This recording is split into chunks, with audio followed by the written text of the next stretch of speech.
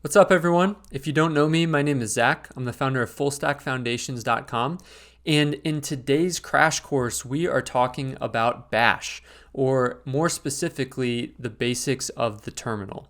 So this is going to be basically a complete systems admin introductory course where we go from the very beginning, the basics of the terminal, the command line, how to navigate directories and issue basic commands there.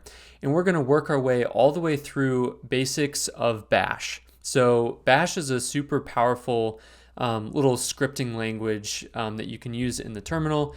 And there's all sorts of things, whether that be basic functions, managing users and groups, doing networking, and all sorts of other systems admin tasks. Now, I want to preface this by saying that these videos were all filmed individually several years ago, but they're still relevant today. The only note that I would add is now that we have ChatGPT, I would say that you should use that alongside this course because ChatGPT is an excellent companion when it comes to writing basic Bash scripts, one-liners. It's really good at that. So I'd accompany this entire course with that if you can. But this is going to be a great introduction to the basics of the command line. We're going to cover everything. Super excited to share this with you. So without further ado, let's jump in. Welcome back to another crash course where I take a topic and break it down into the most important pieces of information that you need to get started. Today we're going to be talking about terminal basics, or in other words, Bash basics. You'll learn a little bit more about what that means in a second. But for now, just know this course is going to be a great introductory course if you've never worked in the terminal. You know, maybe you've Googled some questions and the answers will say, oh, type this into the terminal. This course will get you familiar with it and show you the most important commands that you'll need to kind of navigate it.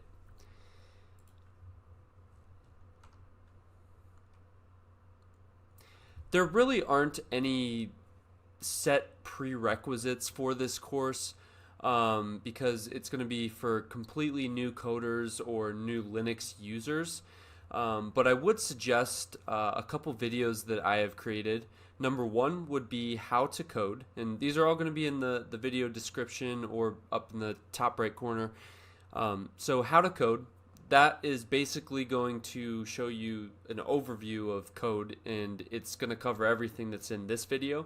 So if you do choose to watch that, don't worry about this one. And then also operating system basics. That'll teach you why I'm teaching Bash in this particular video.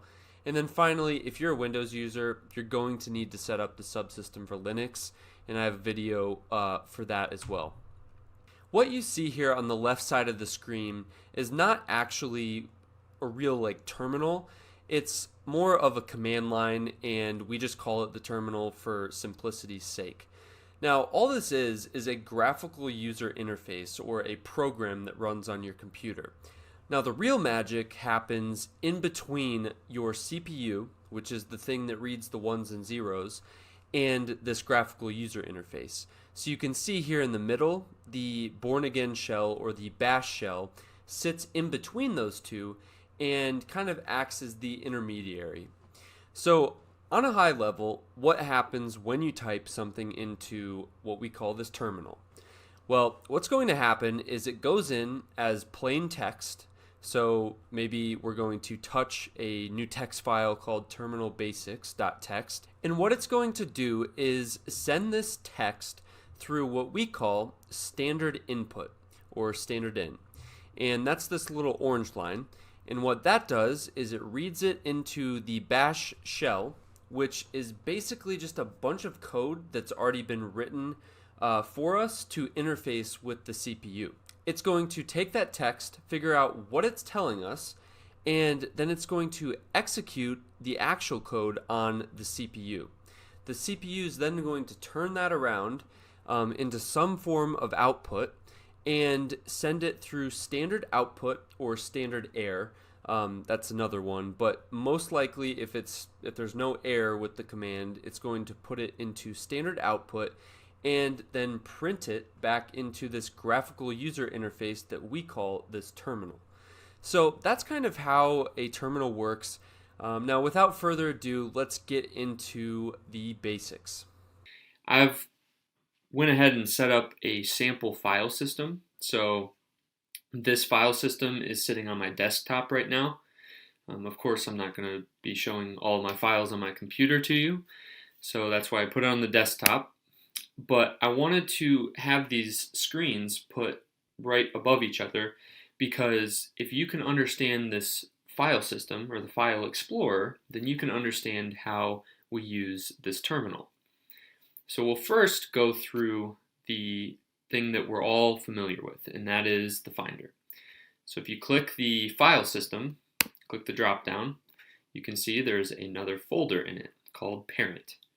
If you click that, we can see there's another folder called child. And if you click that, you can see that there are 5 simple text files and a single grandchild folder. If you open the grandchild folder, we have 2 more text files. Pretty simple. There's nothing really in these text files right now because that is not the point I'm trying to make. What I'm trying to get at is the fact that these files have a hierarchy. And what we call the different locations of each of these files is called a path. This will make a little bit more sense when we get into the terminal here below. Let's go ahead and use our first command, which is pwd. And before I do this, I'm going to create a file. So I'm going to just pick this file 1, which is sitting in the child directory. So I will use the built-in Vim text editor. Eventually you will probably stumble upon Vim in your coding career. I'm not going to be explaining it in this video. But if I go to Vim and I type in the path of the file I want to edit, so we'll go parent child file 1.txt, it will open up a terminal where we can write stuff to this file. So the following will be the commands that I'm going to be explaining here and are by far the most common commands that you will be using on a day-to-day basis, no matter what kind of coding you do. Those commands are cd, pwd, ls, mkdir, touch, cp, mv, and rm. So that is the general commands that you definitely will need to know. And I'm going to type :wq. That is how you save and exit the Vim terminal. Oh, and I forgot one command actually, so we'll go back.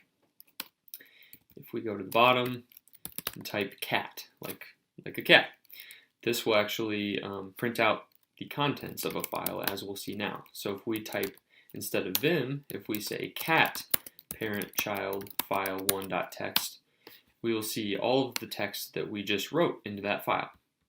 But I'm getting ahead of myself, so let's go back to the beginning. Let me drag this down so that we can see both windows. Type clear, that clears your terminal. You can still obviously scroll up and see the history of commands, but it cleans up your workspace. The first command that we're going to be looking at is pwd. And what that stands for is print the working directory. This is very useful because with this terminal, unlike the file explorer above, we can't necessarily see where we're at in the file system. Of course, we can see that we're in the file system folder or directory, but we can't see where that is in relation to the rest of the file system. So if I type pwd, what it's going to print is the absolute, that's a very important word. When I say absolute, that means from the topmost path of the entire file system, it's going to print out the path to where I'm currently sitting right now. So I pressed enter, and you can see that I am in the root directory under users, Zach, desktop, file system demo, and then file system folder. So that is what is called the path. And it's very important that you understand what this means. So there is the absolute path, which is highlighted right here, but you could also have something called a relative path. If I wanted to demonstrate that, let me just go ahead and introduce the next command that we need to learn, which is cd, or change directory. What this does will take your current position, which is indicated above right here, and it will actually change it to a different place. So above, we can see that right now we are sitting, our terminal application is sitting on this highlighted row, the file system. What if I wanted to go down into the parent? To do that, I would type cd, and then since I don't want to type out the full path, I can just use the relative path. So I can just type parent. And what I did right there, I know this is confusing if you just started, I typed PAR and then pressed tab, which will auto-complete the command. So parent, I press enter, and what I've done is now I started at file system, and then now I'm at the parent. So I'm now sitting right here. I could have also done that. What I'm going to do now is go up one directory by typing cd ... That takes me up one directory. Now I am back to my file system. So what I just did was I started here at the file system. I typed cd parent to go down into this folder, and then I typed cd ... to go back up to the file system. Type clear to clear our terminal, and now I'm going to navigate to the parent directory with a slightly different method. So previously we had typed cd parent. We could have also typed cd ... which represents the current directory, /parent. But what I'm going to do now is type cd /, which means the topmost folder in my entire computer, and I will type / users Zach, and then desktop, file system demo, file system, and then finally parent.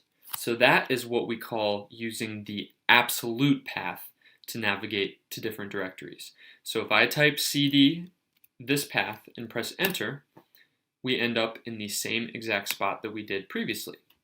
So to recap, let's go cd ... to go up one directory.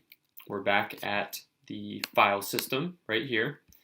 And recap is we can go down into the parent by typing cd ... parent or cd parent. Those are the same thing. Or we could type cd and type out the entire absolute path. So hopefully this gives you an idea of the difference between an absolute and a relative path. This is one of the most important pieces of knowledge that you can have using the terminal, and it is, although it's going to be very unintuitive and clunky at the beginning, you'll find yourself confused where you're at. This will eventually become second nature. You'll be able to go around the file system really quickly, parent child, cd ... cd ... I'm back to the file system. What if I wanted to go to grandchild, cd parent, child, grandchild. Now I want to cat out the contents of file 1.txt. There's nothing in it. You get my point. I'm very comfortable at this point navigating through the file system via the terminal. Now let me type another command. We can use that ... syntax to go up multiple directories. And the way we do that is ... // So I went up 3 directories, and we are at the file system again. So we were at grandchild, then we went up 1, up 2, and up 3 by typing cd ... Hopefully you're getting the hang of this at this point.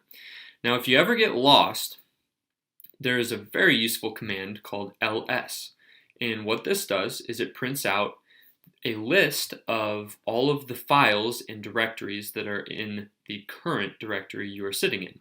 So again, we'll type pwd to find out where we're at, and it prints out the absolute path of where we are sitting. Then I'll type ls, which prints out parent. If I'm at the file system, I only have one directory underneath it. So I typed ls in the file system and I get printed out parent. Now if I went down another level, if I went into parent, cd parent, and then I typed ls, let me clear it first, I will see child. So the parent has one directory beneath it, and that is child.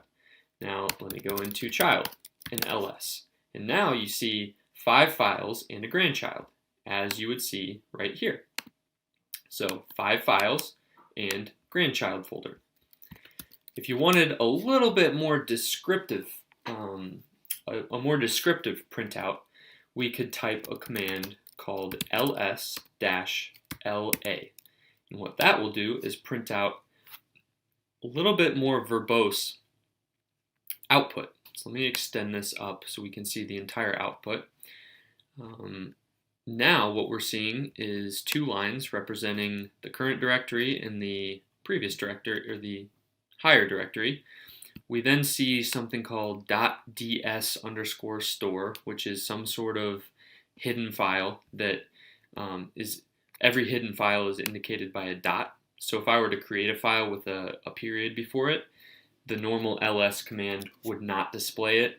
And my file system, as you see here, we don't see anything called ds_store. The file system, or the finder, will not display it either. Okay, so we'll clear that. At this point, we have covered the pwd command, prints the working directory. We've covered the change directory command. Let's go back to our file system. We went one too far. Go back to the file system, clear it, and then we learned the ls command, which will print the files and the directories in our current working directory. And we also previously learned the cat command, which prints out the contents of a particular file. So the only file in this entire hierarchy here that has anything in it is the file1.txt within the child directory. So we could type cat and then give it the relative path of that file to print out that file. So the relative path from the file system, we're sitting here at file system, would be parent child file1.txt. So cat parent child file1.txt, and it prints out the contents of the file. Clear it again. You'll notice yourself going through that flow of typing a command, typing clear, typing another command, typing clear again. You'll get very used to this over time. Now there's a few other commands that we need to learn, and let's see what we've got. We need to learn how to create files and create directories. Let's go down to the grandchild folder to do this. So to do this, we will type cd parent child grandchild to navigate to the grandchild directory. If we type pwd, we are now in this path, the parent child grandchild directory, or visually we can see it right here. So what would happen if we typed ls? We would expect to see file 1 and file 2. So let's try that. We see file 1 and file 2. Great. What if we wanted to create another file or another directory? Why don't we create another directory with a new file in it? To do that, we type the mkdir command, which stands for, this is at least what I say, make directory, and we can type in a new name for a directory. So we could say great grandchild. And what this is going to do is we're currently sitting in the grandchild directory. So what this is going to do is create another directory in that directory right there, named great grandchild. So you can see above, it created the great grandchild folder or directory. I keep using these interchangeably because folders and directories are two words for the same thing. Now that we have created that folder, we can put a file in it. So we could do this in multiple ways. We could give it the relative path. So we could type touch, which is the command to create a new file. And we could type great grandchild / name of file.txt. If we pressed enter right there, it would put a new file in the great grandchild directory. But to keep things simple, I don't want to get into the longer commands. Why don't we change directories into the great grandchild directory? Now all we have to do is type touch new file.txt. And you can see we just created a new file in the great grandchild folder or directory. So pretty cool. We have the make directory command and the touch command for creating folders and directories. Now, what if we wanted to delete a file or delete a directory? The way that we can do that is by using the rm command. So I'm going to create another couple files in the great grandchild directory just so we can experiment. So we can actually pass multiple files to the same command. We can say touch file1.txt, file2.txt, file3.txt. And you can see that that just created these three files in our current directory. Type clear to clean up our space. And now let's say we wanted to delete the new file.txt right here. In the Finder, you would just right click, move to trash. In the terminal, what you could do is type rm and pass the name of the file. So we're in this directory, so we can just type new file.txt. If we were up one directory, so let's do cd ... we're now at the grandchild level, so right here. Oh, I closed it. Let's go back. I'm not sure what we're doing here. Okay, there we go.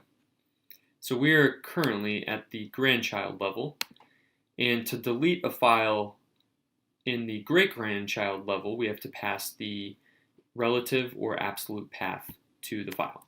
So if we're sitting in grandchild, we could type rm and then give it the directory great grandchild / new file.txt. And when we enter this command, this new file right here will disappear. We could also pass in the absolute path, so we get that with pwd. We'll go ahead and copy this to save ourselves a little bit of typing. Clear it out and type rm, pass in the absolute path, go even further into great grandchild, and give it the new file.txt. So this would also remove that file. But we're not going to do this because this is a very tedious command to type. It's much easier if we just navigate down to the directory we want to delete a file from and then type rm in the name of the file. You can see it was deleted from above. And remember, as we're going through this, these two things, this Finder window and the terminal, they are both talking to the file system that the Mac is running right now. So we've deleted a file. Now, what if we wanted to delete the entire great grandchild directory with all of the files in it? Now, this is the command that I will caution you about using because it could be a very dangerous command. Not physically dangerous, but you could end up deleting every file on your entire computer by using this command. And that command is rm-rf, which means -recursive-force. So it's going to ignore any sort of errors, and it's going to recurse or go through every single folder and file within the folders and delete those files and folders. So I'm safe here. You would never want to type rm/or -rf /. I'm not even going to type it here because I'm so scared to do it, because that would delete your entire computer, and this is not reversible. There's no undo button for doing that. So I know I'm talking about it way too much here, but just please do not do that. Okay, so rm, rf, and what I want to do is delete the current directory. So how would I do that? Well, there is a particular command that we could use to delete the entire current directory, and that is passing in dot or /. They're one and the same. That would delete the current working directory. Now, I always like to be safe with this, so I generally will go up one. So now we're in grandchild right here, and then I pass in the name of the actual directory. So rm-rf great grandchild. So what that command will do is delete the great grandchild directory and recurse through that great grandchild directory to delete file 1, 2, and 3. And as you can see, we just quickly deleted that entire directory. We have covered mostly all of the commands. The only ones left is the copy and move command. Now say I wanted to copy this file right here. Remember, this is the one that we wrote some sort of text into. And say I wanted to make a copy of that file and put it in the grandchild folder. All I would need to do is type cp and go give it the path to the file that I want to copy. So we're sitting currently in grandchild. You can see that here, or you can type pwd. And so we copy and then pass the path, so that is //, which means up one level from grandchild, and then file1.txt. Okay, so that's our first argument, file1.txt, and then we give a space, so I just gave a space, and then we pass our second argument, which is the location and name of the new copy of this file. We want to put it in grandchild, and we'll make it a distinct name. So we're currently in the grandchild directory, so we don't need to give it any sort of path other than maybe // which represents current directory. And then we'll give it a name, something along the lines of commands to learn.txt. So what this is going to do is it's going to take all the contents of the file1.txt and copy it into a new file that it's going to create called commands to learn.txt. As you can see, we now have a new file, commands to learn.txt, and we can see what is in that by typing cat commands to learn.txt. And what do you know? We have all of the text that we had previously written into file1.txt. All right, so what if we wanted to move that file? If we wanted to move that file, maybe since it's like a description of what we're learning here, maybe we wanted to put it in the topmost file system directory. To do that, what we would do is type mv, give it the file we want to move, so commands to learn. Remember, we are in the grandchild folder, and commands to learn.txt is in the grandchild folder, so all we need to do is give it the name. Again, we could also do //, which means current directory / commands to learn.txt. And then finally, give it the path to the place that we want to move it to. So that would be //. So if we're in grandchild, we go // up1, // up2. So type that, and then finally one more // to the file system. Okay, we don't even need to give it a name. We can just press enter. And what do you know? It puts commands to learn.txt up into the topmost directory. We just covered a whole lot of commands, and I know it's probably lost on you at this point. I would recommend rewatching this segment of the video maybe 2 or even 3 times until you are comfortable kind of following along with what I'm doing here and understanding where you're at any specific time, PWD, that gives you where you're at, and understanding how to kind of navigate the entire file system. The last thing that I wanted to show is how to get help on these commands. So to do that, we can type the name of the command preceded by man.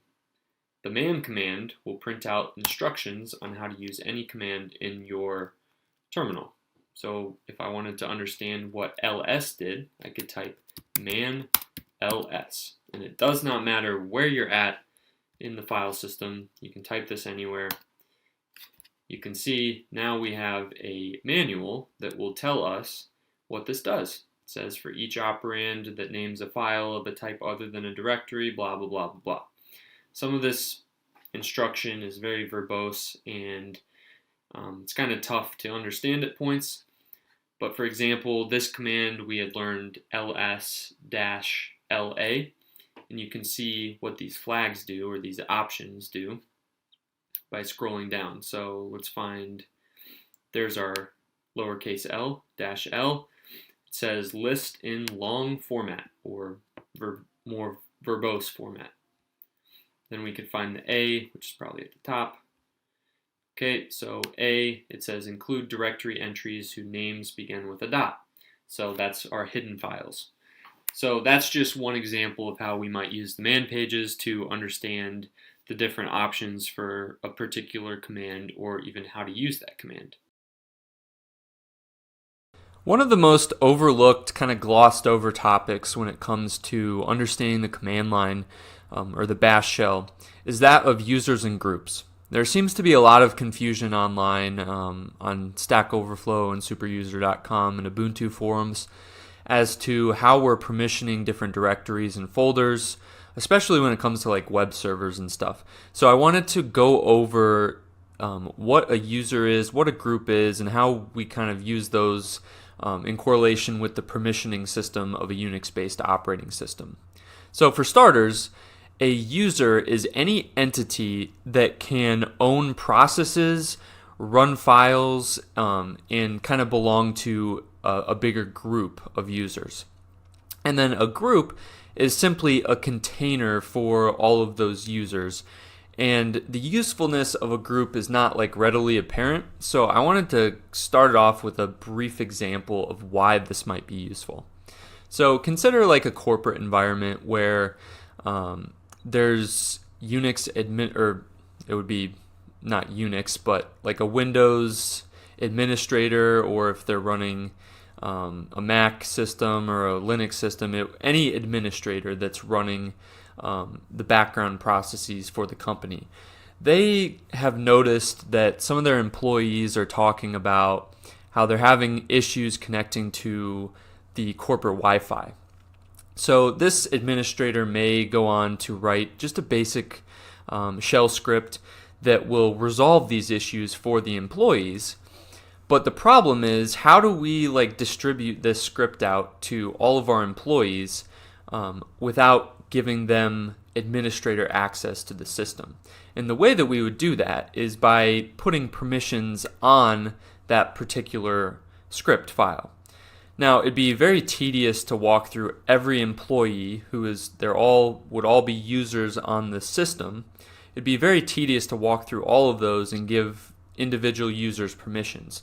But maybe this administrator has a group set up for all of these users, and therefore all of the users belong to a single group. So all that administrator needs to do now is allow executable access to this particular script for the entire group. And by default, all we have to do is run one command. We give access to the script to the entire group, and voila, you have a script that can be run by any employee and their Wi-Fi problems are solved. Now this is kind of a rudimentary example of the purpose of groups and users, but it's hopefully kind of gives you a real world understanding of why we have these on bigger systems. It's very hard to understand as an individual user like myself and probably you to understand like why we have this user management system, because I mean we're only one user. We don't really need to set permissions for different files because nobody else is using our computer. So keep in mind that this is more of a broad architecture for situations where you do actually have multiple users. And also remember that a user is not necessarily a human being. It could be just a process, or not a process, but an application, a server on your computer. So that's kind of the usefulness of this whole permissioning system. That said, let's kind of start to dig into the different commands we can run to understand what users are and more information about them. And we'll kick it off with the user called root. Now this is kind of something that everyone has in the back of their head and kind of intuitively understand that the root user would obviously be the most powerful or super user on the system. And this root user comes by default on many of these Unix-based all of the Unix-based operating systems, because a user is needed to run a specific process, and so therefore it has to come with the user.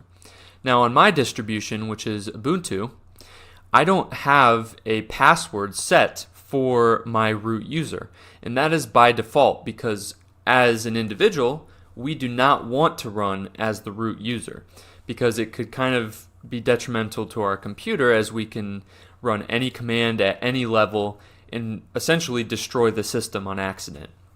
So therefore, we log in as a different user and elevate our privileges only on an as-needed basis.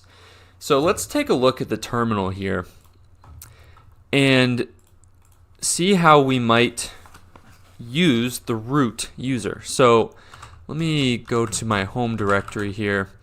You can see that I'm actually in the home Zach, so Zach is a user here. We'll talk about that in a second. Now to switch to the root user, all we would need to do is press or type the command su. Now if I press enter, it's going to ask me for a password. Now there's one problem here because my Ubuntu distribution does not come set up with a root password. So therefore, no matter what I type and press enter, it's not going to let me operate as the root user. If I wanted to operate as the root user like full time and just kind of log in and essentially be the root user, I would need to set up a password for this account. And a lot of the Ubuntu documentation or Linux documentation recommends that you don't try to do this. You need to set up your own user, and then instead of switching and using root full time, what you would do is run the sudo command prior to any command that needs root access.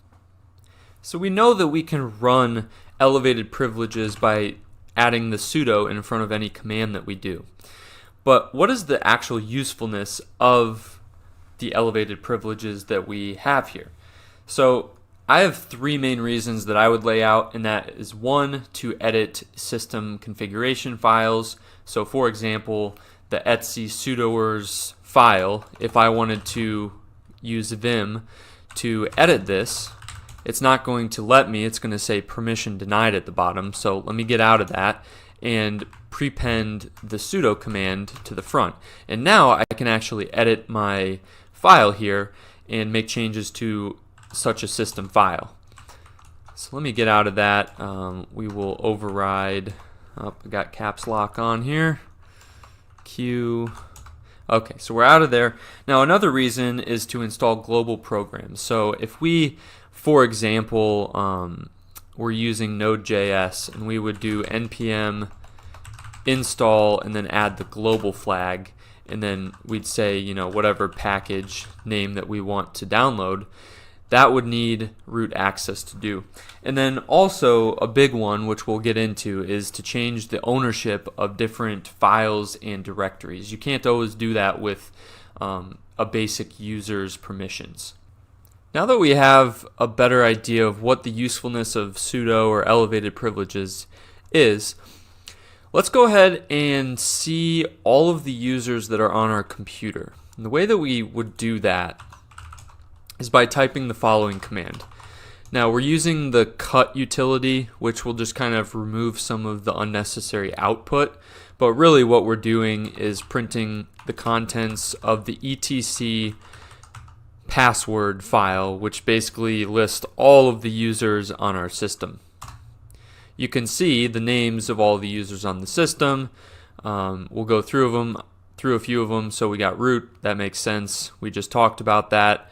There's one called www.data. That would be like a web server coming in. So like if you set up a WordPress website, you would need to give www.data access to the site files. Let's see if there's any other ones that pop out. Obviously Zach right here would be a user that is what I operate as, and then you see this Bob user, which is just a test user that I created a few days ago when preparing for this video. So these are all the users that are on my system. Now what if we wanted to find out a little bit more about each of the users? The two that I'm interested in would be root and Zach, which is my current user. So the way that we do that, first we can figure out who I'm operating as by typing this command, who am I? It'll say Zach, no surprise there. Now what we can do is go into the password file and find a little bit more, like we're going to print a little bit more verbose output. So we can say sudo cat etc password, and then what we're going to do is pipe that output. So we're going to get a bunch of output. So if we just press enter, you can see that we're going to have a whole lot of output. We don't need all of this. All we need is the output for my user and the root user. So we'll pipe that output. We're going to get into pipes later into a command called grep, and then we'll search for my user.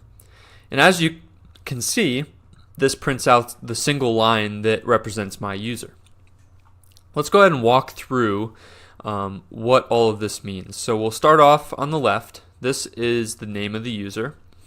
And let me just get root here as well so that we can see a comparison. So we have the Zach user and then the root user. So the first item would be the name of the user, so Zach and root. And then we have a colon. The colon separates each of the different fields. You see this little X, which means this is telling us that this particular user's password, or like the encrypted password that is associated with this user, is stored in the etc shadow file. We don't really need to know a whole lot about this, just interesting to kind of know. So that X represents, tells the system that the password's in the shadow file. Then we have the user ID and then the group ID for this user. And you can see that root is always going to be 00. Then we have, in this little output, we have the name, or like the full written out name of the user. For root, it's just root. For Zach, I just, typed in Zach. You'll see how this works in a second. And then the next one would be the home directory. Obviously root is at the top, the /root directory. Now I have a home directory of home Zach, so if I just type cd, that's going to put me at the home Zach directory. And then finally, what shell we're going to use for this user, which is pretty much always going to be bin bash, or the bash shell. Okay, so we've got a little bit more information about the current user. So next, let's go into looking at some of the different groups. And the way that we can see what groups we are a part of is by typing the groups command. You can see we kind of went through this a little bit earlier, but these are all the groups that the Zach user is a part of. Now, this doesn't list all the groups on the system, so what we're going to do is sudo cat etc group, and that is a file that has all of the groups that are on the system. And you can just kind of scroll through these and figure out what all the groups are. Let's walk through just a simple example. Let me just find my user, or my group. So we have, you can see that there's multiple instances of this because I'm part of all of these different groups. So this would be the users, like at the end of your output here would be the additional users that are in the group. But this one right here is my actual group called Zach. And you can see that the left part is the group name. The X is again the kind of password thing. You generally don't use a password for groups. And then you have the group ID followed by any additional users in the group. So that's kind of how you get more information about the groups. Just to recap, the groups are stored in etc group file, and then the users are in the etc password file, or passwd. Although you're not probably going to be doing a whole lot of user and group creation and deletion, it's still useful to understand how we create groups, create users, add users to groups, remove users from groups, so on and so forth. So let's get into a few of those commands. The first one would be the add user. So we say sudo add user, and then we're going to give a name to our user. So we'll just say Alice. Okay, so it's going to create Alice. As you see, it also creates a new group called Alice. All users are created with a new group.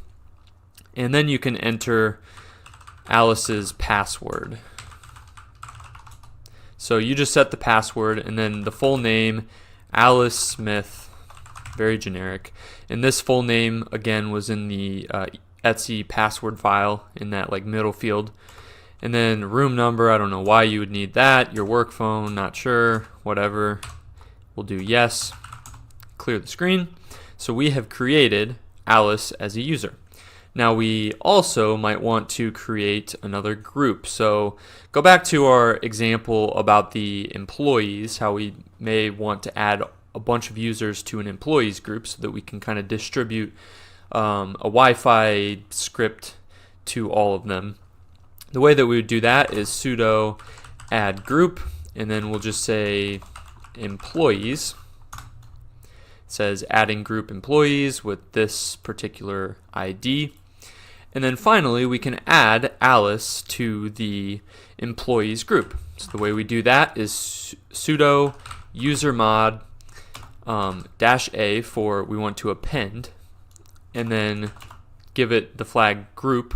And then we give the group name, so employees, we just created that. And then Alice is the user that we want to add to the employees group. So we added Alice to the employees group. Now, until we get into like the permission sets, we're not going to fully understand the usefulness of adding users to a group, but let me just kind of go through this really quick. Also, we want to talk about how we switch to a different user within the shell, which is also going to make a little bit more sense when we get into the bash configuration files. So if we wanted to switch over to Alice, all we need to do is su and then type Alice, and then what we're going to do is give it a little flag called login, or we could just do -l. And what this is going to do is enter a shell, enter a login shell as Alice. And again, we'll talk about this in a few minutes. So we're going to enter Alice's password. And now you see instead of Zach at Z Ubuntu, we have Alice at Z Ubuntu. And we can also see, if we print the working directory, that we are now in home Alice instead of home Zach. You can see that we have the Alice, Bob, and Zach home directories because I've created all three of these users. Now, until we get into permissions, I'm not going to get into too much about this. Let's just go back to our home directory, and we can switch back out to my actual user.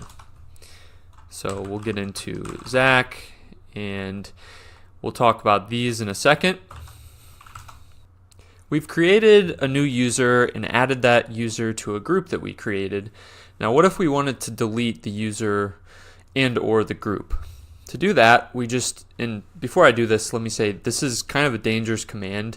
I wouldn't just use this freely. Be careful when you're doing this because you're going to delete the home directory of your user here. But anyways, to delete a particular user and then the group, well, first we'll delete the group and then we'll delete the user. So sudo, I think it is group del for delete, and then we can say our group was employees. We need to give it the password for our user account, and there we go. We do not have the employees group anymore. We can also delete Alice, who we created, so user delete. And then we're going to pass this -r so that it deletes all the directories, the home directory for this user. And we'll say Alice. It's going to say Alice mail spool not found. That's totally fine. We didn't set that up, so don't worry about that output. We've talked about the users, groups, and how we can put users in groups, but what is the apparent usefulness of this? And that kind of comes in that example I gave about the corporation that wanted to allow their employees to run a specific Wi-Fi fixing script. That's where everything comes into play, is when we're talking about permissions. And you can see on the screen I have a basic permission syntax, but this is not going to make any sense until we look at the terminal. So let's go back to our terminal, clear this out, and let's ls. We're going to have to create a file here, so I'll say touch new file.sh. We'll say it's a script. So we'll clear that out, and now if I use the -l for the output, we can see all of the directories and files in our working directory. And you see right here on this line we have the new file.sh. Now over here on the left you can see an interesting little configuration, and that is what we call the permission set. We have this permission set, and then we have to the right we have Zach and Zach, which represents the user that owns that particular file, and then the group that owns that particular file. So this is just the default. Since I'm operating as the Zach user, all the files that I create, as I did with this new file, will go under my permissions and my group. Let's go back to the PowerPoint and get a better look at what we're dealing with in this permission set. So on the left you see that little dash. That means that the current entity that we're permissioning is a file and not a directory.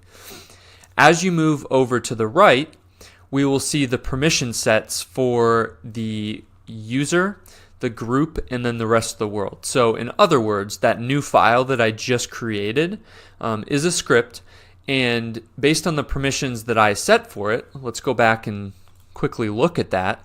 You can see that the group, or not the group, the user, so Zach, my user, has read and write privileges for this particular script file. Now, the group that owns it, so anyone that's in the Zach group that is not the Zach user, is going to have only read privileges. And then as we move to the rest of the world, so someone who's not Zach as a user and is not in the Zach user group will have only read permissions as well. So you can see how we just kind of move over from left to right and set those different permissions. But how do we know what, how do we actually set these, and how do we know what codes represent what? Now this is kind of a topic that people explain a little bit differently, but I prefer to think of these permission sets in terms of their octal values. So as you see on the screen, we have, let me get in here real quick, bring that back. As you can see down here, we have the 1 equals execute, 2 equals write, and 4 equals read. So in other words, those are the octal values of these specific permissions. And the above, this permission set right here, could be written as 774. Now how do we get to that? Well, we start off on the left, so the user permission, which is in pink, and we say read. What does that represent? What number is that? That is 4. So we have read is 4, write is 2, so 4 plus 2 equals 6, and then x or execute is 1, plus 1 equals 7.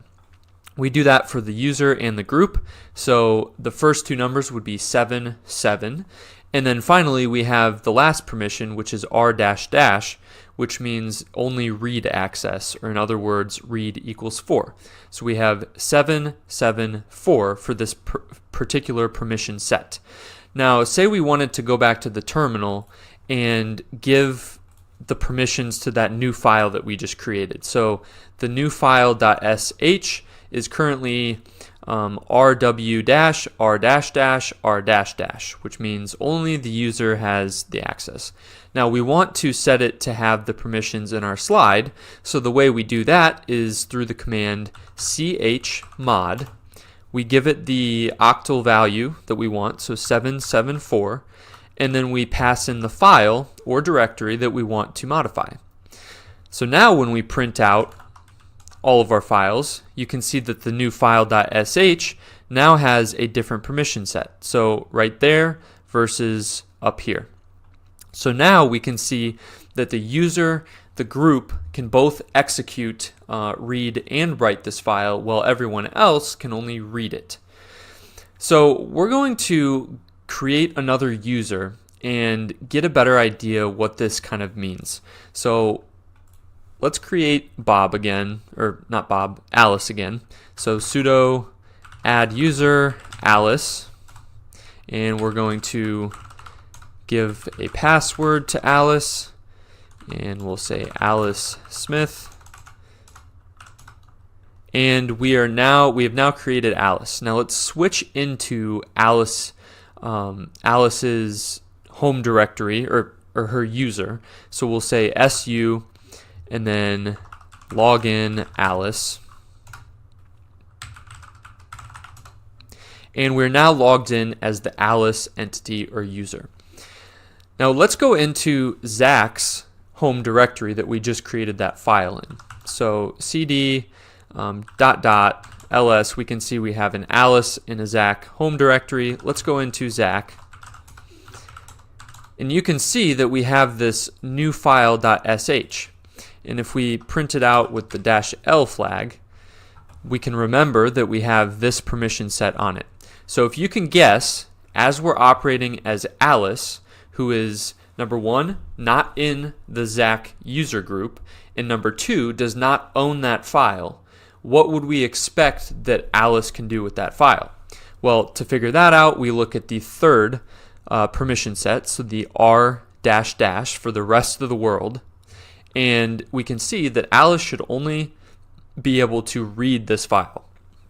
So let's go ahead and try to read the file first. So cat new file.sh, and since there's nothing in it, we're not going to see any output, but there was no error, so we're good. We were able to read it.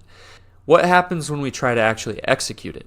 Notice in our last permission set, which applies to Alice as the user, we don't have that little X in there, which means we probably can't execute it. So let's try anyway, new file.sh. Obviously there's nothing in the file, so it wouldn't do anything anyways. But if we press enter, it's going to say permission denied.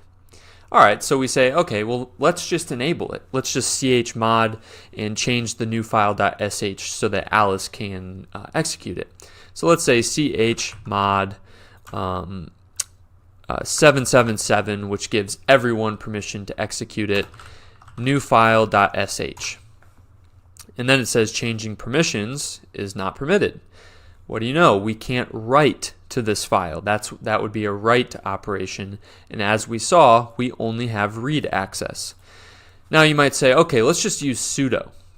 Alright, let's try that. Sudo chmod 777 new file.sh. Password for Alice. And then it says Alice is not in the sudoers file. This incident will be reported. Alright, what does this mean? Well, number one, Alice is not in the sudo group. In other words, cannot use that sudo command before all of her commands, because we didn't add her to the sudo group. We would need to, from acting as Zach, who is in the sudo group, we'd have to add Alice to that group, and then she would be able to execute the sudo command. I'll also use this as an opportunity to show you the log file for all of the commands that are run as sudo. So we can, let's switch back to Zach. and we'll give it the password. Okay, and we need to go, let's see what, we're currently in his directory or my directory.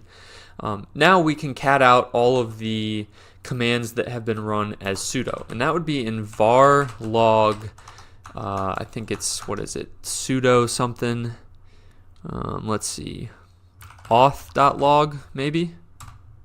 Okay, perfect.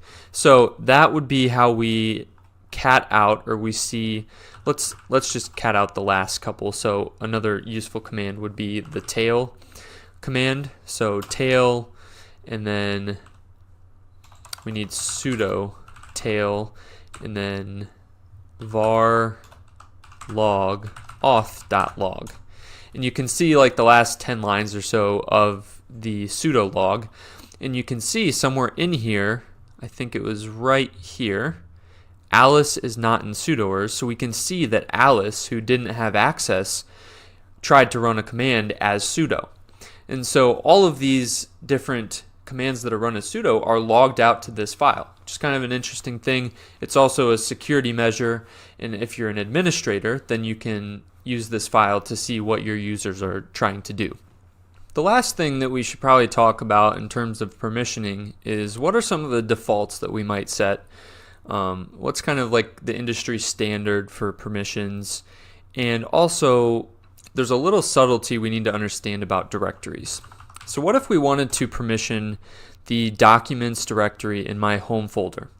Now already we can see that it is set as for the user. Well, first let's start out on the left. So D for directory, that means that this permission set applies to a directory. For the user that owns it, which is Zach, it is read, write, and execute. For the group, which is Zach, so anyone in the Zach user group, the permissions are read and execute. And then for everyone else in the world, such as Alice, it would be read and execute.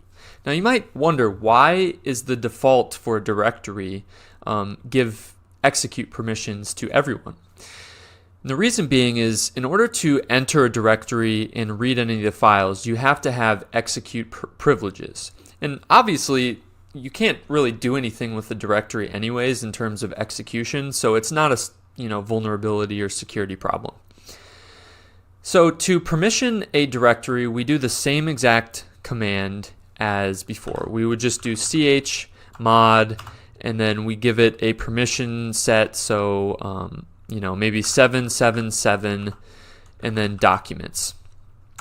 Now we've created a different permission set for my documents now, which gives everyone all sorts of access. So the rest of the world, if someone broke into my computer, created themselves a user, they could actually do anything they want in that directory. Now there are files within it that are set to different permissions, so it wouldn't be a whole huge problem, but you can see where this is going. Obviously, I'm going to want to change this back, so this will be a good opportunity to talk about some of the defaults that we would want to set for our files and directories when they're created. So the default for a directory would be 755. So as we saw right here with all of my directories, they're all set to the 755 code. So in other words, we have read, write, execute. So that's 4 plus 2 plus 1 equals 7. And then read, execute. 4 plus 1 is 5. And then read, execute. 4 plus 1 is 5. So 755. So I want to say chmod 755 and then documents. And now we have it set back to what we had originally had it permissioned as. Now in terms of files, there is a different default. So let's go ahead and touch another new file .text and see what permissions we get.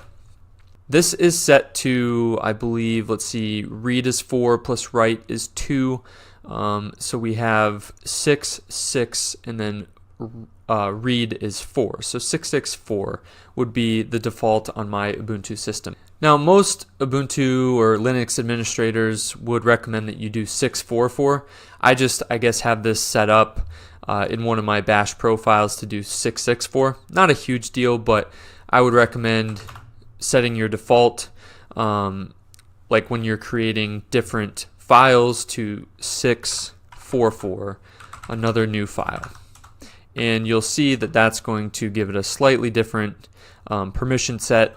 That's a pretty safe one to use. Now, what if we wanted to change the ownership of a particular file? If you remember, we created that little new file.sh script. So let's go ahead and put something in there. We'll use Vim, the text editor, to enter into there and give it the little shebang. So hashtag exclamation bin bash to tell the script we're using bash, and then we'll use an echo command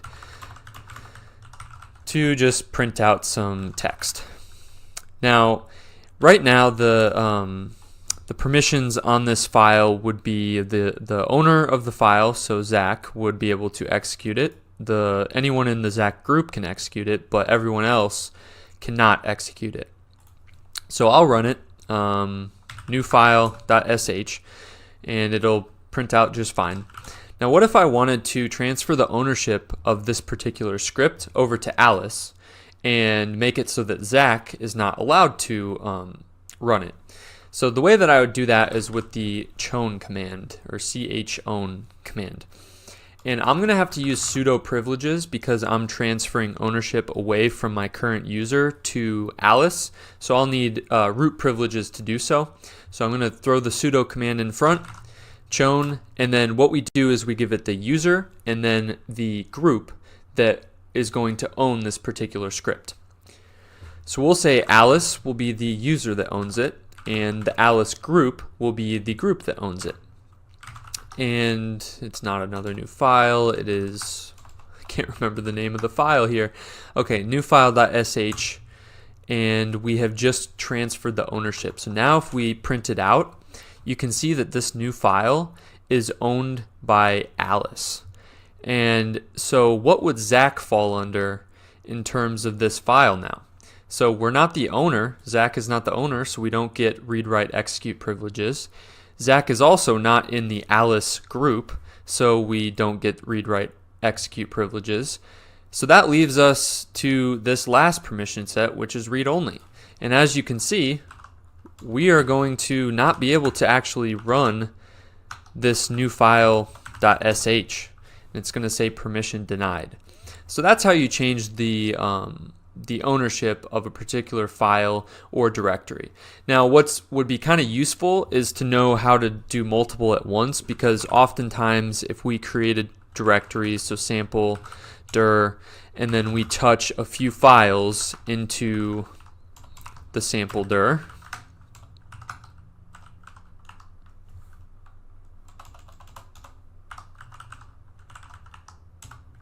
so now if we print out, if we go into sample directory and we print it out, we have two files, and currently they have the following owner, Zach and Zach. Now what if we wanted to transfer ownership to Alice for this entire directory?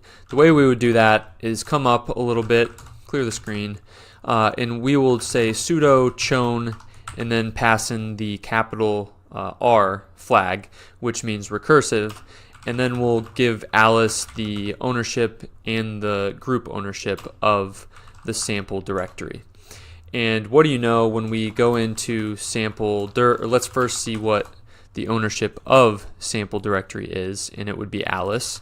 And then we go into sample dir and we will see that both of the files are also owned by Alice. So this is a useful command, especially for like if you're setting up like a web server and you need to create the ownership for your user to edit it, rather than just the server. That would be a useful command to have.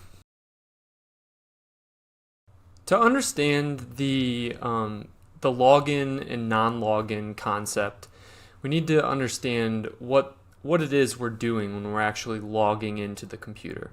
So when you go to your home page and you click on your little user icon and you type in your password and press enter, in the background there's actually something called a login shell that is running.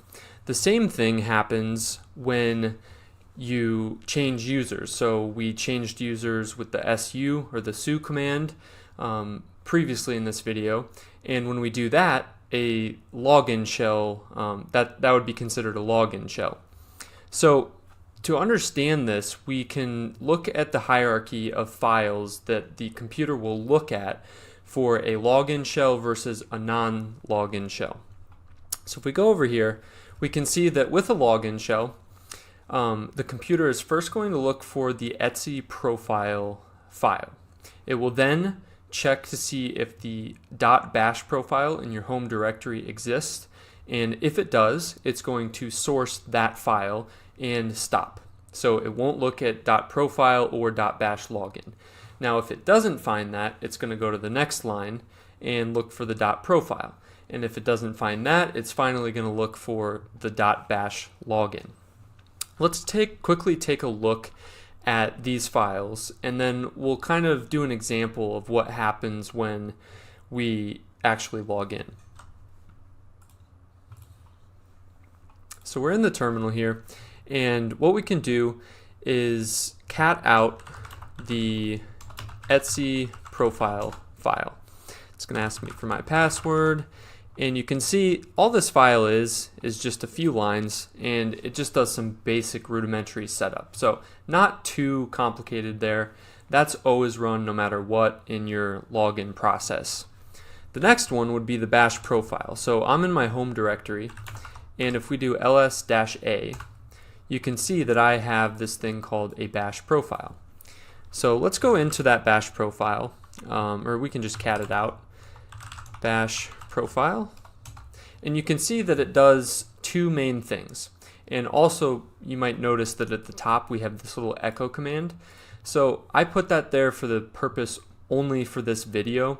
You should not have any sort of like standard output in any of these files, because that's going to happen every time this file is sourced. So in other words, if we type source bash profile, you're going to see this is coming from bash profile, and then you're going to see a bunch of other stuff down here because I've put that in other files as well.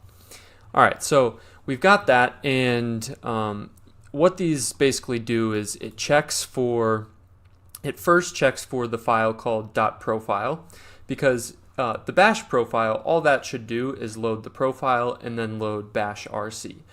The profile is where we're going to include anything that is like a non-bash command. So if we come into our profile, you can see that I have a bunch of stuff in here already, but truly it's not needed because we put this in our bash profile, our bash profile. So we can delete this set of commands right here. Now this set of commands right here, the path where it sets our path for us, that would be put here because this is like kind of like a non-bash related command, and it sets up our path environment variable. We could also do stuff like we could set up an alias in here, or a couple aliases. So maybe you set up an alias where you say LA equals LS LA. So just a much easier way to type out that command. So that would all go in this .profile file. And then finally you have the login. So if we go back here just to recap, you have the bash login is the last fallback file, and we generally won't have this file even existing, and if it exists we don't really do anything with it, so I wouldn't worry about that.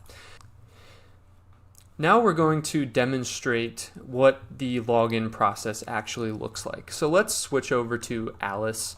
Let's make sure we're in the right place. So we need to go to Zach, and then we're going to su Alice, and we'll do the login. So what we're doing is we're switching over to Alice's profile, and we're executing a login shell. That's what that last little -- login flag does. So let's give it the password, and you can see nothing was output. Now this actually does make sense because Alice has a totally different environment setup than my user does. So if we cd out and then we go into Alice's directory, we can see the files she has, and all she has is the .profile. And if you cat that out, it's not going to have all of those echo statements at the bottom. So let's go back and see what logging into the Zach profile as I have it set up looks like. So if we go su Zach and then give it the login flag to do a login shell, we're going to give it the password, and then we will expect to see those 3 lines of output. And we do. That means that all 3 of those files were sourced in that particular order, which is what we would expect. So the next topic would be that of a non-login shell. And this is a little bit simpler. All it does is the computer is going to look for in the etc directory, it's going to look for the bash.bashrc, which does a little bit of just initial setup. We can come back and look at that in a second. And then finally, it will source the bashrc, which actually sets up our bash shell. And that's going to only contain stuff that has bash related commands in it. So let's go back to the terminal, take a look at what's in these files. So if we sudo cat etc and then bash.bashrc, you can see that it's kind of a longer file compared to the etc profile for our login process, but really it's a bunch of simple stuff going on. For example, right here we're setting up bash completion, so when we tab to complete our commands, that's what allows us to do that because it's already been set up. This right here is where I believe if you run a sudo command when you're not supposed to, it gives you some output. And then right here, it sets up what happens if you try to execute a package or a library that doesn't exist. So that's just some basic setup that happens. That's always going to run. But the real meat of the bash shell in terms of configuration is in that bashrc file. So we can cat that out. Let's see what directory we're in first. We're at the Zach home. So we can cat out .bashrc. And you can see that this one has quite a lot of stuff in here, and a lot of this was already written by the download when I downloaded the Ubuntu distribution, and I could update this however I would like, but it's just setting up a lot of the basic things that happen when you're working within the bash shell. And this is where you could set, like when you run the less command, which kind of prints out files page by page, you can set out what that looks like. So right here, that's what that's doing. You can do a whole lot of other stuff. And as you will see down here, we have some aliases being set up. Generally, you'd want to put that in the .profile file, but this is what came as default. I haven't changed it, so it is what it is. So that's going to happen every time you open up a new terminal, which is pretty much like most of the stuff that you're going to do. So every time you open the window that we are working in right now, it's going to run this flow of the etc bash.bashrc and then the bashrc. So that is kind of the basics of the login versus non-login shell. Hopefully it gives you a better idea of what you should be putting in each of these files. To recap, you're going to put in the bash profile, you're going to source the .profile and the .bashrc, and then in the bashrc, or in the profile, you're going to put your environment variables and aliases, and in the bashrc, you're going to set up anything that is directly related to the bash shell. One note that I want to make in regards to the login, non-login shell is that if you're running a Mac computer, you by default will be, every time you open the terminal, it will run as a login shell. And if you want this option on Linux, you can actually go into the preferences of the command line. So if you right click on the terminal and then select preferences, you'll be put into this screen where you see some preferences. And if you go over to maybe command, you can see there's an option here that says run command as a login shell. So if I select that, which I'm not going to because I don't have a reason to, but if you selected that, every time you open up a new terminal window, it's also going to run as a login shell.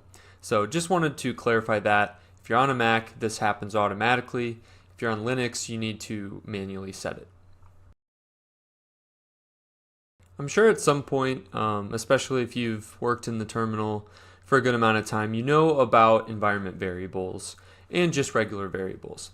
We're not going to be getting into the scripting variables just quite yet, but I wanted to explain the differences between what we call a global environment variable, a local environment variable, and then just a shell variable. So let's get into that.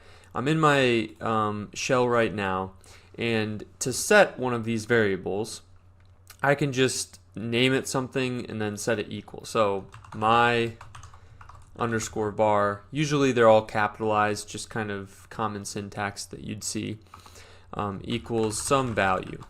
And so if I press enter, it's going to set the my var variable in the shell. But what actually is this variable? This is what we would call a shell variable, because if we ran a script, so for example, if I create a new script, so environment script example.sh, and let's make this executable.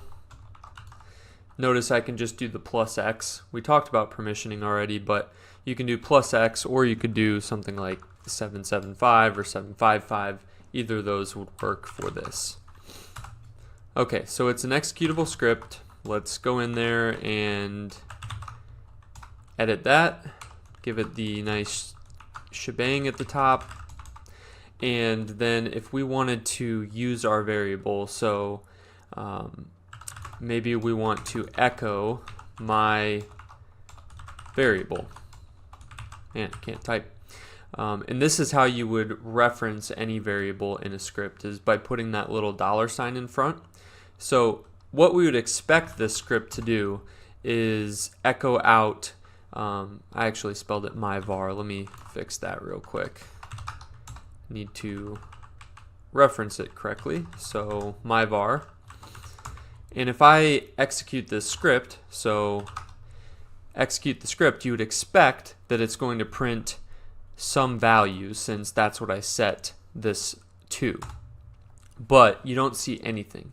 And that's because when we set this variable up top, this is actually called a shell variable, which means any script that is using the current bash shell is not going to have access to it.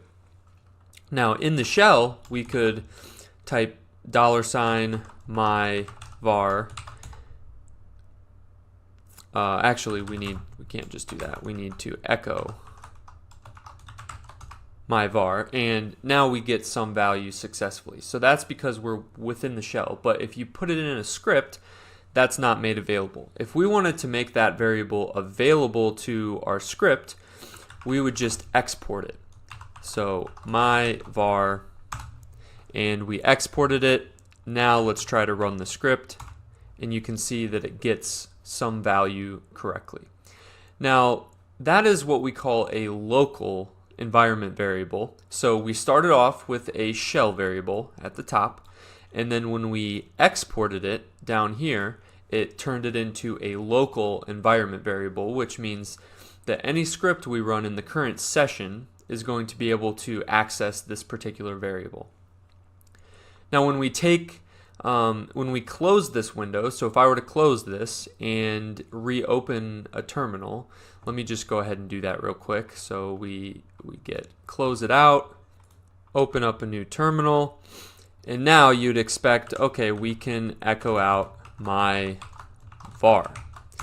But it does not work, and that is because we put it in the .profile file, which only runs for a login shell. And as we remember, this is not enabled by default when I close and reopen my shell. So I would actually have to source the profile, and then I can echo my var. So that's just kind of a test in your understanding of the login, non-login shell thing, and also kind of explains the difference between a local and a global environment variable.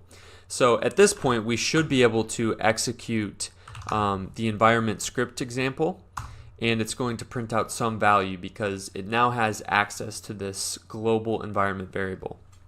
if you want to see all of the global environment, or actually not all the global, this would be all the environment variables, whether it's local or global, you can just type env.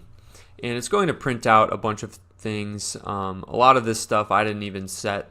For example, like these two right here, PWD and home, these are just set by default as your profile. But there's one here that I want to look at, and we're going to talk a little bit more about, and that is the path. So this is something that when you first start coding or learning the bash shell, it's not really all that intuitive to understand what this path variable is. And people kind of refer to it as like, oh yeah, just edit your path and update your path and put it in your path. And it's like, what is a path in the first place? So to understand what this path is, it's essentially kind of like a default bash environment variable, and it's separated by these little colons that basically tells the shell where to look, what directories to look in for different executable scripts. So for example, when I type pwd or cp or any of these like bash commands, it's going to actually get these from, I believe, user bin. Let's see. No, hold on. pwdx. Okay, never mind. Okay, so it's going to look in bin. And so for example, if we were looking for the cat command to like print out the contents of a file, if we type ca in bin and then press tab, it's going to auto-complete it to cat because that is where cat exists. But the computer, the bash shell, does not know this by default. It only knows that the cat executable exists in /bin because we've already put in our path, we've put /bin somewhere. So right here we have /bin. So it's first when we run the cat command. So if I type in the normal terminal ca and then complete, and it's going to give me some options, you can see that it found cat. And when I try to run that, so if I want to print the script we just wrote, what's going to happen when I press enter is it's going to look, the bash shell is going to look in the path to see if it can find this cat command in any of these directories. So it's first going to look in home Zach, it's not going to find it, or home Zach local bin, it's not going to find it there. Then it's going to look in home Zach.nvm, that's like a node version manager, don't worry about that. Then it's going to look in home Zach local bin again, because for some reason I have that set twice. I probably should update that. Then it's going to look in user local sbin, not going to find it there. User local bin, not going to find it there. User sbin, and then finally it comes to user bin and it says, oh, I found the cat command. Let me just use that. So that's kind of how the path works. It's going to look from left to right. So knowing this, we can actually set our own scripts. So for example, I'm in the home Zach or my home directory, and if I wanted to make a custom bin directory, so like where I put all my custom scripts, I could just say, like, you wouldn't normally call it this, you'd probably just call it like bin or something, but we're gonna say custom bin, and we just created that directory. And then what we're going to do is let's go ahead and move the env script example.sh to custom bin, and I'm just going to call it env script just for short, and that's going to move that script into my custom bin. So right now you can see that it no longer exists in my home directory, and if I try to type env, or if I try to execute env script, it's going to say commands not found. That's because we don't have this custom bin in our path yet. So if we wanted to put that in our path, we go to our profile. As I said, this is where I recommend that you put it. You could also put it in bashrc or even like bash profile if you wanted. But this is where I recommend you put it based on the setup that we went over. And now what I want to do is down here somewhere, I want to say export path equals, and then I can either put this new custom directory at the beginning of the path or at the end of the path. And I'm just going to put it at the end because it doesn't really matter. It's more if you have like conflicting paths here. So I'm just going to say home Zach custom scripts. And what that's going to do is it's going to take the existing path and then append this new path to it and set that as the effective path variable. Let me make sure that I got that right. Okay, I totally botched that. It is actually custom bin. Okay, not custom scripts. We want custom bin. Okay, and then we source our profile so that that comes into effect. And then finally, let's just clear the page. And now we can run the env, let's see, script. Nope, not env script. I can't remember what's going on here. Okay, env underscore script. And it's going to print some value because it searched through the path, it found the env underscore script sitting in my custom bin directory, and it executed the contents of the script. Hopefully this is a nice little introduction to the concept of environment variables, and specifically the path environment variable. The last thing that we'll touch on is the concept of aliases. The concept of aliases is very simple if you understand the previous stuff that we just talked about. The only difference is instead of export, my var equals, we're just going to say alias. So replace export with alias and then give it whatever you want your alias to be called.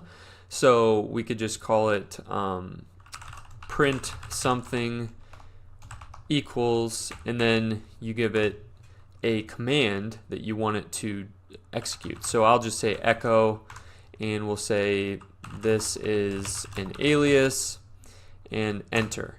So now we have set the alias in this current environment. This is actually a local alias. If you wanted to make it permanent, put that exact same line that you see in your .profile file.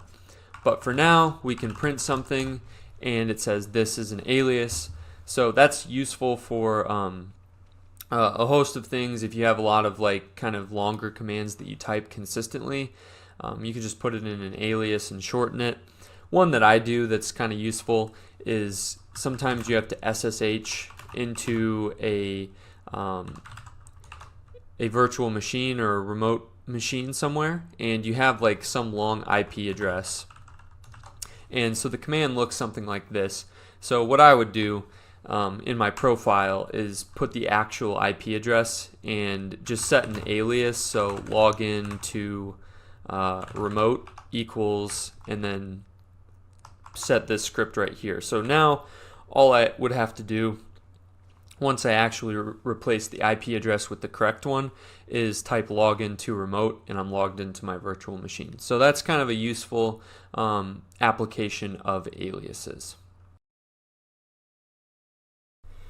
Now that we've covered kind of all the boring stuff, more of the things that you kind of just need to know about the Bash terminal rather than the really fun stuff, we can move on to the actual commands that I want to show you that will make your life a whole lot easier when working on the command line. Now, all of these commands are kind of commands that people know exist, but they don't bother to really learn them because they have a little bit more of a learning curve than, say, all the basic commands I covered in the last video. Such as cp for copy or mv for move, cd for change directory, all those super basic commands. You pretty much can't use the terminal without those, so obviously people are going to have to learn that. Now, all of the commands that you see on the screen right here, these commands are not necessarily essential, even though this is kind of called Bash Essentials. These are not commands that you're going to absolutely need to get yourself around the terminal. That said, they are very useful and they will speed up your workflow tremendously if you just take the time to learn the very basics of them. You don't even need to get into a whole lot of detail, just learn the very basics and you're set. So We will start off with the grep command, which is basically a search tool. So if I go over to my blog, this is Visual Studio Code right now that I'm using, and let's type in some stuff in here. Let me clear the results, enter, let's see. Okay, so if I wanted to search in this file right here, bash essentials, for a specific word or phrase. So maybe I wanted to search for, let's make this simple, so let's just find a word. So maybe command. Maybe we're looking for the word command. And you can already see that Visual Studio Code is pretty smart. It's already picking up that there's multiple versions of command. But if we go to the search bar and notice we're only including this file, if you exited out of that, you could actually search the entire directory in all the files for this word, but we're going to actually eliminate all those and just search this file for simplicity. So we want to search for command, and we want to match the entire word and the case. So we click these two options and press enter. And you can see that we have 42 results in one file. So obviously we're only searching this one file, which makes sense why we only have results in this one file, but we apparently have 42 instances of the word command throughout this file. And if we drop this down, it's going to show you all the lines that you're finding these on, and you can click on one of the lines to just get taken to that line to see where it found it. Now, this is a basic search tool. You've definitely used this before, but you probably haven't used it with grep. So grep is the same thing. It is just a search tool, and it does exactly what we just saw. If we go back to the terminal, and I'm in my blog right now, my blog directory, and I want to actually search that file. So let me just go into source post, that's where that file is, and we can actually cat out the bash essentials.md. And so this is just all the contents within the file we just saw. And if we wanted to search for the word command using grep, we could do so pretty easily. Before I actually type it out, I want to go through the basic syntax of grep.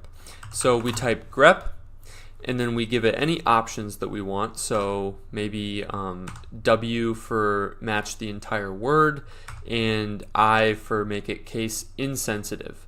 So these are just your options. You can find more options with the man pages, so just man grep, and you get a bunch of options that you can put in there. Anyways, we have grep, then our options, so we'll just match the whole word, and then we want to pass in the phrase that we're searching for. So here's the phrase, and then the file that we're searching in, or multiple files. So translated into what we want to do, we want to search for the command, or the word command, in the bash essentials file. So we want to make this a match a whole word, and we don't want to pass in the I because we do want it to be case sensitive. We want to search for the word command, and we want to do it in the bash essentials.md file. When I press enter, you can see that it's going to find all the instances of command. And if you added these up, it's going to be the same number of results that we got in VS Code. Now, obviously, it's a little bit more messy output than VS Code. And this kind of begs the question, why would we ever use grep if we have awesome tools like VS Code? And the answer to that is you probably should just use VS Code for all of your text searching needs. Unless you don't have access to it, which is a very realistic scenario. So if you were maybe logging in remotely to a virtual private server, if you're running a website, you don't have access to all of the graphical user interface tools, and you just have a command line, you're going to need to know how to use grep. So that is why we would ever use grep, and why it's important to learn. So right off the bat, you can see the output that we get with grep. Now that's just a very basic command. We could also pipe output into the grep command. So this whole concept of standard input and output that I talked about in the last video very briefly is where it's going to start to come into play here. So if we do a little refresher here, in the terminal we work with pretty much three types of data, or I don't actually know a good word to put to that, but you have the standard output, number one, you have standard input, and you have standard error. So standard output, what we abbreviate as STD out, and standard error are kind of the same thing. When the bash, or when the terminal receives a text command, it's going to send the text command through the bash shell, and then the bash shell is going to convert that into something the operating system can use. The operating system is going to execute it, spit something back out. If it was successful, it'll spit it back out into some response, and then the bash shell will put that into standard out. So in other words, if we cat bash essentials.md, that is basically going to print the entire file to the standard output. Now if we cat bash and don't finish it, then it's going to pipe something to it's going to send something to standard error. And finally, you have standard input, which is probably the most confusing of the three because we can't really see it. So when we execute a command like grep, it can either execute as we just did, or it can take something called standard input. And standard input is something that it basically reads from. And so what we can do is we can cat out bash essentials.md, but instead of printing it to standard out, what we can do is we can use the pipe character, the little vertical line, to redirect the output from, rather than putting it to standard out, we can pipe it to the standard input of another command. So for example, we can do that to grep. And if we use the same command line options, so -w, and then we want to search for the word command, we'll get the same exact output. So that's just an example of how you would pipe output into grep. And you could even continue to do this, just do another pipe into grep, and this time maybe we want to search for command line, and you can see that we're going to get a couple results there. So you can do this endlessly, just piping output into the standard input of the grep command. And this works with many other commands, as we'll see pretty soon. Just to kind of recap the grep command, it's just a text searching tool, and honestly you won't really need to use it a whole lot unless you're working in a situation where a text editor like VS Code is not available to you. The next set of tools that we're going to be talking about is that of sed and awk. Now these commands commonly get confused with grep because they are very similar to grep, although I am going to try to point out why they're different and why you would use them for different use cases. Now this topic can get a little bit contentious among the Linux community because as new programming or scripting languages have come to be, such as Python or Perl, that are pretty much superior to awk, which is actually a complete programming language, it gets a little bit contentious because people basically say, okay, these are two very useless tools now that we have these better scripting languages. But there are certain situations where I think that these two tools can be used effectively, and you honestly don't have as big of a learning curve as you may think that you do.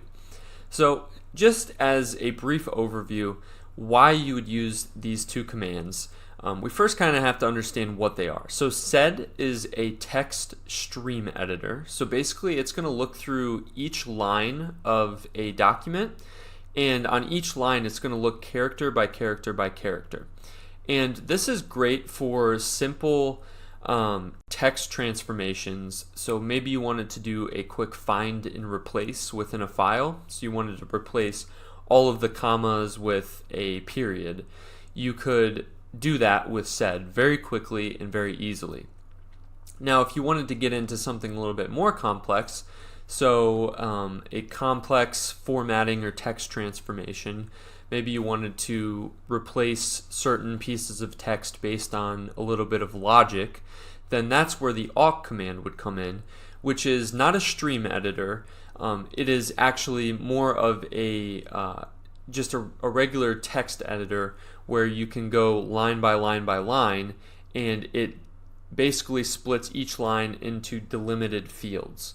So and you can specify which field to delimit by. So if you have, a normal document which just has spaces to separate each word, you would put the delimiter as a space, and then you would have access to each field within a particular line. So the awk command is great for reformatting a bunch of text, kind of like printing it out into a nice output for you to see, or also some more complex text transformations or formatting transformations. So that would be kind of where awk and sed are good to use. Now let's not get this confused with grep, because remember, grep is only a text searching tool. There's no concept of replacing anything within the output. So both of these tools, awk and sed, have the ability to not only search but also to replace text, so they can edit files.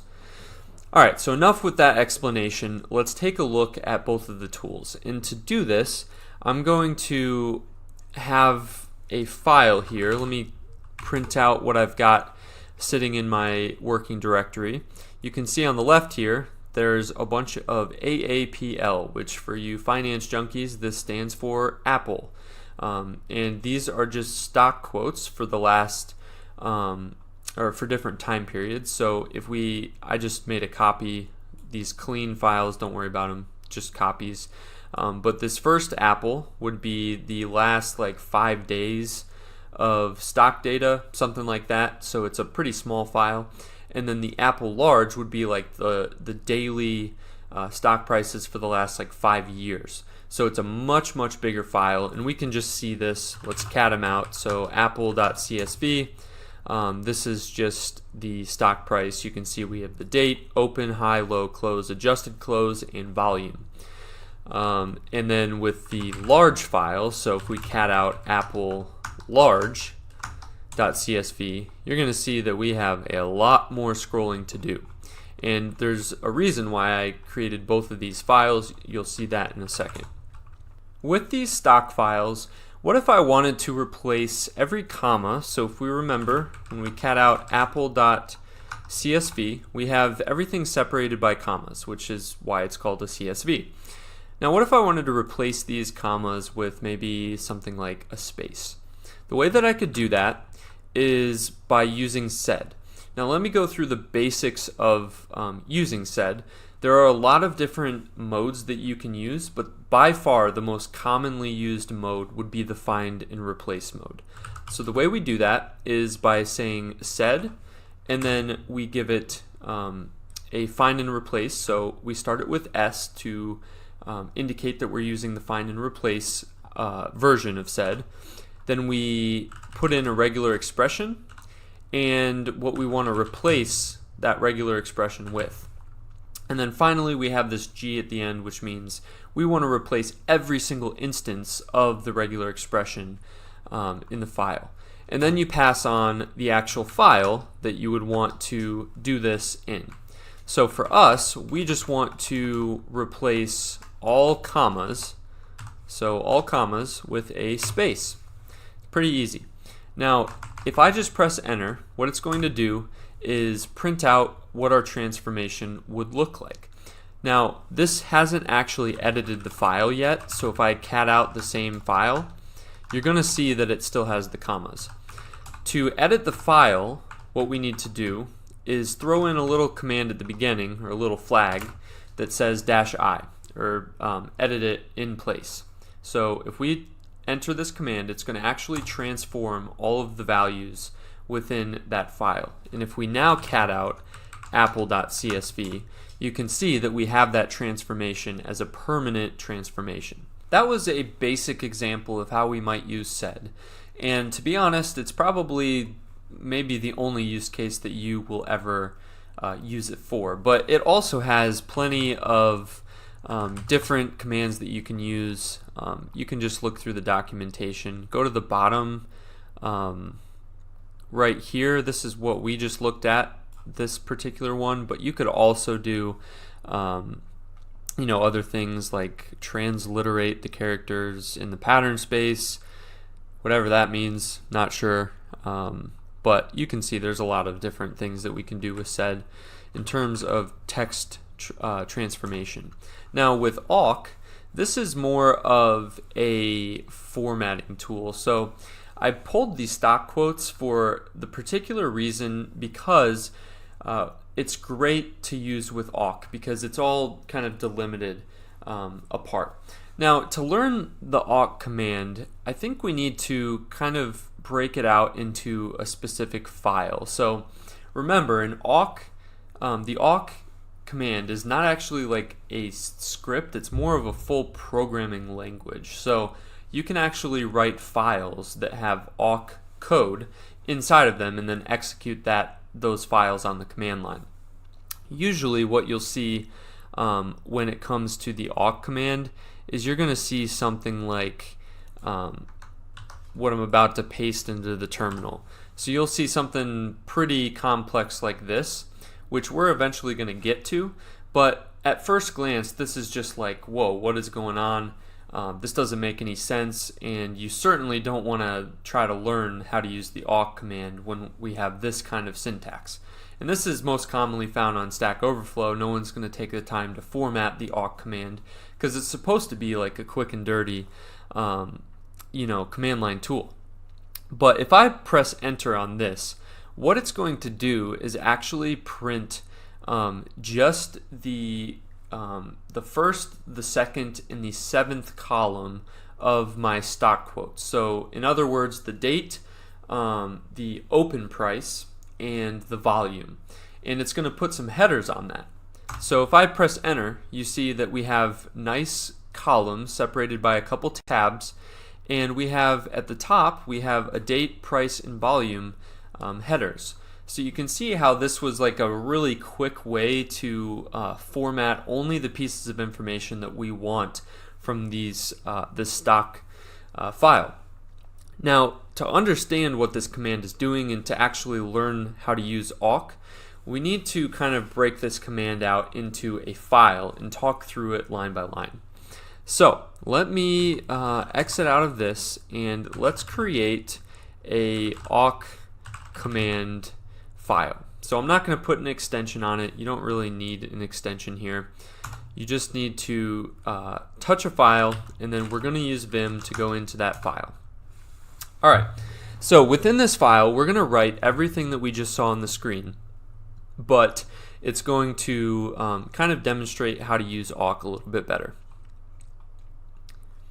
So the first thing that we need to do is learn what an awk comment looks like, and that is a hashtag. So similar to the bash scripting, which we'll kind of cover later, and Python, this is how we use a comment. So this is a comment. Alright, so that is how we write a comment in this file if you ever wanted to do that. And now we can get into the part which is the basis for the awk command. So so awk kind of comes pre-built with a bunch of variables that are already mean something. You can also set your own variables. We're not going to get that deep into it, but you'll have some variables that come with awk, and one of those is begin. So the way that awk works is it has first some sort of keyword or variable, followed by these little brackets, and everything in the brackets is what's going to get printed or executed on in this particular expression or keyword scope.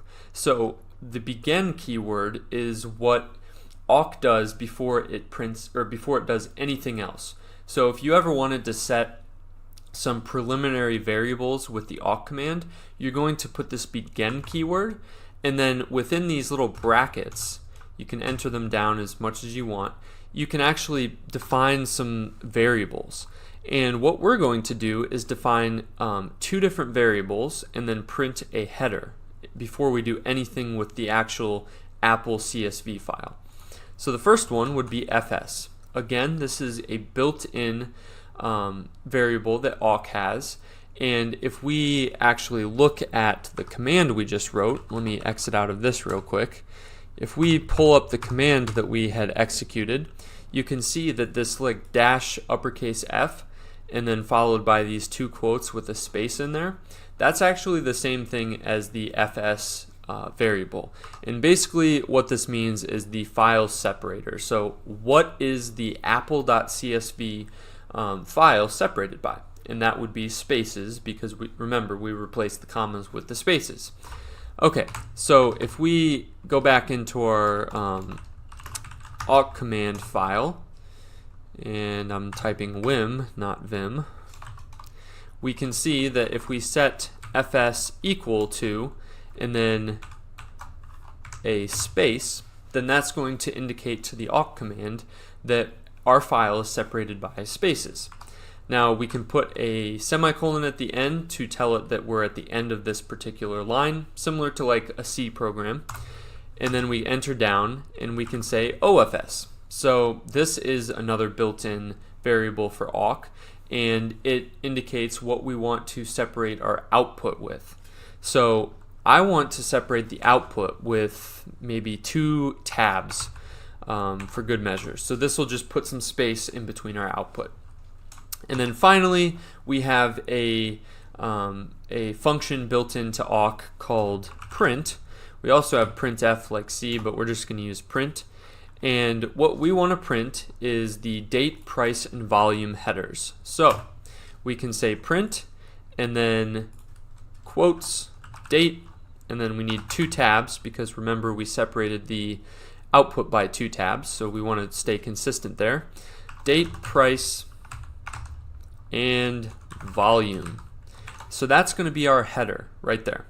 And we could even do, we could even add a little nice header under this. So we could say, I don't know, underscore, and then tab.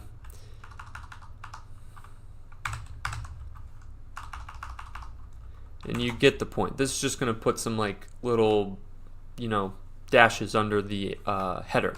Okay, so we've covered the begin built-in variable, and again, this is what awk is going to execute first when we look at the apple.csv file. So the next thing we want to do is actually print the output. So one way we could do that is by coming down here and just saying something as simple as I want to print the first, the second, and the 7th pieces of information. So when we put awk automatically splits up each delimited piece of a line into different like variables. So for example, in like if we had the a line, the dog ate some food, something simple like that, and we told awk that our file separator was a space. So here's our space in here. Basically, we would have the would be the 1, dog would be 2, and then so on and so forth. You just move up the chain. So this would be $3, 4, and 5. So that's kind of how awk splits up its delimited output, or whatever you want to call it. And so we could print out those 3 columns by just saying print 1, 2, and 7. And then we of course end this with a little semicolon, if we can move over. Okay, so we could just print it like that, and let's go ahead and get out of this file after I add this last semicolon, and let's delete that little space there. Okay. Now the way that we would execute this particular awk command is by saying awk, and then we're going to pass in a little -f and give it the file that we want to pass in and have it execute on. And if I'm not mistaken, I believe that that is pretty much all you need to do aside from actually passing in the file that we want to look at. So what we got right here is exactly what we expected, except for the top. So you can see that we have this whole date, price, volume, and then date, open, close. And if you remember, what we put in was date, price, and volume. We didn't do the whole date, open, close. And the reason is because if you remember, the apple.csv file at the top is separated by the first line has all of these words on it. So the way that with awk we could basically skip the output of the very first line of the file is by adding in a little keyword before this last brackets.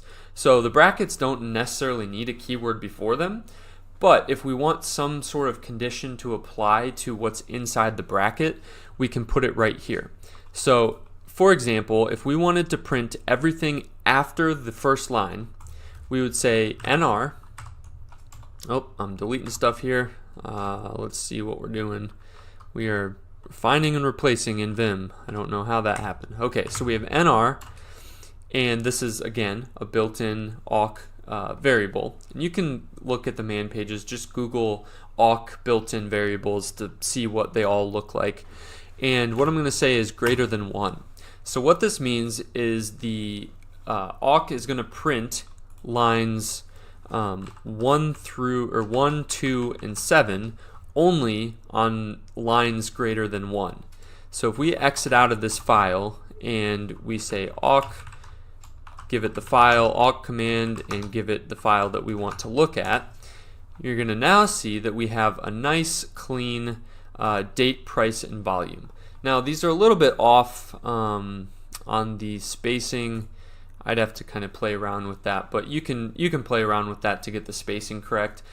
What you just need to know is that awk is a great tool to kind of visualize what a file would look like. And you could see how this could kind of become useful if you're maybe running repetitive reports. So if you run a report on something every single week or maybe every single day, all you have to do is write a single awk script. And again, you can keep it in, we have this awk command, and you can just keep it in the file. And then every time you maybe download a new set of data, you could just run it through the awk command and visualize it pretty quickly. Now, of course, there are other tools to do this. You could do this pretty easily in Python or even Perl. I know Python has a whole data science library, pandas, and you get into data frames and stuff like that. And again, it kind of begs the question, why don't we just use Python or Perl to do this? And the reason, again, is because sometimes you're not going to have Python available to you. And you'll probably need to understand how to use the sed and the awk commands to do these little text editing or text transformation tasks. And this, again, would apply mainly to if you don't have a graphical user interface, maybe you don't have root access to install Python, whatever the case, you got to learn these two commands, even if it's just the most simple stuff that we just covered. Alright, so we've gotten through pretty much the hard commands that we're going to be talking about. The rest of the commands are fairly simple, yet really powerful. So the one that we're going to jump into now is called less, and this is a tool that allows us to kind of page through different or some output. So if I go to my blog, and then we'll go into the source and post, we're going to look at the bash permissions file again, and if we just cat it out, bash essentials, if we just cat this out, we're going to see all of the output. And so you can see, like, I'm scrolling through this and it's pretty long, so it's kind of tough. If I want to go to and from a specific line, it's pretty tough to do that. I just have to scroll really fast. But if we use the less tool, we don't have to deal with this problem. So let me clear the screen. And now what we're going to do is we're going to cat the bash essentials.md, and we're going to pipe that into the less command. The other way that we could run this would be less bash essentials.md. Either or works, similar to the grep command. So we are in less, the less tool, and you can see we're at the top of the file. Now, let me just give you a few of the most common operations. You can always press H for the help menu. You can see all the things that you can do with less. It's very similar to like Vim, so there are some advantages to using less. It's a little bit more lightweight. You don't really have to, you don't have to download Vim. Some distributions don't even come with Vim downloaded.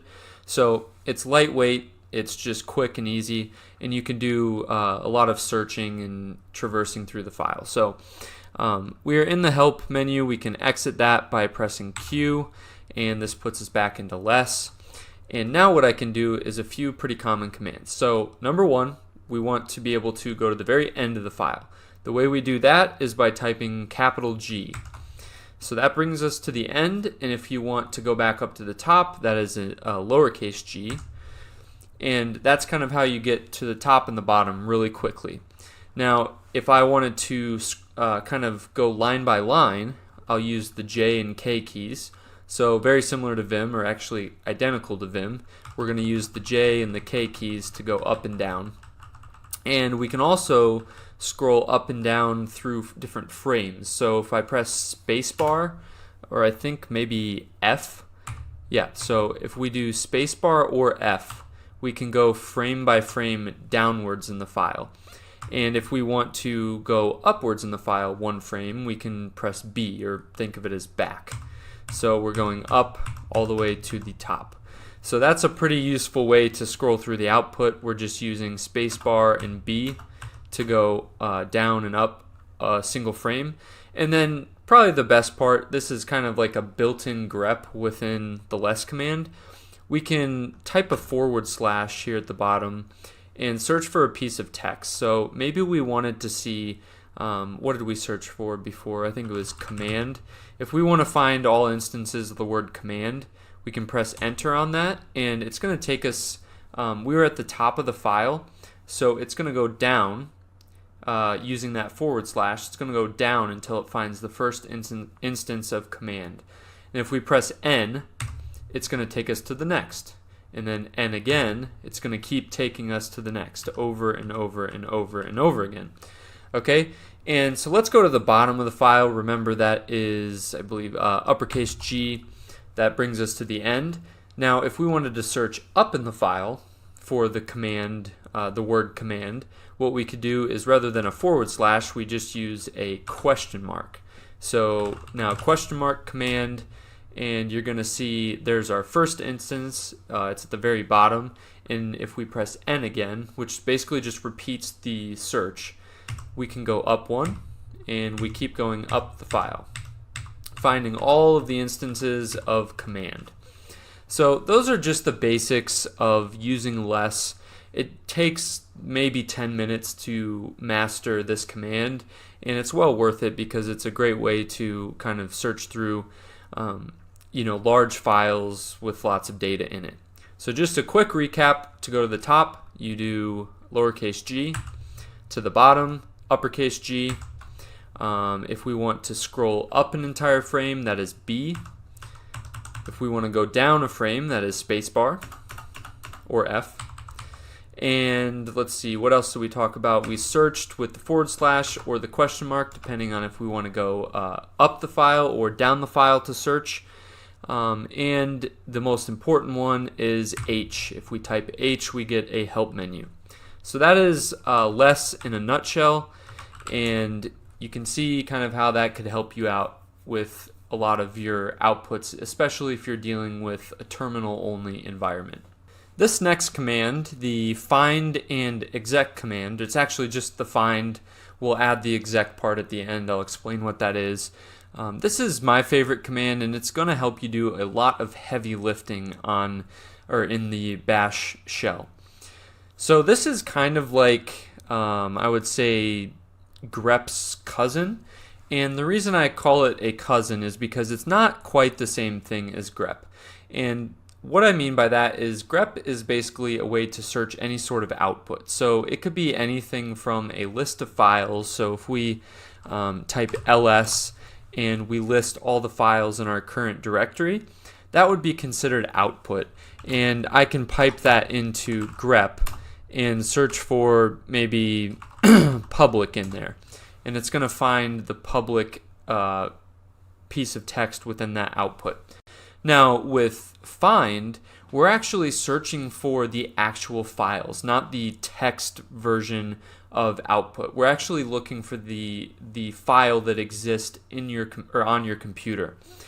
So this is the basic usage of find. We type find, we give it a path that we need to look in. So I'm going to give it the current directory. We give it a type of file that we're going to search for. So that could be a file or a directory and a couple others, but usually it's one of those two. We'll go with file. And then we want to search for a name, which we could say actually like an explicit name. So we could say something like, instructions.txt, or we could give it some sort of wildcard. So what if I wanted to find all files that ended in .txt? So that's going to look in my current directory for all the .txt files. And as you'll notice, I have quite a few of them, since I actually have in the documents of my home folder is my blog, which has node modules for the Node.js environment, and it has a lot of like licenses and readmes and stuff like that. So if we wanted to maybe specify that search just a little bit, we could find all the readmes within my home directory. So let's redo this command, and we'll say something like readme.txt. And you can see that there's actually only one of them, and it's in the .vs code folder, which is the kind of the configuration folder for Visual Studio Code. Now, what would be more common is probably readme.md. As you can see, there's quite a few readme.mds for Markdown in my home directory, but this gives you kind of an essence of what this find command can do for you. And that's just one example. You can also do a bunch of other things. So maybe I want to find all of the files that, all the files that have a permission set of 755 or 775 that are owned by my user Zach. So the way I would do that is find current directory, and we want to give it a type of file. Name will be anything. We don't really care what the name is. We can actually omit that if we don't care about it, so we can just omit that. We can do permissions. What did we say? 775, and then user would be Zach. And it did not find anything.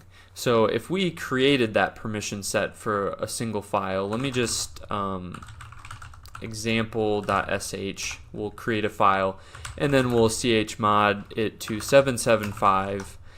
And now that is a file that is owned by me. Let's see where it is. Example, where are we here? Now this would be a perfect time for the grep command. So let's go ahead and use that. ls la into grep, and we want to find example. And you see here we have the example.sh, which is owned by the group Zach and the user Zach. And this is the permission set 775. So now when we run the find command, we should be able to find that one file that I own that has a permission of 775. So that's just kind of another example of how we could use this. But of course at this point you're like, okay, great, we can find a bunch of files, but what's the point of this if all we're doing is finding the files? Now this is where the exec part of the find command comes in, and it's really powerful, almost so powerful that I would caution you against using it carelessly, as you could definitely delete a lot of files off of your computer if you're careless with it. So let's type out the man pages for the find command, and we'll pipe that into less just to kind of exercise our new skills.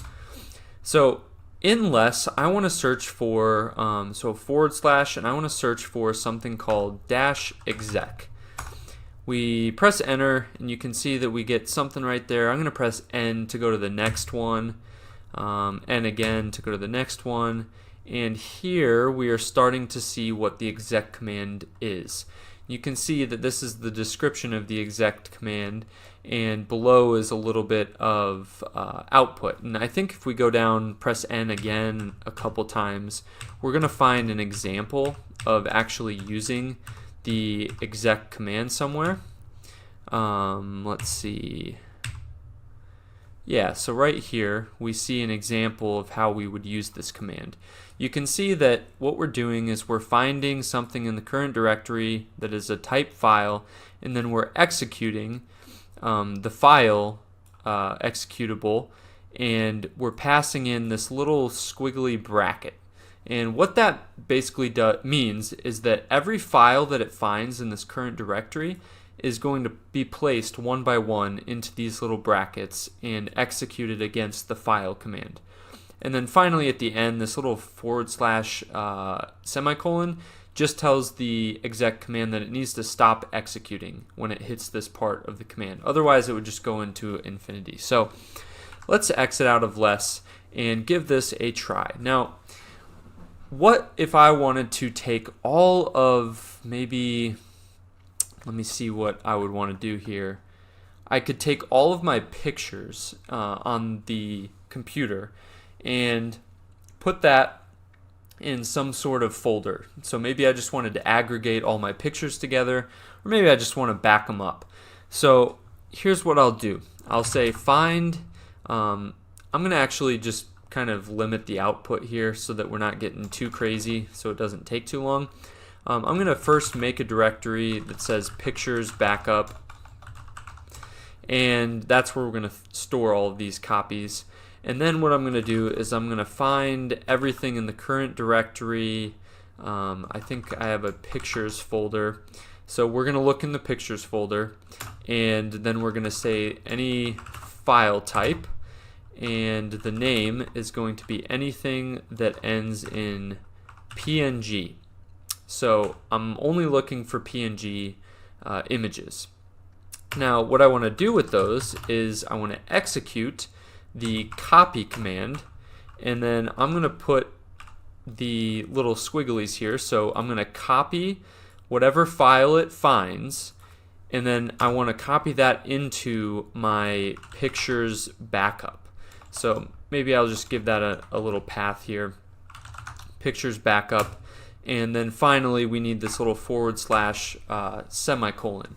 So when I run this, it should find all of the PNG files that I have and put those in the pictures backup folder.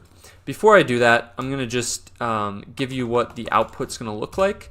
So you'll see here are the pictures that we should be copying. This is what it found. So there's 5 of them total. And now if we exec that, so again we're going to exec the copy command. We're going to pass in each picture to the copy command and move those to my pictures backup. And when I press enter, it finished. And if we go into the pictures backup in ls, you can see that we have all of our PNG files in this folder.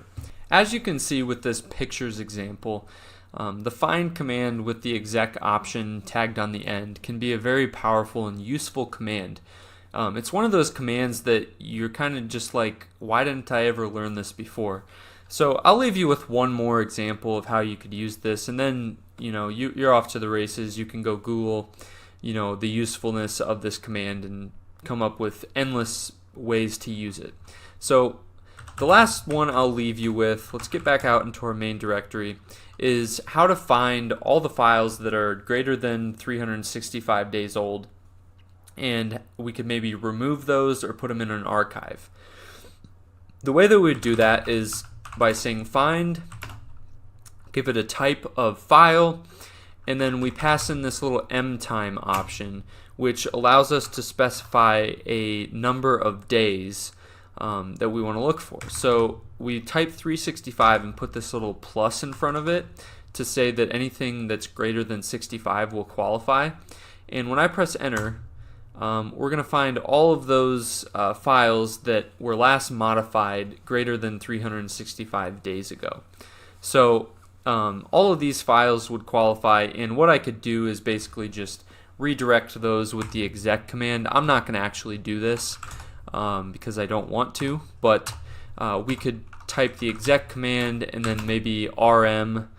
Be careful with this. I'm not going to execute this, but we could say rm, pass it in there, and then little / semicolon. And if I press enter right now, it's going to actually delete all of those files that just printed out. So as you can see, this can be a very dangerous command. I'm going to carefully backspace and not execute that, but you can see how powerful this could really be. Now the last command or set of commands that we're going to talk about is file archives and file compression. So when you download a software package off the internet, maybe off GitHub, and you want to extract it, or maybe you're doing this on a remote machine and you don't have the little file explorer that all you have to do is double click or right click extract all. Maybe you don't have that ability to do that, and so you're going to have to actually use the command line to extract or decompress a specific file format. So to do that, we're going to use the gzip, the gunzip, and tar commands, which I believe are built into pretty much any Linux or even Mac system. So if we come over to the command line, we're going to start out by creating a what we call an archive file. So if we go into the pictures backup folder, as we created a little bit earlier, you can see we have all of these pictures. The format that we're going to use to create this archive file is the following. So we're going to type tar, and of course you can always use tar help to get help with this command, but we're going to type tar, and then we're going to give it 3 little options here. So the 2 that we're always going to give it pretty much any time that we use this tar command is going to be v and then f. So what these 2 mean, the v means verbose, so it's going to print out what it's doing, and then the f means that it's the archive or tar file format. So we're always going to put that in, and what we're going to do is kind of switch up this first letter or option based on what we're trying to do. So we're trying to actually create this tar file format, so what we need to do is pass in a C for, I just think of it as create mode. So we're going to use tar cvf, and then what we need to do now is list the files that we want to put in this particular archive. So we can, or actually first we need to name it. So pick archive.tar. You don't actually need .tar, but I just put that there to signify what it is. And then we can pass in the files that we want. So we could just type in each individual file, or we could type the current directory and the star to access all the files. So let's press enter on that, and you can see that since we put in this little verbose option, it's going to print all of the things that it put in that archive. So if we ls, we can see that we now have a pick archive.tar, and to list out what is in that, if we just wanted to see like what's in your this archive that you're trying to unpack, we could type tar, and then instead of the C, what we need to do is the T, which doesn't actually make any sense. You would think like maybe it's like L for list, but it's actually T. So we'll do tvf, and we'll pass in the pick archive.tar. And you can see that it prints out the permissions, the owner, and some other information, as well as the file name that is in this archive. Alright, so we have created our archive. Now maybe we wanted to compress this and decrease the amount or the size that we have here. So right now this pick archive.tar is 542720. I think that's bytes and if we compress it with the gzip command, it's a lot easier. All you do is gzip. Now let's see how big this is now. So we've actually decreased the size of this of all these pictures using the gzip command. Now if we ls what's in our current directory, we're going to see that we have a .tar.gz. So not only is this an archive file type, but it's also compressed. So this is very common when you're like downloading software off the internet or basically off of GitHub. A lot of the times you can download these, and normally if you just have like a file explorer or on Mac the Finder, you just go in, you double click it, or you right click and do whatever it says, extract all, something like that. But if you're working remotely, like all you have is a terminal, you'll need to understand how to actually get all of the files out of this particular format. Now I'm going to do it in two different ways, and the first way is a very manual two-step process, and it's more educational. You'll understand what's going on. So the first thing that we need to do is take that .gz or uncompress the file. So to do that, we use the g unzip, and then we pass in the pick archive.tar.gz. And what that's going to do is put it back to what we had it before as just an archive. So that is step one. Now step two is to remove all the files from the archive. And the way that we do that, we can actually, I'm just going to demonstrate this by making another directory. So we'll say the directory is called extraction, and right now we have an extraction directory that is empty. So if we wanted to extract all the files, instead of passing a C for create or a T for list, we're going to say an X for extract, and then we want to add in the verbose and the tar format for which is F. And the way that we do this is we type in pickarchive.tar, and then finally an uppercase C followed by the folder we want to put them in. And you can see we have actually extracted all of those files that were in the .tar archive, and we've put them into the extraction folder. So if we print that out, we're going to see all of the files in it. And you can see we actually still have this pickarchive.tar. That will stay there until you pretty much delete it. I'm sure there's a command line option that allows you to delete it while you run it, but I'm not going to go into that. Now let's put this back into a gz format again. So let's say gzip pickarchive.tar, and you can see we now have this same thing once again. Now the quicker way, rather than using the g unzip and then the tar command, is we can do it all with the tar command. So if we clear the screen and we say tar and then extract vf, and then we add this last little option z in there, that will allow us to take the .tar.gz and just extract everything out of it. So if we pass in the pickarchive.tar.gz, it's going to successfully extract everything out of it. Now you're not going to see it because we already had these pictures listed here in the directory. It's getting pretty cluttered at this point, but that is the one-step way to extract everything out. And of course you could also pass that into another directory, and that's going to put it in the extraction directory. Of course we already had those files there, but anyways, that is just the concept of archives and compressed file formats in a nutshell. This will get you going with pretty much any of your needs. This next topic that we're going to cover is arguably the most important of these advanced topics because it's directly related to what we've learned. We're going to learn how to take all of these commands that we've been learning and putting them into reusable scripts. This can be very useful for things that you do over and over again, maybe system management commands, or even building different pieces of a particular code base.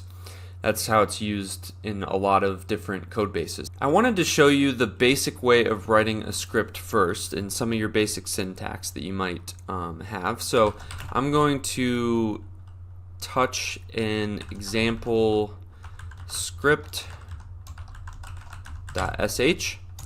and then remember we always have to give that execute permissions if we want to run it. So we will chmod it.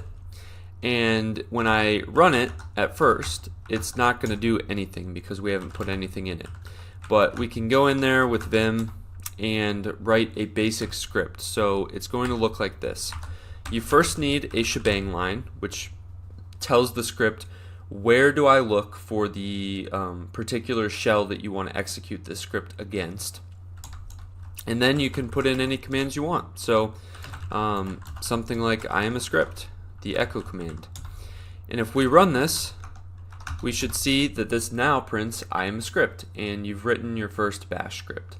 But of course this is completely useless, and you might as well have just written, echo I am a script on the command line.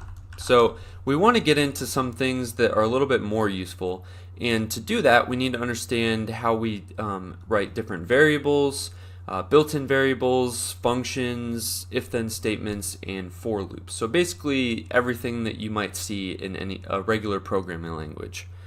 So to do that, let's just hop back in that file.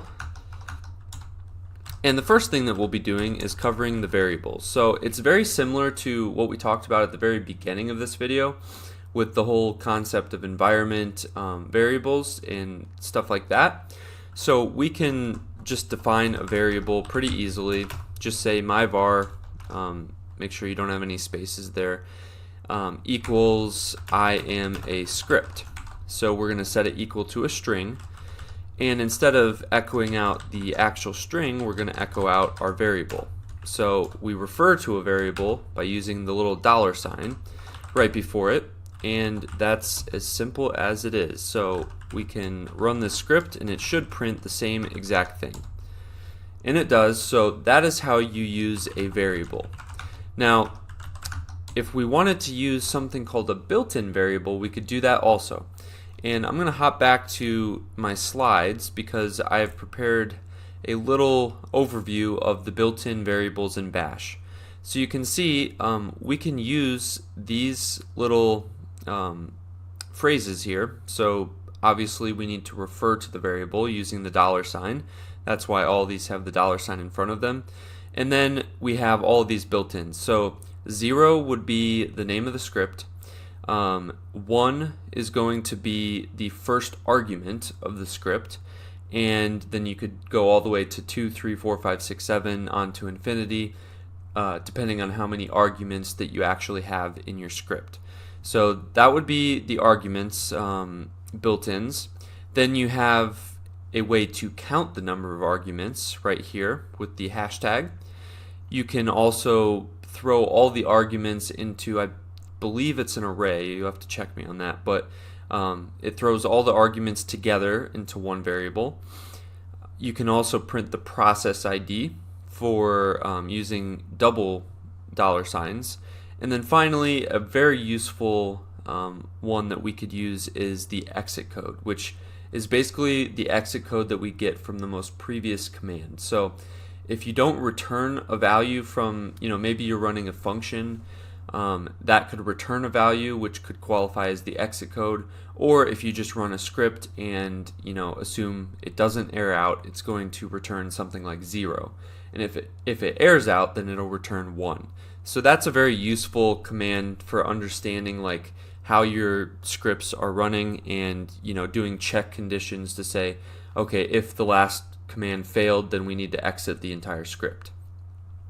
Okay, so let's try that out real quick. I'm not going to go through all of them. I just wanted to show you kind of how that works. So maybe we'll start with the exit code because that's just a pretty useful one that we're going to get to in the future. So if I run the command, well, I didn't need to do that there, but let me just run the command ls, which is going to print all of the files in my current directory wherever I'm running this script from. And the way that we want to check the condition of that command, obviously we're going to know if it works because it's going to print something, but we could also put in the $? and that's going to give us hopefully a 0 for a successful previous command. So if we run the script, we're going to get all of the stuff that I have on my my home directory here, and then here at the end is the 0 that we were looking for. So that's how you would use a built-in variable. We can combine this kind of discussion into the topic of command line arguments. So as we saw, we previously did not actually put any arguments against the script, but we could do space separated arguments, so maybe 2 and 5. So if I wanted to add these numbers together in my script, maybe my script is simply an addition script, I could do that, but first I need to go into the actual script and edit it. So let's go into the example script, and instead of doing all this useless stuff, maybe we wanted to print out the sum of it. So we could say echo, and then one thing to note is within double quotes you can actually still include variables. So if I wanted to print the name of the script, I could just put that in quotes. Now if we had single quotes, that's not going to work. So that's just a word of caution, because most languages kind of don't treat single and double quotes any differently, but Bash does. So just know that. So my script named, and then we'll give it the built-in variable that would be the name of the script, equals, and then we can print out the addition problem of the 2 arguments that we have. And now in this case we're going to assume that we have exactly 2 arguments. We're not going to check to do any validation here. We'll just assume that we get the perfect user input. So to do this, we're going to have to write a little bit special syntax here at the end to evaluate the addition problem. We actually have to put everything in a variable. So to print the addition of, or the sum of these 2 variables, we need to throw everything in a variable, and then we need to isolate the addition problem with another couple parentheses, and then put the first argument plus the or actually no spaces there, plus the second argument, and that should print out the sum of our 2 arguments. So if we did example script and then 2 and 5, or yeah, 5, we will get the number 7. So it should print that out, and it says my script named examplescript.sh equals 7. So we got the correct expected output, and that would be how you use command line arguments. Now say you wanted to get the user to put in some of their input after the fact, like during execution rather than before execution. The way that we would do that is going into our script, and instead of writing this, we could say read, and then we have to read into a variable. So we could say user input is the variable, and then if we even wanted to make this confidential, like a password, we could put in, I believe it is -s. Let me check on that real quick. And that is correct, so we use -s to make this a confidential user input read. So maybe we will read a user password, and we want to prompt please enter password, and then we want a new line there so they can enter it on a new line, and then it's going to ask for the password, and then in true secure form we are going to print out the contents of that password, because that sounds like a very smart idea to do. So we will print that out at the end and see how it works. So let's go ahead and run this script. We don't need to give it any arguments at first, and oh, looks like my new line did not work there. That's okay.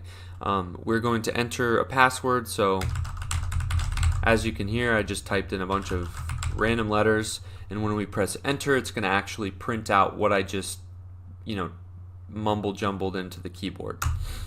And you can see that that is my highly secure password that has now been exposed to the command line. Alright, so that is how you would do user input and read it at execution time. Now the next thing that we'll get into is the concept of for loops. Obviously in any programming language you're going to need to understand how to do a for loop because they're, I think, maybe the most important part of a programming language. And the way that we would maybe loop through the arguments in a program, this is just one example to demonstrate the syntax. We would say for maybe item in, and then we give it the variable at, so that, remember, means all of the arguments that were passed to our script. So for item in this built-in variable, an item is just an arbitrary variable that I'm using to refer to each individual item. We want to give it a semicolon and then say do. So this is what we want to do for each item. We want to echo the value of that item, and then the last part would be the done keyword, which says that we are done with our for loop. So that is the basic syntax of a for loop.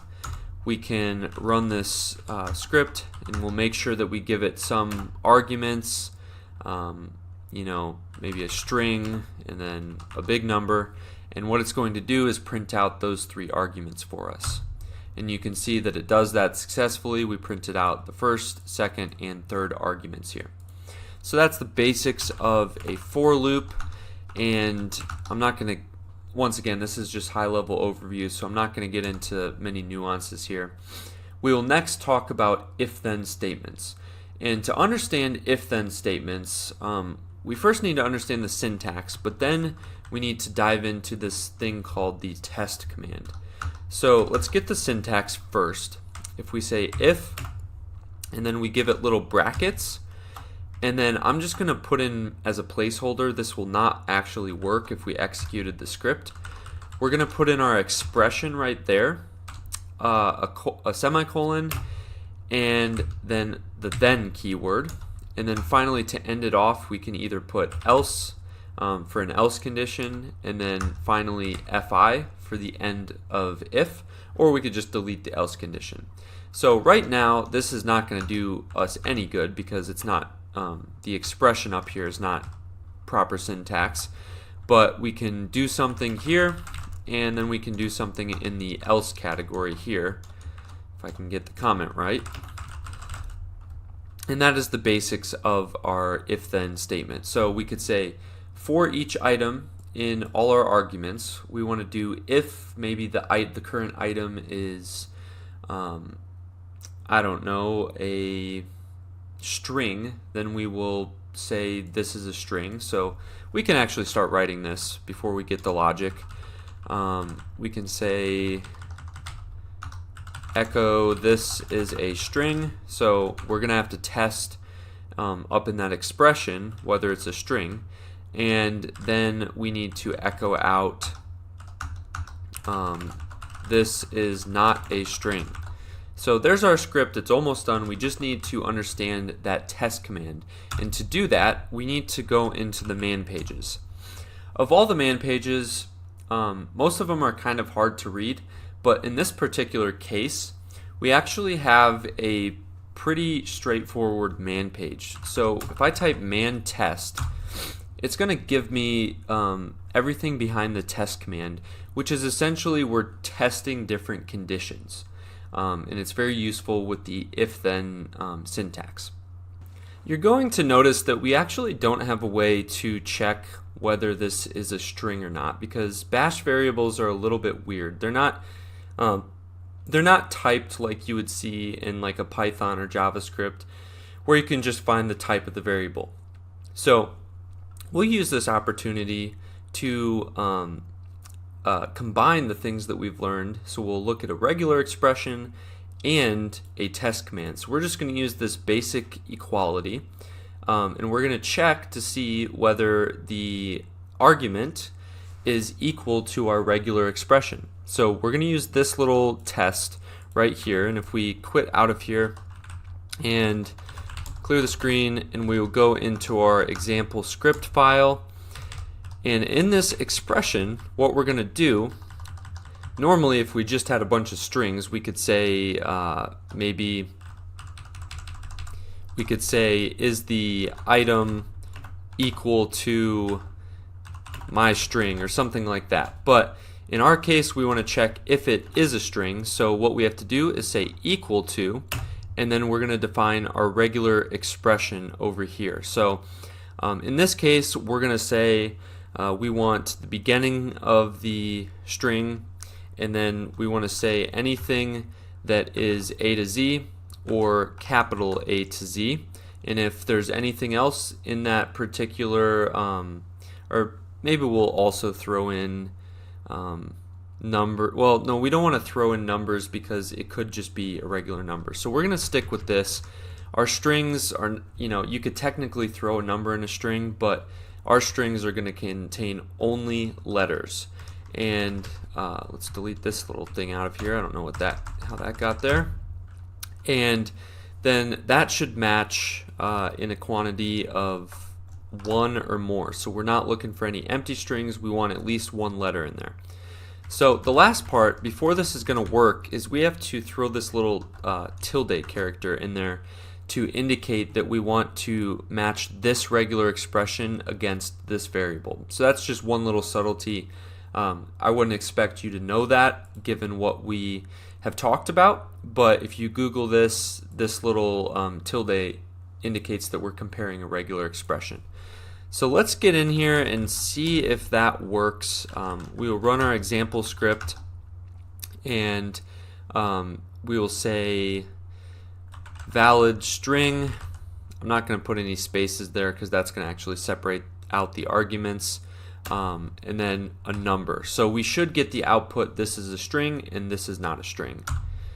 And it's going to say binary operator is expected here. So we've obviously got something a little bit wrong. Alright, so I actually paused the video and figured out what was going on. I had thought that you could write this particular regular expression with a normal test condition. And as you see, what I had to do was add in these extra little brackets in here. Normally you don't have to do that, but in this case we do.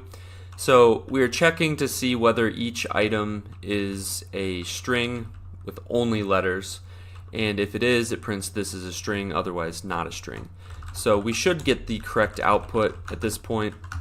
So this would be a valid string, and then this would be a number. So it's going to say this is a string, this is not a string. Just a simple test condition. We could also do something maybe a little more straightforward.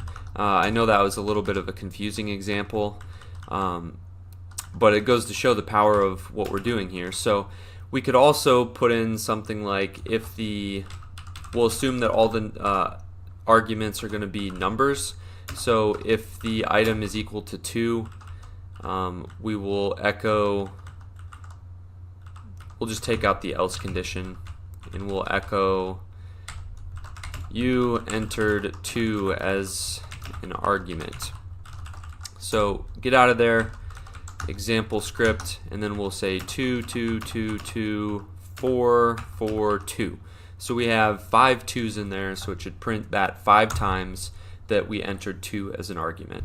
You can also do a quick test of the test command just within the terminal. So if you wanted to maybe check if you're using it correctly, so if we ls and just maybe look at a file, so vimexample.txt, that is a file. So if we wanted to test that, we could use the -f for test if it's a regular file, and then type in vimexample.txt. When you press enter, it's not going to give you anything, but we can then echo out, or we can literally just type the $? And, well, actually, yeah, we do have to echo it, and it's going to give us a 127 because this command was invalid. But let's go ahead and run the test again, and then echo ? And we get a 0 for this test was successful. Now if we did a maybe directory. So if we tested, rather than vim example, we said public, which is a directory in my current working directory. We can press enter, and then when we echo the exit code, it's going to be 1 because that's a false condition. So that's the test command. It's how you use it with the if-then statements, and it's very powerful for scripting in Bash. The last thing that we'll cover in Bash scripting is going to be functions. The basic way that you would write a function in Bash is going to be like so. So we can say custom function, just the name of it, give it these 2 parentheses, and then close it off with brackets here. So this is our custom function, and we can put whatever we want in it, as well as a return value. So if we returned the number 20, we can come down here to the bottom, and when we run the function, it's going to return 20 to the exit code. So if we printed out the exit code afterwards, this whole entire script is going to first define our custom function, then it's going to call it, and then it's going to print the exit code of that function. So let's try that out. Example script, and you see that it printed 20. So we printed the return value of our called function. Now we can also pass in arguments to the function, just like we can do with our script. We can do it with our function. So if I came down here and went to the end of this function and added in maybe 20, 30, and 40, we'd be giving it those 3 arguments, and then within the function itself we can actually do something with those arguments. So in this case, since they're all integers, maybe we're just going to I don't know, add them all together. So we echo out, and remember we have to do this a little bit weird syntax on this, but we got to do these extra quotes and then say 1 plus 2 plus 3. And so that should equal 90. And so we're going to basically echo out 90, and then it's going to return 20, and then we're going to later echo out the exit code, so that'll be 20. So we should get 9020 from this script, and let's try that out. We get 9020, and that is the basics of writing functions. So high level overview, I know, not a lot of nuance in there, but that is the basics of writing Bash scripts. Hopefully it gets you started. Be sure to look on Stack Overflow if you have any questions further than the basics. The next topic we will cover is that of virtual private servers and the Open SSH utility in the Bash shell. So let's transition over to my browser, which I have open my DigitalOcean account that allows me to open up virtual private servers. So I'm going to just create a droplet real quickly. It's just going to be a quick one. So we'll say an Ubuntu droplets. We're going to be using Linux. I'm going to the least expensive. I mean, this is only going to cost me a couple cents since I'm doing it for a test. And down here, what we're going to do is, we don't need to select any of these options. All of this is good. Maybe we will choose a different name. So my VPS tutorial. So that's going to be the host name of this machine. But the thing that I want to direct your attention to is this little area right here. And that is where you add your SSH keys. So in order to access this machine remotely from my terminal, I'm going to actually need to provide a pair of private and public RSA keys that DigitalOcean and my OpenSSH utility can kind of communicate between to validate my authenticity as a user and as the owner of this particular server. So as you can see, I can actually select one of these keys that I've already created, but we're going to go through the process of creating a key because you can do that within Bash. So when I click new SSH key, it's going to ask me to paste in my public key in the space below. Notice this is public. We never give it our private key. That only happens on our side, on the local side of the equation. So in our bash shell, we need to use the SSH keygen utility to create our RSA key pair. So we press enter, and it's going to ask us what we want to name this. We always want to put it in the .ssh folder within the home directory. So I'm going to say home zach.ssh, and then we'll just say tutorial, and that's going to be the name of our keys. So when I press enter, it's going to enter or ask me for a passphrase. I don't need to. I can just press enter, enter, and it has been created.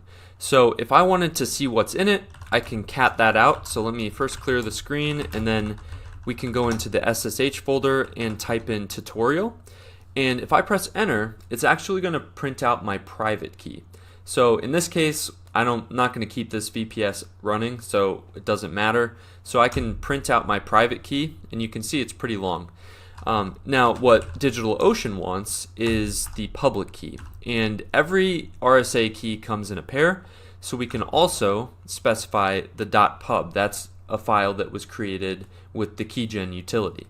So when we cat that out, we copy this key, and then we come over to our DigitalOcean and enter it right in there. And then we give it a name, so maybe tutorial or something key, and then we add that SSH key, and it's going to say that this is already in our account because I had previously kind of tested this out. So we're just going to select tutorial right here to use, and then create this VPS. And now we're just going to wait for the IP address so that we can log into this machine. And now that we have the IP address, we copy that and come back to our terminal, and now we should be able to log in. So we type SSHP22 for port 22. That's the standard SSH port. And then since we only have the root user, since we just started this Linux machine, we log in as root at this IP address. And it's going to ask us if we want to continue connecting. We type yes, and we are in. We are in our virtual private machine. Now once you're in here, you're going to want to have files on this machine. So I wanted to show you a useful utility called SCP, which allows you to copy files to and from your local and remote server. So to demonstrate this, I'm going to open up a new tab in my terminal, and this will be my local machine. So what I'm looking at here is like this machine sitting right in front of me, and on the left is my virtual private server that's out in the cloud somewhere.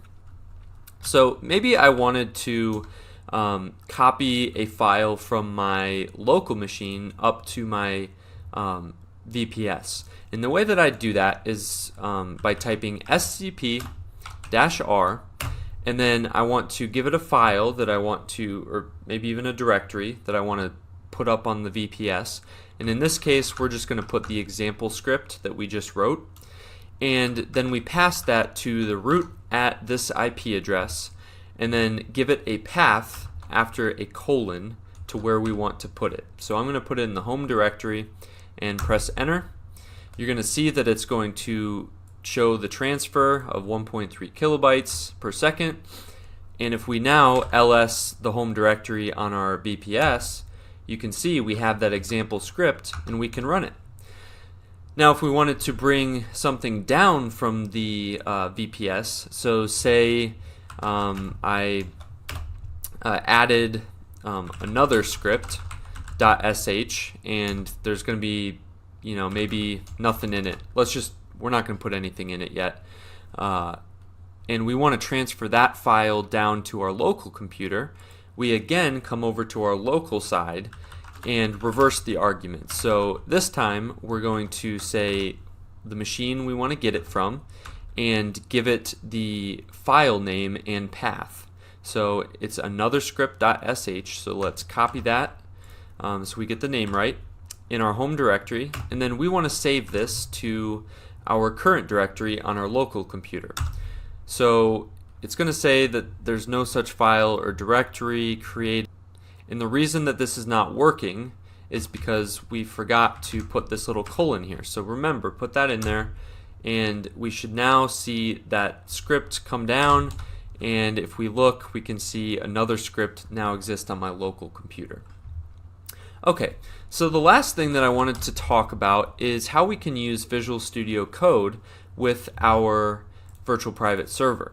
So maybe we wanted to edit this example script, and we can do so in Vim, but it'd be nice if we could have the full capabilities of a text editor with our virtual private server. The way that we do that is like so. We need to first download the utility called rmate onto our remote virtual private server. So we'll first type in the command here, and I will put this in the description, but we will first type in this command, which will get the file from GitHub. So we're going to download that first, and then we need to change the permissions on there with this command. So we now have our remote set up to work with rmate, which is going to work with VS Code. We now have to come into VS Code and download a little extension. So let me transition over there. And if you come over here to this little extensions icon and click it, we can type remote VS Code, and you're going to see I already have this installed, but you're going to want to install this, and then over here it gives you instructions on how to use it. So it basically says you want these three options set, and the way that you can do that is by typing Command P on Mac or Control Shift P on Linux, and it's going to give us this little drop down, and what I want to do is type preferences open user settings. So this is going to pop us into this page. I'll click extensions, find the remote VS Code configuration, and then the three things that I want to set up is this one. I want it set to 127.001. I want to launch this on startup, so every time we start VS Code, this little rmate server will start up, and then this is going to be the port that we're going to be using for connection. So if you haven't set those up and then exit out of your settings, you might have to save it. I'm not sure. I think it auto saves, so you should be good. And at this point, you have your Visual Studio Code set up. The only thing left is Command P or Control Shift P, and then you want to type start server. So it'll say remote start server, and I've already got it started, so it's just going to restart it, as you see in the bottom left there for a second. We are now ready to go over to our terminal and open a file. So we can transition back to our VPS, and all we would have to do is type rmate and then the name of the file that we want to edit in Visual Studio Code. So when I press rmate, it's not going to work because we are not connected via this localhost port 52698. So this connection would be invalid, and we would need to log out first. So we are now back to our local machine. In order to make this work, we need to type in a little bit different way of connecting. So instead of SSH-P22, we're going to type SSH capital R, and then instead of 22, we're going to give it 52698 colon, and then 127.0.0.1 for localhost, and then repeat that same port.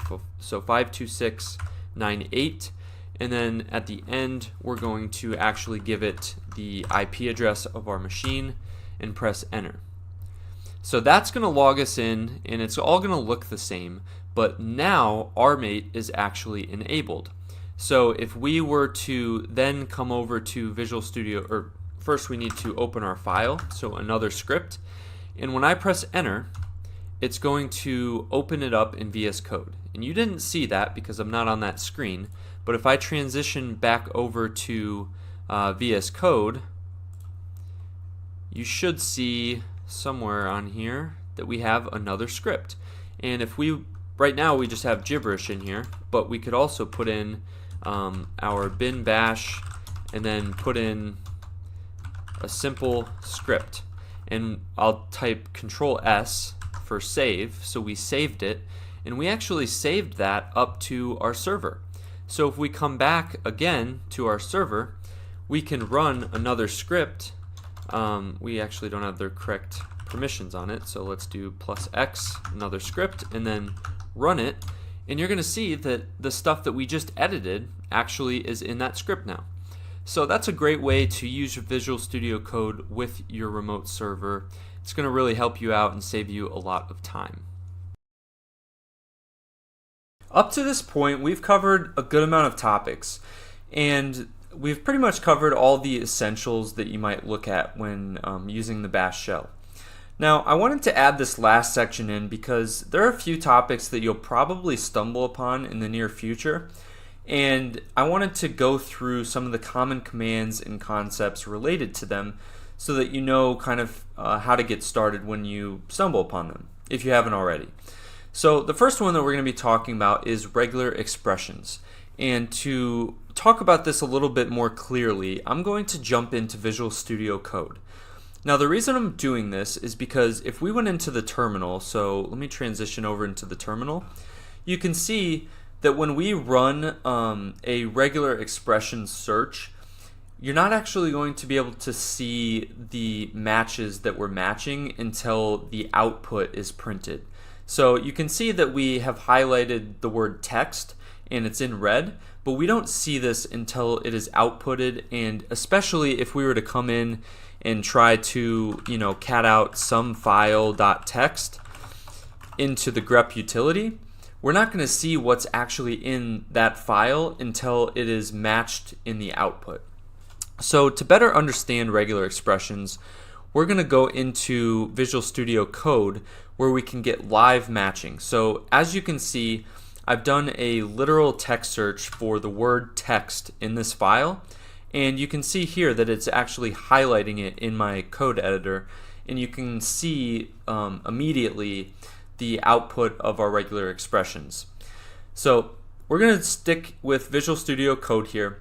And before we get into the details of regular expressions, I wanted to take a quick step back and understand what they are. So when I first started, I was very confused as to why we were using these, and the reason being is because sometimes literal text searching is not adequate. And what I mean by literal text searching is, quite literally, we're going to take every letter and try to match that. So in this particular search, we have our search term up here, and then we have our search contents over here on the right. So what it's going to do with this literal search is it's going to take this file and it's going to read it character by character, and it's going to say, okay, we've got an S. Does that match the first letter of our search term? No, so let's move on. We'll go to O. Does that match? No, so let's move on. It'll get over to the T and it'll say, okay, yes, that does match. Let's advance to the next character in our search term. So we get the E, and then we say, oh, look, that matches too. Let's advance to the next one. We get the X, and then another X, and then so on and so forth until it either doesn't match and we return nothing, or it does match, as in this case, and we highlight the word text because it has matched successfully. So that is what literal text searching is. But what regular expressions offer us, especially in the context of the grep, sed, and awk bash tools, is the ability to match not only literal text but also patterns. So here below you see that we have 2 email addresses, and the way that we might match that with regular expressions is like so. So we could say something like dot plus and then at gmail.com, and you're going to see that this matches both of these email addresses. Now, of course, I have not explained what this means yet, but you can kind of see the power of this, how we can match multiple pieces of an entire file, not based on the actual text, but based on a pattern of text. So this is very applicable to like validation within web applications, with input forms, and even there's a lot of like coding applications to this too. So the first thing I wanted to do before we get into the actual rules of regular expressions is walk you through the differences or maybe non-differences between different implementations of regular expressions. So when I first started out, I was under the impression that regular expressions were different for every single implementation. So if I was writing Python regular expressions, that was going to be different from JavaScript regular expressions, which was going to be different from Bash regular expressions. But that is simply not the case, and I want to quickly demonstrate that to you right now. So we will start off with Python regular expressions, and to do this, we import the regular expressions module, and then we perform a method called search. So in this search method, what we're going to do is put in our regular expression right here. So I can actually copy in the same thing that we wrote up in the VS Code search tool. And then in the second parentheses, we can type in, an email address or a pattern that we want to match. Or not pattern, the text that we want to match. So when I press enter, it's going to show us that we have successfully matched a particular, object. So this is going to be printed out. If we'd have to actually append the group 0 to the end to get the actual match, but that's just a nuance with Python. That's kind of just an implementation detail. Overall, what I want to point you towards is we use the same exact regular expression here as we did up in Visual Studio Code, and as you're going to see, we do with JavaScript when we enter the Node console, which is a JavaScript engine. So we could say my regular expression equals, and then we will print in or copy in the same exact regular expression. Notice this time we're not using quotes, we'll use these forward slashes. That's just how JavaScript interprets them. And then finally we can execute the exec method against a particular string, such as bob23@gmail.com. And you can see that we've matched it. Now finally, if we exit out of here and then we do something like, we cat out, I think I need to get into documents first, and then we cat out the regular expression.text into the grep regular expression utility, and then we put in our same exact regular expression, you'll see that we match the two pieces of text here. So as you can see, no matter if we're working in Visual Studio Code search tool, the grep search tool, or even Python or JavaScript, it's all going to be the same. So you only have to learn the rules of regular expressions one time, so you can find some comfort in that. Alright, so now let's get to the actual hard part where we have to learn regular expressions. And to do so, we're going to have to learn what these little meta characters mean. And I'm actually going to tack on here, well maybe I'll go on a new line, and we're going to tack on a few more. So /W, /S, and / I think it's B. So, or no, not B, it'll be D. So those are additional characters that we're going to have to learn. And if you can understand everything right here, then you're going to understand regular expressions. We're going to kick it off with the characters right here. So this little caret and the $sign. Because these two characters represent what we call like a boundary of a particular line. If you're not familiar with basic computer science topics, or maybe you just haven't programmed in a language like C, you need to understand what the end of a line actually is. So if we went up here into the search bar and we matched /n, and for those who are unfamiliar, most people will be familiar that this is a new line character. It's very different from these little meta characters that we have in our regular expressions below. Anyways, this is a new line character and it happens at the end of every single line.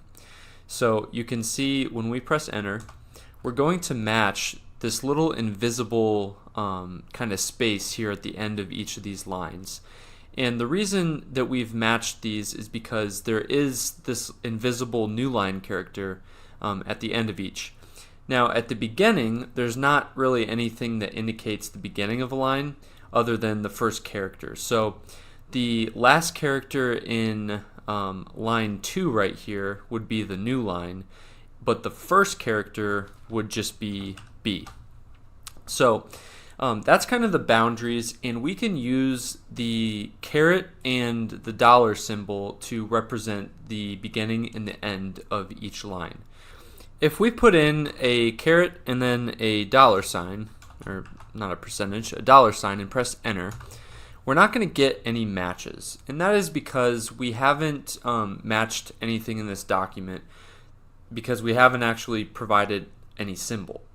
So the only way that this is going to work is if we put something between them. So this would basically represent the beginning right here. So maybe we could, maybe what we want to match is line number 2. So it starts with a B. So we'll say starting at the beginning of the line, then look for the B character. And then at the end is an M. So we can put an M character, and we would expect this to match, right? Well, if we press enter, we might notice that it's not going to match. Now, we're getting there, but we still need to include characters between the B and the M. So to do that, what we can throw in there is a period followed by either a plus sign or a star.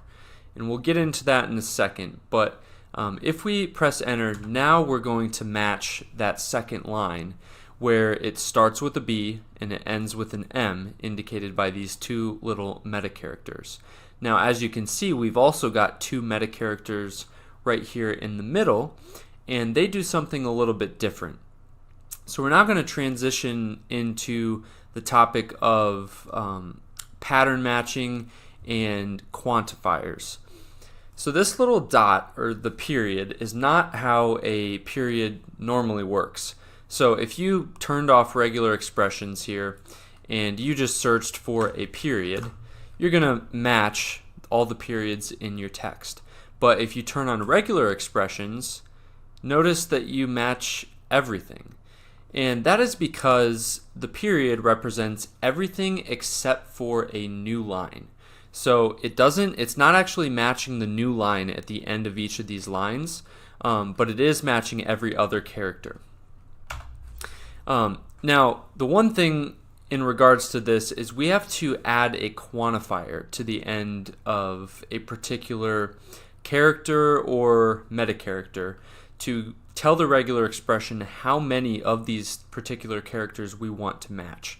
So let's go back to the example where we had this little caret and the dollar sign, and then we started it with a B and ended with an M. So again, this is on track to match the second line. And when we put the period in there and then we give it either a plus or a star, we're basically telling it we want to match one B, then we want to match any character in a quantity of, in this case, 0 or more, that's the star, or if we put the plus sign, that is 1 or more. We can also use the little bracket here to quantify things. So we've learned the star, which is 0 or more, the plus, which is 1 or more, and we didn't look at this, but the question mark is 0 or 1, so it's only two possibilities. Now you can do custom quantifiers with these little brackets. So if we came in here and replaced our plus sign with the brackets, we can throw in any quantity that we want. So we can say 1, so we're matching a B at the beginning of the line, and then any character in the quantity of 1, and then an M at the end of the line, which obviously is not going to match anything, as you can see here. But if we extended this and we put a comma and then maybe 20, so match any character in quantity of 1 to 20, that's going to match this line here, because we have the B followed by 1, 2, 3, 4, 5, 6, 7, 8, 9, 10, 11, 12, 13, 14, and then an M. So we'd actually go 1 to 14, that's going to match, but if we say 1 to 13, it's not going to match. We can also do some short code here. So if we just put a 1 and then a comma, that means 1 or more. It's the equivalent of a plus sign. Or we could say 0 or more, which is the equivalent of the star sign. So that's basically how we use these brackets as quantifiers. All right, so now we can get into these three little guys right here. And they represent, kind of similar to how this period represents any character except the new line. These three little meta characters, as I'm calling them, I guess they're not technically meta characters, will match different types of things. So the W is going to match anything that's alphanumeric, so essentially any letter or number, but it's not going to match like the @ symbol or the dot. So that's what the W matches. The S matches any white space character. So let me just start throwing these up here. If we do the /W, you can see what it's matching here. We're matching everything except the dot and the @ symbol, and then all of the meta characters. And then if we put an S, that's going to match all the white space, as you can see. So that's all the white space. And then the D is going to match any digit, so the 2, 3, and the 8, 2. So that's kind of useful if you're just trying to match certain types of characters. So if we wanted to match line 2 using just these guys, we can say something like, since we have alphanumerics at the beginning, so letters followed by numbers, we could say we want digits in the quantity of, we'll just be explicit and say exactly how many we want. So 1, 2, 3, 4, 5, 6. So we want digits in the quantity of 6. Then we want an @ symbol, and then we want characters, so alphanumeric characters again in the quantity of 5. So we can do the /, and excuse me, this is actually a W, not a D. That would be digit. We can do /W in the quantity of exactly 5, and a dot, and then finally a /W in the quantity of 3 for COM or com. And when we press enter, we're going to match both of these email addresses because they are the same length and they match the same exact pattern.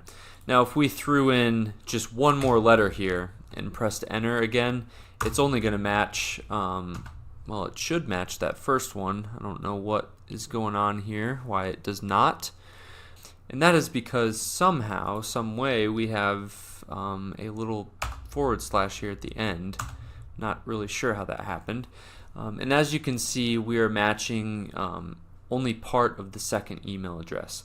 And if we actually threw in a beginning of the line right here, it's not going to match it at all because we want to match 5 characters or 6 characters here at the beginning of the line, followed by an @ symbol, and this is actually 7 characters followed by an @ symbol, so that's why that would not match. Okay, so we have gotten through these meta characters here. One thing, you can actually reverse them or negate them by capitalizing them. So if we wanted to match everything except for digits, we could do a capital D, and as you might guess, it's going to highlight everything except these 2 little numbers.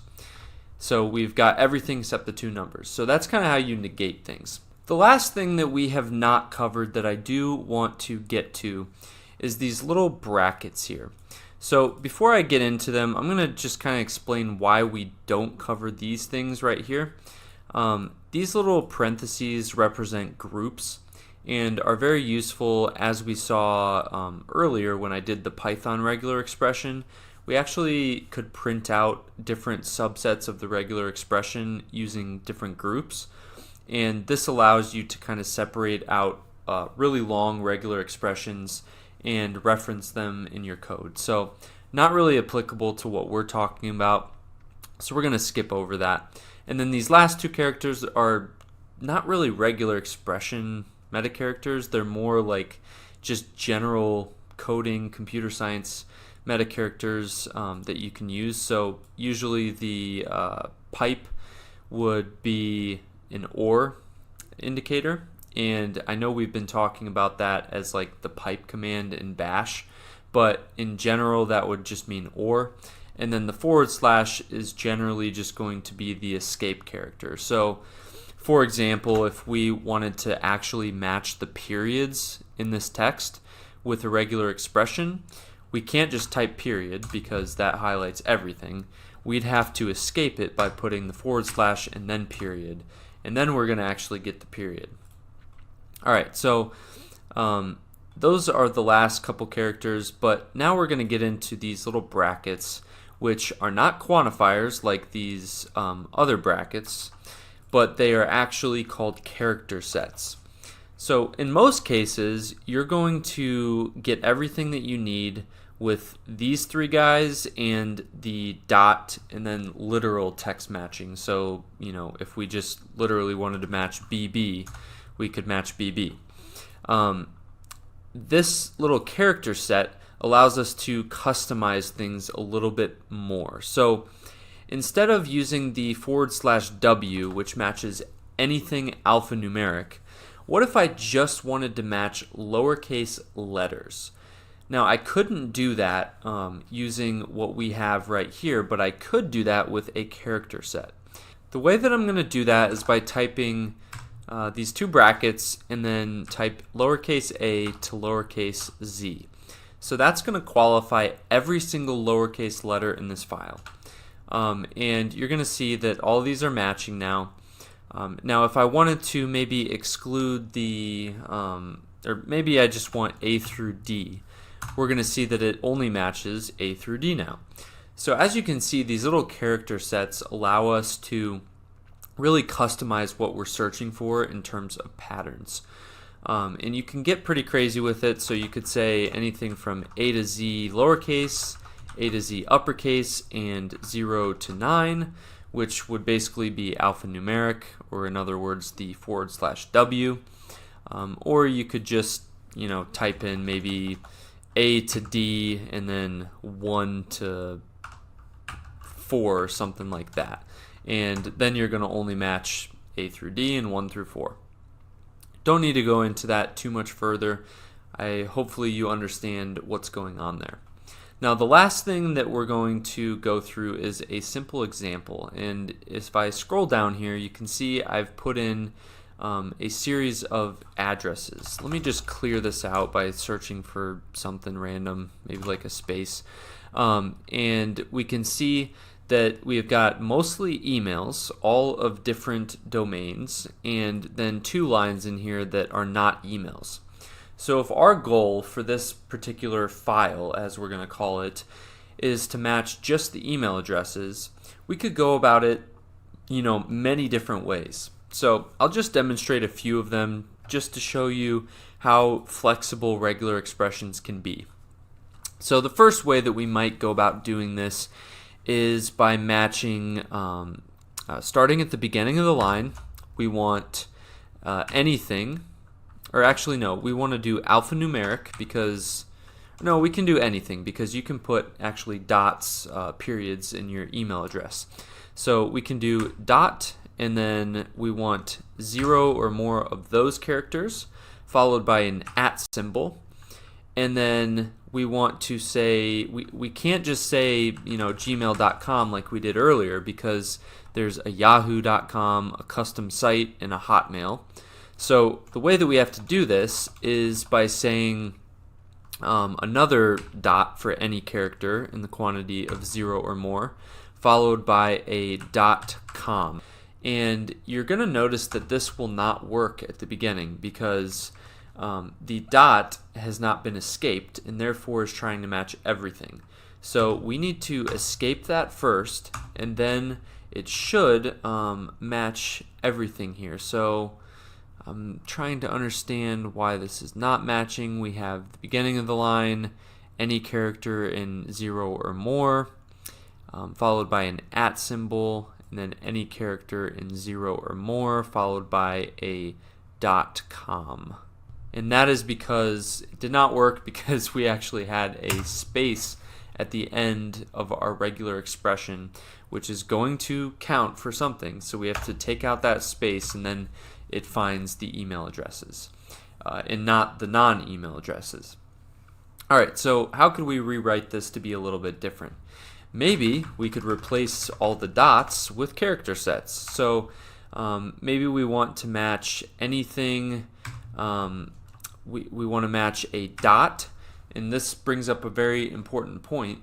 When you have a character set, all the rules that apply previously do not actually apply anymore. So we can literally match a period without escaping it within the character set. So we want to match anything that's either a period, a lowercase letter, or maybe a number. And when we press enter, it's going to still match everything. So we can once again replace this over here with a dot and A to Z and then 0 to 9. You can see we're getting pretty long with this regular expression, but it still matches. So you see there's multiple ways that we can match different things. I've kind of taken it back to our original expression because I just like it. It's shorter, more concise, and it does the job. Now let's think about a way that we might be able to break this regular expression. So what if we had something in our text that could actually break the regular expression? Like maybe, let's see, what if we didn't have a .com at the end? So what if we put an email in here, custom email at some site.net. Now, when we press enter, we're not going to actually match that, even though it's a completely valid email. So we're going to have to kind of rethink what we're doing here with the email addresses and modify our regular expression. And this is a very common thing when we're dealing with regular expressions because you're often going to have to tweak it a little bit here and there to get the result that you want. And it's not going to work out the first time. You kind of have to write your regular expression and then test it on some sort of data or text that you're matching, and then just iterate as you go along. So in this case, a simple solution, we didn't actually cover this whole grouping thing, but we can throw in the parentheses and say com or, so we use that little pipe or character, and then net. And you can see now it's actually going to match that last email address. So just a quick example there. But the main thing that I want you to get out of this section on regular expressions is that, number one, they're going to be the same no matter what language or implementation you're using, or at least they'll be very, very similar. If, maybe there will be a few nuances, but for the most part, you're going to be dealing with these characters here, and they're going to apply in some shape or form. And number two, I want you to understand that there are literally 100 ways to write a regular expression for the same exact text. I could go on and match this line number 2, in literally 20 different ways within a couple minutes. And that's just because there are so many options here. So if you can grasp those two things and understand what these meta characters do, then you are very well on your way to using regular expressions effectively. The concept of networking on the command line, or just in general, is massive. There is so much to cover, and therefore I'm not going to be getting into all of it. But as with some of the other topics here, like regular expressions in bash scripting, I wanted to give a high-level overview and some of the most common commands that you might see in regards to networking. Now, trying to just jump into the commands doesn't make a whole lot of sense to me because there's no context behind them. So we'll be going through an example of a website search to one of the websites that I own myself, which will make it pretty easy for us to understand how everything is working. And so this will kind of be a combination of, an explanation of how an internet search works, and we'll kind of intertwine those commands that we'll be using on the command line within this explanation. So the first thing that we need to understand, you'll see this diagram on my screen, And we would think, oh, let's start with number one, our PC, for a web search. But we actually need to understand number 4 right there, which is the internet service provider. So as you can see in this little diagram, on the right is what we call the World Wide Web, which is nothing more than a bunch of cables that are owned by a particular internet service provider who sits here in the middle between the World Wide Web and your local area network, or in other words, the home network. So you might be wondering, how does this all work? You've got these wires on the right, and you've got your computer, which all you do is you log in and you click connect to Wi-Fi and you're done. Now, the way this works is between...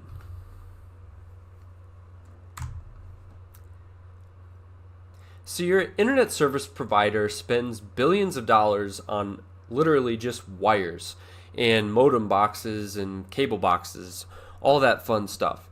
The reason that they do that is because these are essential to getting internet into your home. Now, in this diagram, you see on the right is the World Wide Web, which is nothing more than a bunch of wires that are owned by one of the internet service providers, which sits here in the middle between your home network, or the local area network, on the left, and the greater World Wide Web. Now, the signals that are going on here on the right are considered analog signals, or in other words, the electrical signals that are being transferred on these fiber optic cables or telephone wires are just frequencies. Now, as you probably know, a computer runs on bits, which are ones or zeros. So this is what we call binary code, and in order to get these messages from one computer to the next, they have to be converted into analog signals and then back into digital when it reaches the next computer.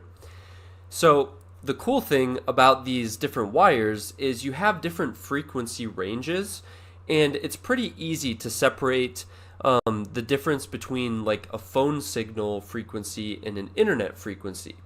So this is where the topic of broadband comes in, because we now have the ability to actually have two different channels or two different frequency ranges that separate out our internet and phone signals.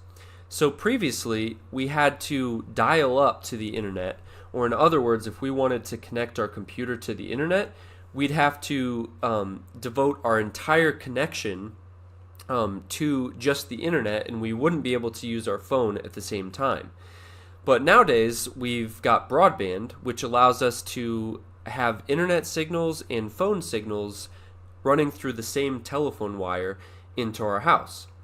These signals get into our house and are converted from analog signals into digital signals by what we call a modem.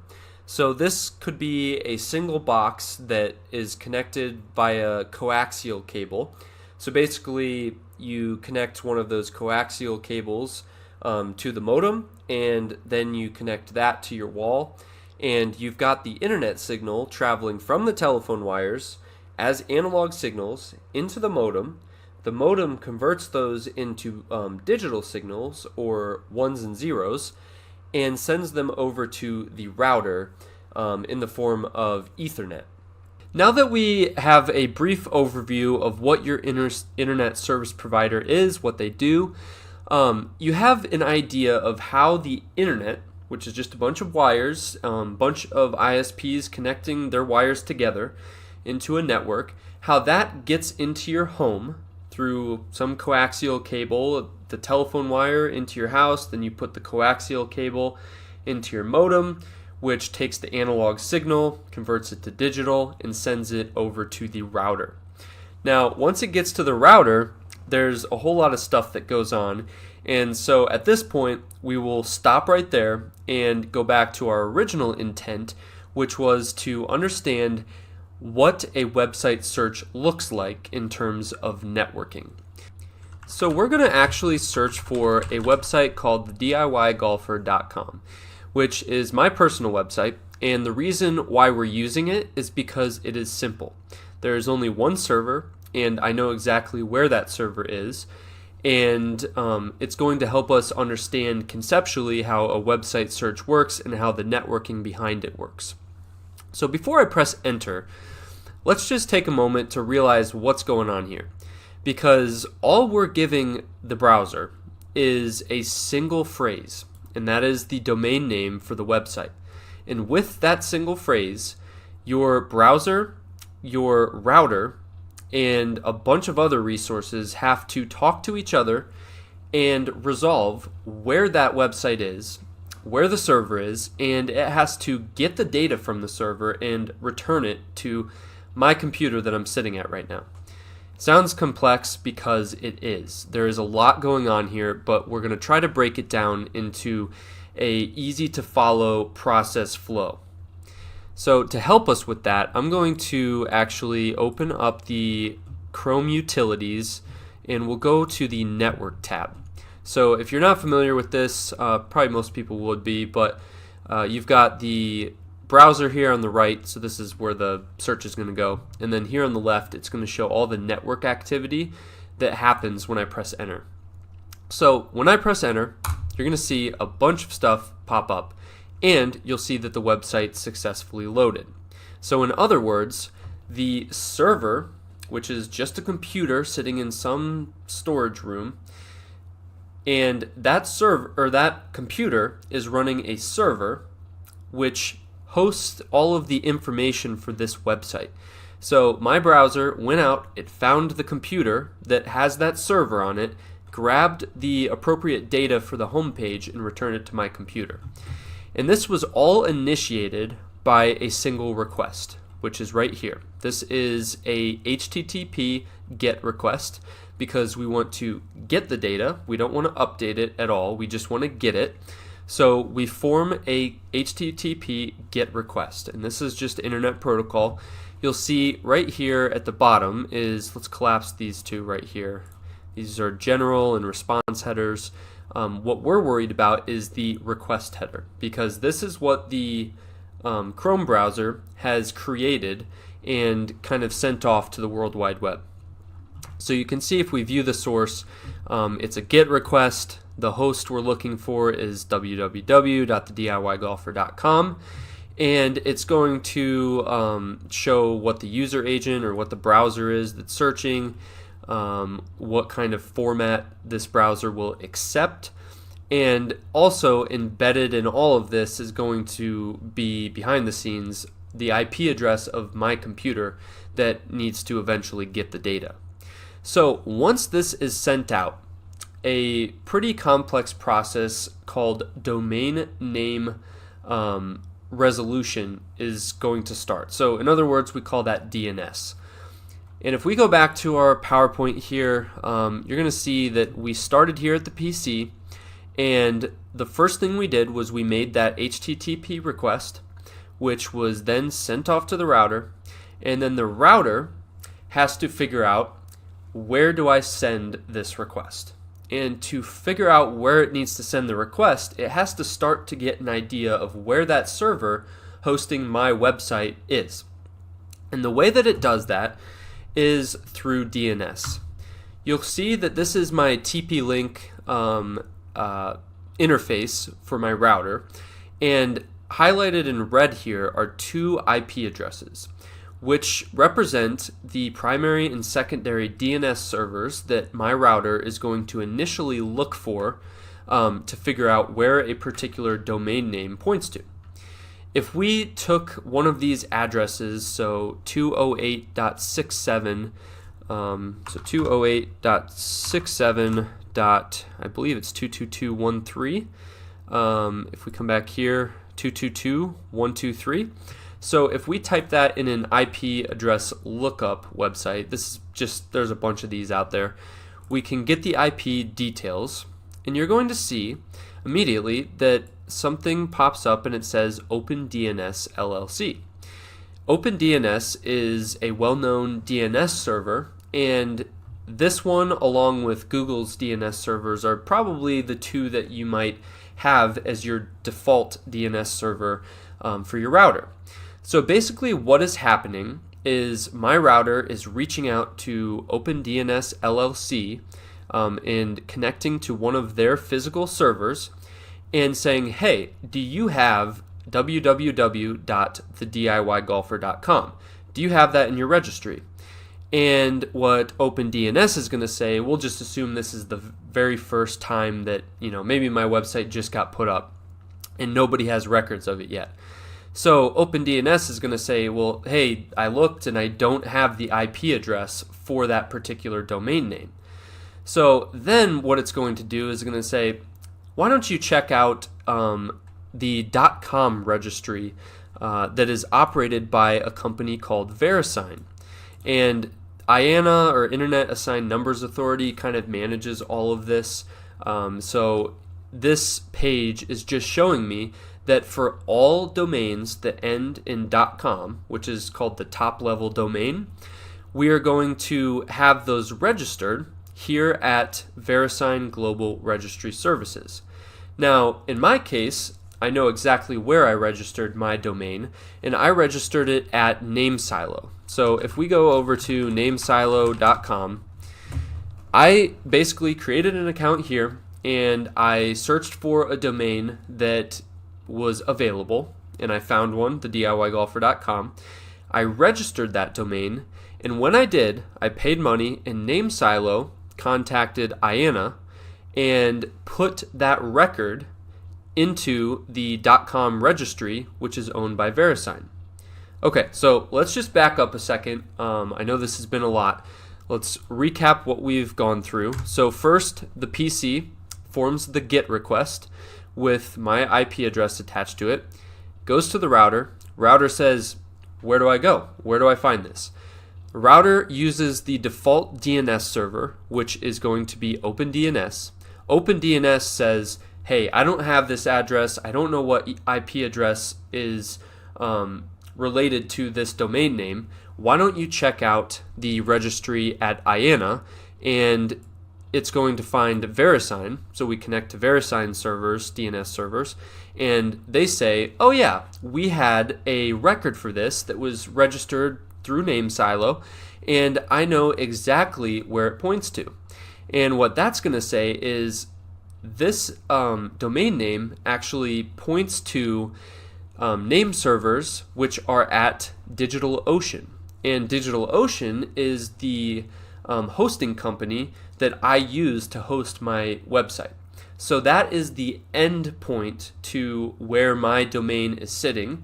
And it's somewhere in, I think, New Jersey or New York or something, but we'll see where that is in just a second. So you can see how this DNS process works. It just starts at the top level, which is .com, and then it works its way to the left and says thediygolfer.com. And once it finds that, it resolves into an IP address, which then can kind of resolve into where, like the physical location of where that particular IP address is located.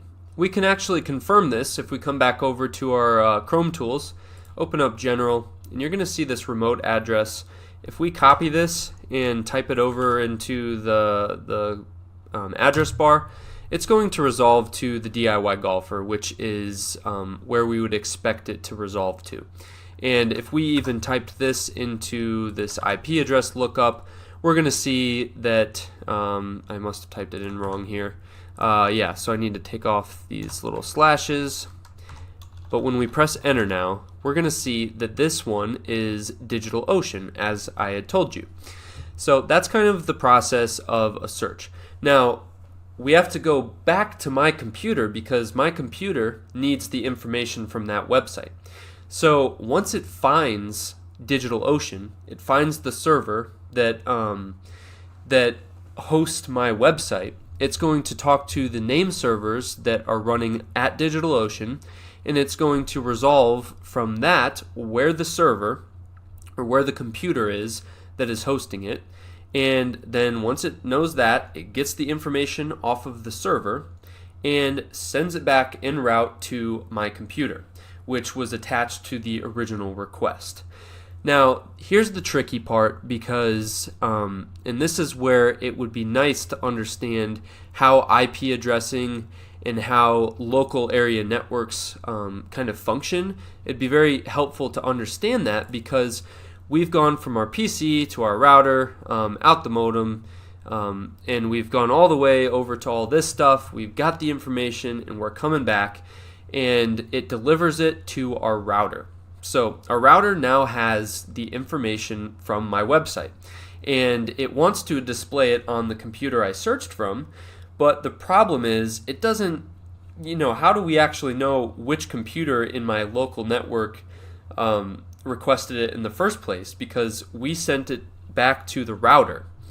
So I will recommend that if you want to understand how this process works a little bit better, I have a video here that I made that explains subnetting, DHCP servers, and IP addressing in the scope of home networks. So that video will tell you exactly how the information that we have retrieved from a website gets sent out to the correct device on my home local network. But the cliff notes for that is the router does a bunch of fun stuff. It resolves which IP address on my local network requested it, sends it to there, and my browser will then properly display the data that we requested. At this point, we can kind of start to dig into the bash commands that we can use to further understand what is happening with this request. So to do that, we will start with the ifconfig command, which is probably one of the most common ones. And if we type this in, we will see a bunch of records. Don't worry about this top record, it's just a bunch of empty stuff. The ones that we're worried about are these last two here. And the last one, we'll start with this. This is our local host. And as you can see, this command is going to show us information about our local network in our computer that we're on right now. So the bottom one is the local host. This is what we use for development. Not too important. This entry right here represents the computer that I'm sitting on right now. So we talked about the video I referenced that I made that talks about home networks and IP addressing. That's where this would kind of be useful to understand, because right here you can see we're getting IP addresses for our computer here. We have a net mask and we have a broadcast address, which are all relevant to our home network, but I'm not going to really get into them. You can watch that video if you would like. It also goes through some other information, like stuff like the transaction queue length, the RX packets, and the TX packets. So this is basically, when you send out what you call packets on the internet, this kind of is going to tell us how much internet traffic has come and gone from my given computer. So those will always kind of be going up through time because it never really decreases. Okay, so the next command that we have is the ping command. And this is going to be a great command for the case where you don't have a browser per se to figure out if you're connected to the internet. So if we typed in, if we came back to the browser, and let's close out some tabs here. If we went over here and we typed google.com, you're going to see that it loads and we obviously are connected to the internet. Now, if we didn't have this browser, we would have to use the command line to figure this out. And the way that we would do that is by typing ping, and then we'll say, we can just type ping google.com and it'll give us an endless number of output. It'll just keep sending requests to Google. But what we want to do, which is most useful, is we'll say ping and then we'll say -C5. So we're just going to get 5 packets of data, and I obviously need to put in google.com here, and it's going to perform 5 different requests and then print out some information relating to our internet connectivity. So here's some statistics at the end. We're going to see how many packets were transmitted and received. Obviously, unless you've got some problems, you'll have 0% packet loss and then a time on that request. So not a hugely extensive utility here, but it is good for if you're working on a remote server somewhere. It's very useful. Alright, so now let's get into one of my favorite commands on networking commands, and that is the trace route command. what this is going to do is basically show us that whole description, or what I had explained when we search for the DIY golfer on the internet. That entire process is going to be documented by this command. So we'll get to see exactly what IP addresses my router first reaches out to, and then how it eventually circles back to my computer. So chances are you're probably not going to have this particular command installed by default. And on a Mac, I believe there is actually a utility, like an application that you can use. I would Google that real quick. But I'm on Linux here, and the way that we would download this is going to be sudo apt-get update. So we need to update our package repository first, and then sudo apt install, and then we need inet utils trace route. So I've already got this, so I'm not going to press enter, but that's how you would install it. And now what I can do is type trace route and then www.thediygolfer.com. And when I press enter, you're going to see a bunch of stuff happening, and this is going to show us the route that it went to find this website. Now, you'll see that there's stars at the bottom, and this is just a little bit of a problem with the protocol that this is using. It's using, I believe, UDP by default, and we need to use ICMP for this request to successfully find the website. So the way that we're going to write this command, that I like to write it, is we're going to say trace route resolve host names. So we want to see the actual host name of the IP address at each point in the chain. We're going to say Q1, W5, and capital I, and then www.thediygolfer.com. I'll just quickly walk you through this. As we said, the resolve host names will take the IP address, give you the host name or the domain name. The queue is going to only send one request to each of the different places that we hop from. The W5 is going to set the timeout to 5 seconds rather than the default, which is 3. The -I is going to set it from UDP to ICMP. Not really important to understand. But anyways, we press enter, and you're going to see that we now have a little bit more information, and we should hopefully resolve after a few of these little stars, which are basically telling us that it's a timeout. We will now resolve to the destination, which this right here, it should have resolved, but this is the DIYgolfer.com. That's the IP address. We can check this if we came into the browser and just typed this in.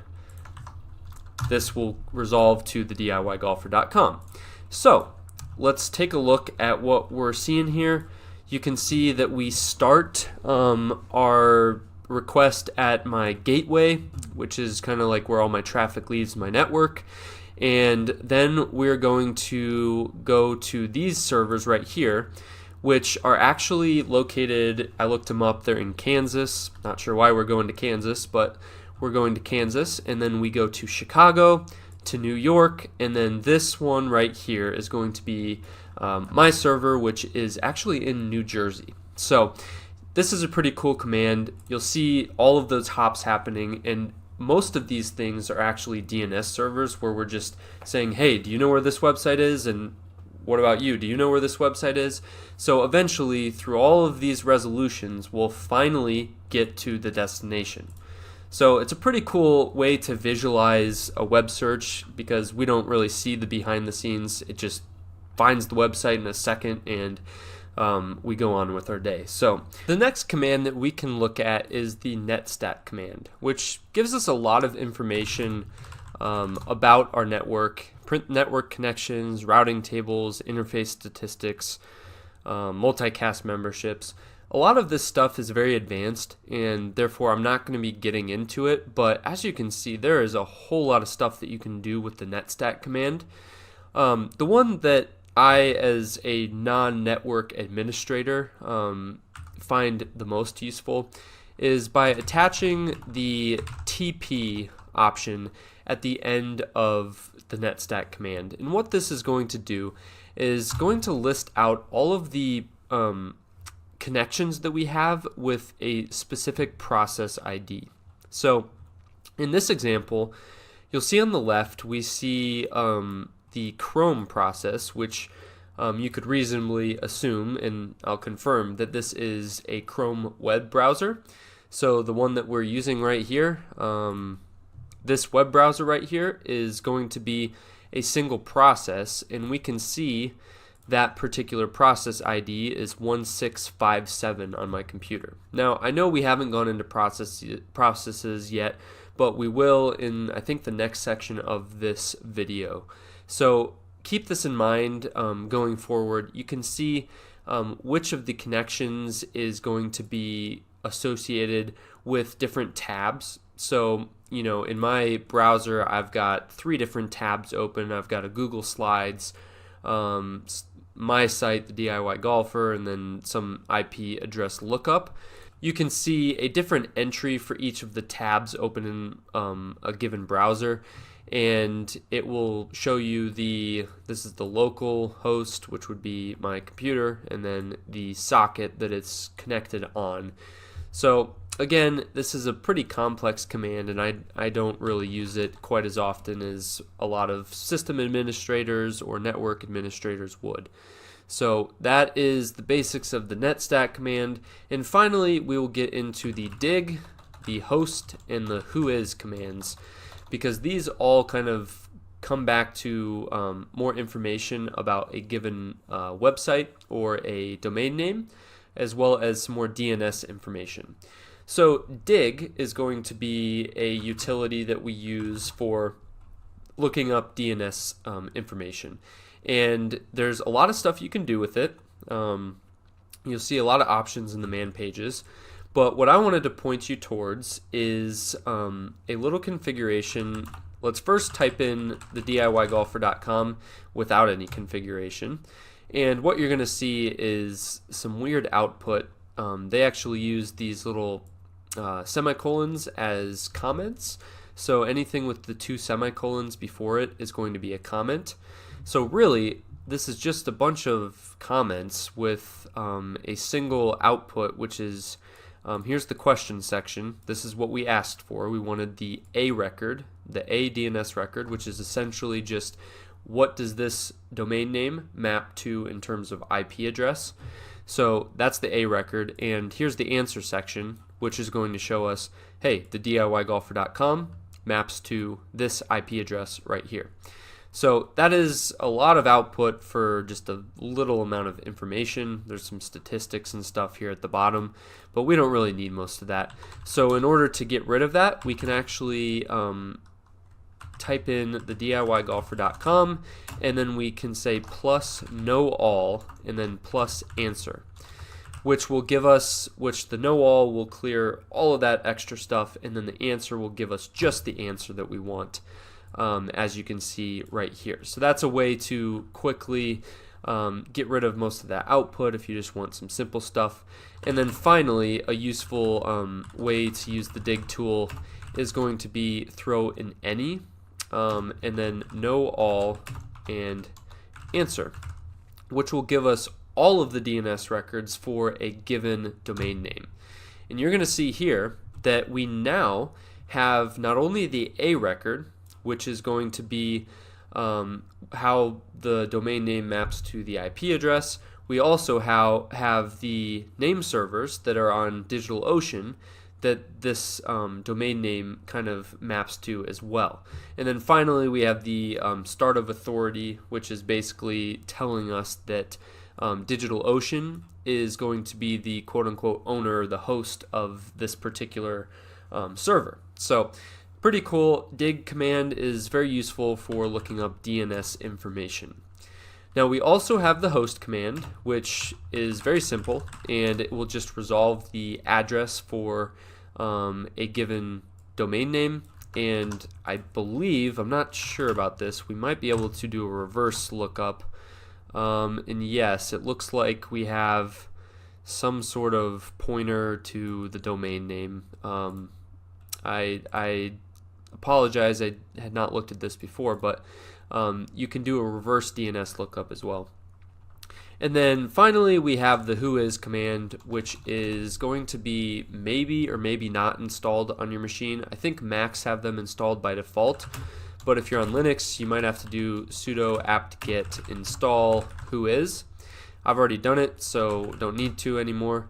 But we can just type whois.theDIYgolfer.com, and you'll get a bunch of text here that's just pretty annoying. But if you go to the top, you'll see the information that you're looking for, which is the domain name, and then a bunch of information about where this was registered. So I had talked about earlier that we registered at NameSilo LLC, and so that's going to be put in there. And I have privacy protection on here, so it's going to not put any of my personal information. And then it also tells you where it points to. So at the registrar, you set up which name server you want to point this domain name at. And so in my case, I said, hey, NameSilo, I want you to point this domain name over to DigitalOcean's name servers. And then from there, DigitalOcean has a record of my domain because I have a hosting account there. And so then it will resolve that to the server that it's looking for with this domain. So the whois command, it's actually run by ican.org. We can open that up here. Let's just look at it real quick. Ican. Oh, we don't need all this stuff. But this is going to be along with IANA. It's going to be the two like big domain name DNS administrators here. So that is the gist of networking on the command line, and I think I covered most of the commands that you would ever come across unless you're getting into more advanced networking. So hopefully that kind of cleared up a few things. Obviously it's a huge topic, as I had mentioned before, so do not get in the weeds if you don't understand a lot of the stuff that we just went through. The last topic that we need to cover in terms of the bash shell is that of system management and process management, which are kind of one and the same. So to start off, we probably need to understand what a process is in the first place. And a process is basically anything on the computer that is owned by a single user that occupies one of three system resources. So number one would be CPU, so the central processing unit that does a lot of the arithmetic and calculations. Number two would be memory, so every program occupies some form of memory to execute its code. And then finally would be the I/O resources, which just means input and output. So in other words, if you had a USB or an external hard drive that is transferring data to and from your computer, that would be an example of an input-output device, and therefore would require those sorts of resources. So the goal of any computer or any operating system is to allocate these resources fairly and equally across different processes and keep the system running efficiently or as efficiently as possible. So that is kind of the job of the kernel, which is to take all these resources, look at their different priorities, and then assign resources to these processes so that they can run. Now there's a little tricky part to processes, and that is the fact that they're constantly doing this thing called a context switch. And that is where the kernel actually takes the resources that it's given a specific process and it kind of revokes those and gives it to another process or set of processes. And that's what a context switch is, and this is happening constantly over and over again when your computer is running. Now, of course, you don't see this, but this is happening, and this is why certain programs might slow down at times, is because maybe resources aren't being allocated to them. So to better understand these processes, we have to take a look at them behind the scenes. And on the screen here, you can see the basic method for creating a process. So when your computer starts up, it actually runs this thing called an init script. And on my machine, which is an Ubuntu distribution of Linux, that is called systemd, which is a initialization script that is stored in sbin. I'll just go over to the terminal here. It is actually stored in sbin. So if I actually need to put this little / there, and you can see I have this init script that is actually what we call systemd. And this is basically the script that starts the entire user space, which contains all of the programs and processes that a user can run and that applications run on. So this would be the number one process, and I'm going to show you, you won't know what this means, maybe you've seen it before, but we can type PS and then -P1 to show that this systemd is the process ID of 1. Now, of course, we haven't explained what this means yet, but I just wanted to show you that as a preliminary example. Now, once this systemd has started up, it basically spawns a bunch of other processes that can then spawn their own processes. So it's kind of like this whole parent-child relationship throughout the computer. On the screen, you can see how when we type in a specific command like ls into our bash terminal, this is actually an example of a process starting. ls is simply a program, and therefore it needs a process to run. So the ls command is the parent process, and what happens behind the scenes is basically this ls command will fork into two. So you have the parent and the copy of the parent, and then what happens is we actually execute the copy of the parent, which becomes the child process. And this is important because if we actually came into the terminal and we just typed exec ls, what's going to happen is this is going to completely destroy the terminal session. So I'm not going to actually click it or press enter, but if we typed that, it's going to kill the entire terminal session. You can try that out on your own. And that is why we need to first fork and then we execute the copy of the parent process. We can see this in action using the strace command. So let me get back to my terminal again, and we can type strace ls. And what this is going to do is execute the ls command and also give you the system calls that are going on behind the scenes. So when I press enter, you'll see tons of output, most of it that we don't actually care about. But I'll go to the top and show you what we just talked about on a system level. You can see that this is where we started our command, and the first thing that it does is this thing called execve, which is kind of a sibling of the exec command. And you can type in, we can actually search this, so you say man exec ve, and you can see that this is the execute program, and it's kind of in the family of all of these different exec system calls. So that is actually in the man pages, and if I go back one more time, you can see that it's a number 2 in the table of contents, which basically means that it's a system call.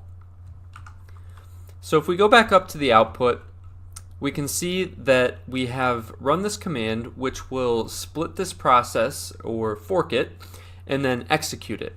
And then what happens here is there's a bunch of different shared memory calls that are going on. That's what the M map is. And then we're reading something. And then at the bottom, you'll see the meat of the command, which can be understandable to us. So you can see that we are opening a read-only file, and then we are writing this to the terminal.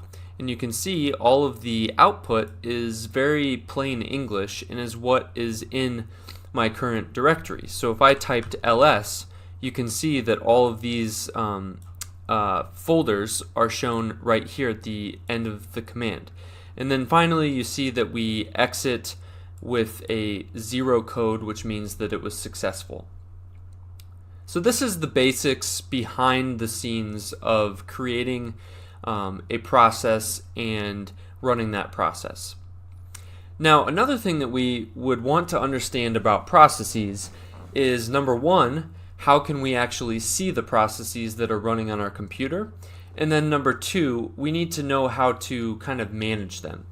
So if we type PS into the terminal, what we're going to see is the processes that are running within my terminal session here. So this is the terminal window, and you can see TTY shows which terminal we're in. So PTS /2 means that we're in the second window of the terminal.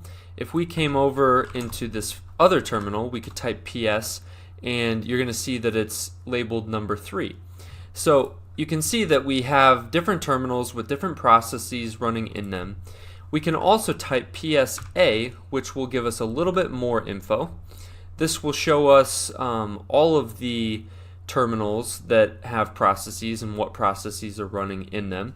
And then finally, we can type PSAX to get every process running on our computer. So as you can see, we're getting processes across the board, and this will go on for quite a while. Now, before we get into how we use this command in more detail, let's take a look at the difference between what we call a foreground and a background process.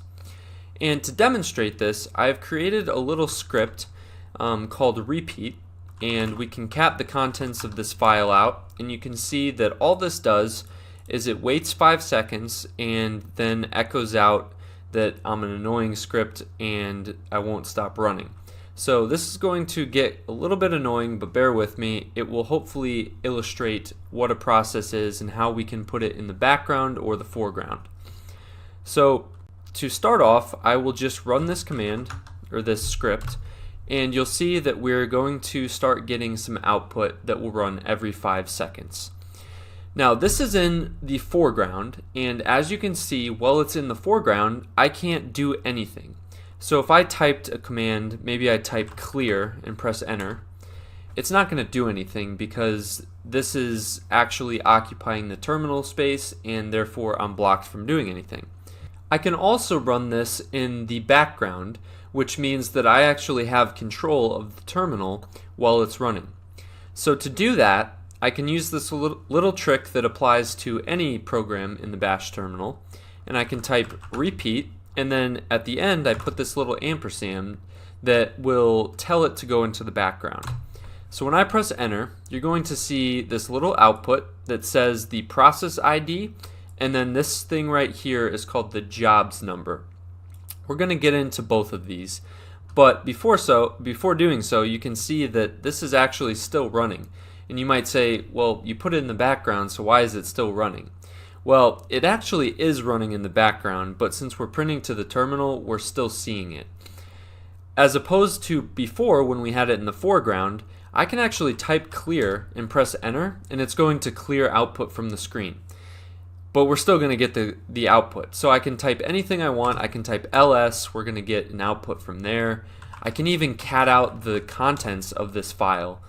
But all the while, we are seeing this annoying little script that is still running in the background. Now, if we wanted to stop this script, we're going to have to understand something called a control signal. And before we do that, we'll have to take a look at process states, because this will be integral into understanding the topic of control signals. So we're going to jump over into this clean terminal that's not actually getting that annoying output. And as you can see, this is just going to run into eternity, so no need to look at that forever. Now if we type PSA, we can see the repeat process that is running over in this other tab of the terminal. And you can see that right now it's actually sleeping, but we might be able to catch it when it's not sleeping. Let's see if we can do that. Probably not, but basically it's going to be alternating between sleeping and running. Now, what is the difference between sleeping and running? And also, what would be the difference between other process states? So, if we go into the man pages for the PS command, and we scroll down, I can actually maybe search for state, and we get process state codes. There are plenty of different state codes, but I'm going to point out maybe the most important ones that you need to know. So the first one would be R, which means that it is a running process. This is actively using resources of the computer. The next one would be S, which is interruptible sleep, which basically means that it is sleeping and waiting for something. So maybe it's writing to a file or opening a file, doing something that has blocking behavior. And so don't be deceived. When it says sleep, it actually could be running, but it's not actively consuming the resources. You'll also see T in just a second. This is what happens when we send a process signal to stop a process, and it's going to be put in the stopped state, or T. And then finally we have the Z for zombie process. And you'll see this every so often, but usually this is because we maybe brute force killed a specific process without kind of taking care of the child processes that this process had under it. So this you'll see every once in a while, and basically just means that it's still in the process registry, but it's not actually a running process, and it'll eventually kind of go away on its own. So if we exit out of here, you can see that when we run PS A, you're going to see some of these states. The little letters afterwards, don't worry about those. Those are not necessarily relevant. All we need to know is that this process and then these ones are all sleeping. We are running the PSA command, which is the one that we just ran, and the rest of them are sleeping. So if we wanted to come over to this terminal and stop this really annoying script that is running, we could do it using this other terminal by sending what we call a process signal. And to understand what these process signals are, we can use the kill command and type -L, which will print out all the signals that we can send to processes and the numbers that correspond to them. So the kill command is very versatile, and we can actually send different process signals by typing kill -S and then the process signal name.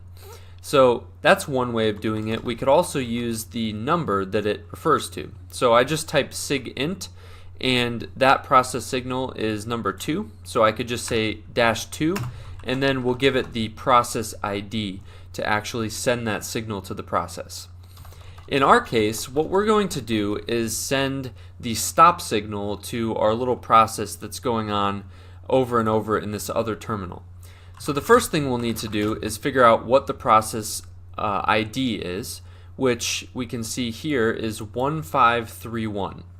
After we have that, we can type kill -S, and then we're going to send it a process code called sigtstp, which is the equivalent of pressing Control Z within the terminal that this process is running. So we can type sigtstp and give it the process number that we want to send it to. And when we send that, we're actually going to see that this has stopped. And when I type clear, we can actually see that it has stopped and it still has a job number of 1. So we can do something with that job number. We're not going to get to that quite yet. Let's go ahead and send it the continue, or sig CONT signal, and when we send that, we're going to see that, oh boy, this annoying script has started all over again. So now let's take a look at how we might use jobs to place these processes in the foreground or the background. So we're going to send that sig tstp again, which will stop the process, and when we press clear, it's going to clear, And now we can type jobs and see that we have a job number of 1. So I can actually send a little command called foreground and give it a %1 to indicate job number 1. And what this is going to do is take this stopped process and throw it back into the foreground and start it again. So as you can see, it's done just that, and we once again have this script running again. So let's come back, give it another stop signal so that we can have it stopped again, and this time we can just run it in the background. So bg %1, and you're going to see that this is going to keep printing to the terminal, but this time we have it running in the background, and we have complete control of the terminal to do whatever we would like to do. But of course it's going to continue to print out to the terminal. Okay, so knowing these process signals, you might be wondering, like, which ones are we going to use on the most frequent basis? And if we look at these again, typing kill-L, I'm going to point out just a few of them that you might be using on a regular basis. The first one would be sigint, which is the equivalent of Control-C, and just means that we are interrupting a process as gracefully as possible. Now, we also talked about the Control-Z signal, which will stop a process without actually interrupting and killing it, and that would be the number 20, or sig-TSTP, and this is the equivalent to Control-Z. Now, there will also be a few signals that you might use, including sig-continue, which is what we use to resume execution of a process, and then sig-stop, which is just almost equivalent to sig-TSTP. They're kind of interchangeable. I just wanted to point out that this one is the equivalent to Control-Z. And then finally, maybe the most powerful process signal that we need to know about is something called sig-kill. And you'll see this a lot. It's kind of a hacky way to kill a process, and essentially when you run the task manager on like Windows or Mac or even Linux, when you press end task, that's usually going to be sending a sig-kill signal. And what this is going to do is ungracefully shut down a process, and it's going to basically say, okay, Mr. Process, you're stopping no matter what. I'm not going to give you any time to clean up. You're gone. And so basically this can cause some problems when we kill processes this way, but is definitely a last resort if something is just completely unresponsive. By now, you probably have a better understanding of what processes are.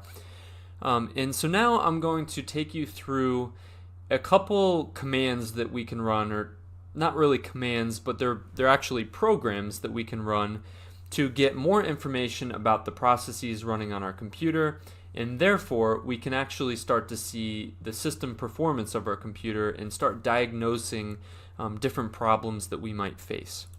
So the first command that we're going to talk about is the ps command. You've seen me use it a couple times, and you've seen me use the PSA, PSAX, and actually PS-P1, which is just signifying a specific process.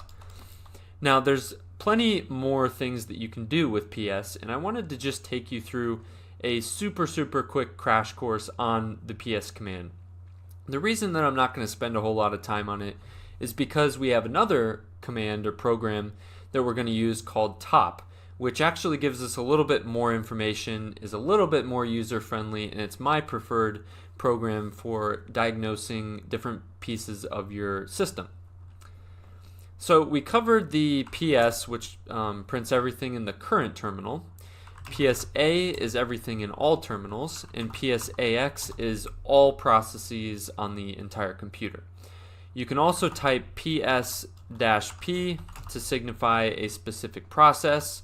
So again, we could type 1 for systemd, or what we could do, another way of doing this is typing PSAX and then piping that into grep and searching for a specific name. And you're going to see that by searching for systemd, we get this process number 1 and actually several more processes that are related to it. So that would be the basic usage of the PS command. I'm not going to get too much further. Obviously, the man pages has plenty for you to look through and gives you some examples right here at the beginning that kind of just give you a quick start. Now, what I really want to talk about is something called the top command. And this command is super powerful. It's actually a whole program in and of itself. And I'll be taking you through how to use it. So when we type top into the terminal, you're going to see that we get a bunch of dynamic output. This output right here at the beginning is going to give us information about all of the processes that are running below this little white bar with the different columns and headers. The first row here is not all that useful to us, just gives us the time of day, how long we've used the top program, and some load averages. The second row is going to tell us how many processes we have running and how many are in certain different states. And we get to the third row, which starts to give us some useful information. You can see that here in this row we have some percentages, and these percentages will tell us what types of processes are taking up what percentages of the CPU. So right here, let's start with the obvious ones. The 5.3 SY stands for system. So the system processes are going to take up about 5.7% of the CPU. Over here we have a pretty large number, and this is going to be the idle processes. And then on the right we have WA, which stands for wait time, or the input-output process. So if per se we have a transfer of data going on, so if I took from my local computer and transferred a video file onto an external hard drive, you would see these this WA or IO percentage kind of increase as that's happening. Now I left the US and the NI for last because they're a little bit tricky. Now this US stands for the the unniced user processes, and the NI stands for the niced user processes. So you might even wonder what I'm saying when I say niced. So if we come down to this little bar here, you can see the NI field, which stands for the nice value of a process. Now every process has some sort of priority, and you can set this in the user space via the nice value. Now this is a little bit counterintuitive because the lower the nice value, the higher the priority of the task or the process. So it ranges from -20 all the way to 20, and so a -20 would have the highest priority of all nice values. So that's kind of what these user processes are, and I believe how this is kind of set up is if it doesn't have a nice value, then it's going to be over here, and if it does have a nice value, it'll be over here. So if you just add these two together, that's going to give you your entire user space processes. Okay, so we come down to the last two lines, which would be the memory lines. And you can see we have memory and swap. If you're not familiar, swap memory is just going to be that kind of reserve space. Think of a car with, reserve tank of fuel. That's kind of what swap space is for a computer. And therefore, there's an inverse correlation between the memory and the swap space. As the computer increases the utilization of resources, or it kind of gets overclocked, this might be happening. Maybe you're doing some video editing and you've got a browser open with a video playing and all sorts of things going on your computer. You're going to notice a slowdown in how fast your computer runs, especially if it doesn't have a whole lot of RAM, which would be the memory we're talking about here. So as we see in the memory section, and by the way, this is in kibibits or kibibytes of memory. You can read up on that. It's just a different measurement of bytes. It's different from kilobytes, so don't get that confused. But anyways, you're going to see an inverse correlation here between the two. So as we can see, here's the total values of each, and as we go over, we can see that we have this much, this many kibibytes, or about 3 million kibibytes of real memory free on our system, and that means that we have not really overutilized the resources. And this also indicates from the 0 we see here in the swap space, we have 0 swap used, which means that we have memory free, and so therefore we don't need to use any swap space. But as this value kind of goes down, we might start to see this value tick up, which means that we're overutilizing our computer, and therefore the performance is going to be degraded. That's just a basic overview of the summary, and if you have less processes, as I'm going to show you a little bit later down in this lower section, these numbers are only going to reflect what is below. You can kind of scroll down using the up and down keys, and as you can see, as I press the down key, these little scroll coordinates are changing. And by default on your top program, you're probably not going to see these scroll coordinates. The way that you will get these is by typing uppercase C. And since I typed it, it's going to toggle it off, but I can press it again, uppercase C, to put those scroll coordinates on. This brings us into kind of an explanation of how we interact with the top program. We can actually type in user input to the program, and it will help us to customize what we're seeing.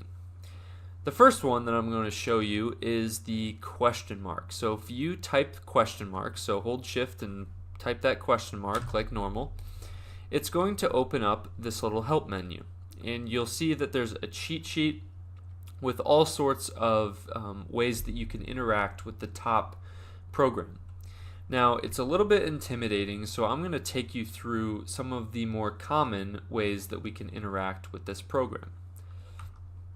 So I press Q to exit out of that, and the first thing that I'm going to show you is how to set the interval of the top program. So I can press D, lowercase d, and I'm going to change this 3 seconds to, 12 seconds. I press enter, and you're going to start to see that this display is not updating quite as fast, and that is because I changed the update interval to 12 seconds. It makes it a little bit more manageable for us. We don't have to constantly look at it changing. This is useful, and I generally will keep it a little bit above 3 seconds. Now, you can also manage processes within top. So if I wanted to maybe kill a process, I can do so by finding the process ID and typing kill. So, or not typing kill, but it's going to be, I believe, K. So I typed K, and then I'm going to enter a process ID to actually get rid of that process. So I'm scrolling through, and I don't see a process that I feel comfortable killing at this moment. So I'm going to go ahead and leave that, but if we wanted to, we could basically type in a process ID and then press enter to kill that. If you want to exit out of this little display here, just type some invalid process ID, and it's going to say unacceptable integer and exit out of that. So I haven't actually explained what all of these columns are, and before we get into modifying what these columns will say and what we get to see about our processes, we need to understand what we're seeing by default. So moving left to right, we start off with the process ID. This is pretty intuitive. We've seen what this is already. You are pretty familiar with it. We then have the user. So remember, each process is owned by a specific user, and therefore it's listed right here. We have a priority, which is basically going to give us the kernel priority of a specific process. And this is different from the nice value over here, but they are related. So the priority is actually equal to 20 plus the nice value. So I believe how this works is the priority is also going to work like the nice value. So the lower the number, the higher the priority. And so when we add these together, that's going to equal the actual priority of a specific process. So the PR, the priority, is going to take precedence over the nice value. But of course, we can use the nice value in the user space to influence the priority of a specific task. Alright, so we've got those two covered, PR and NI.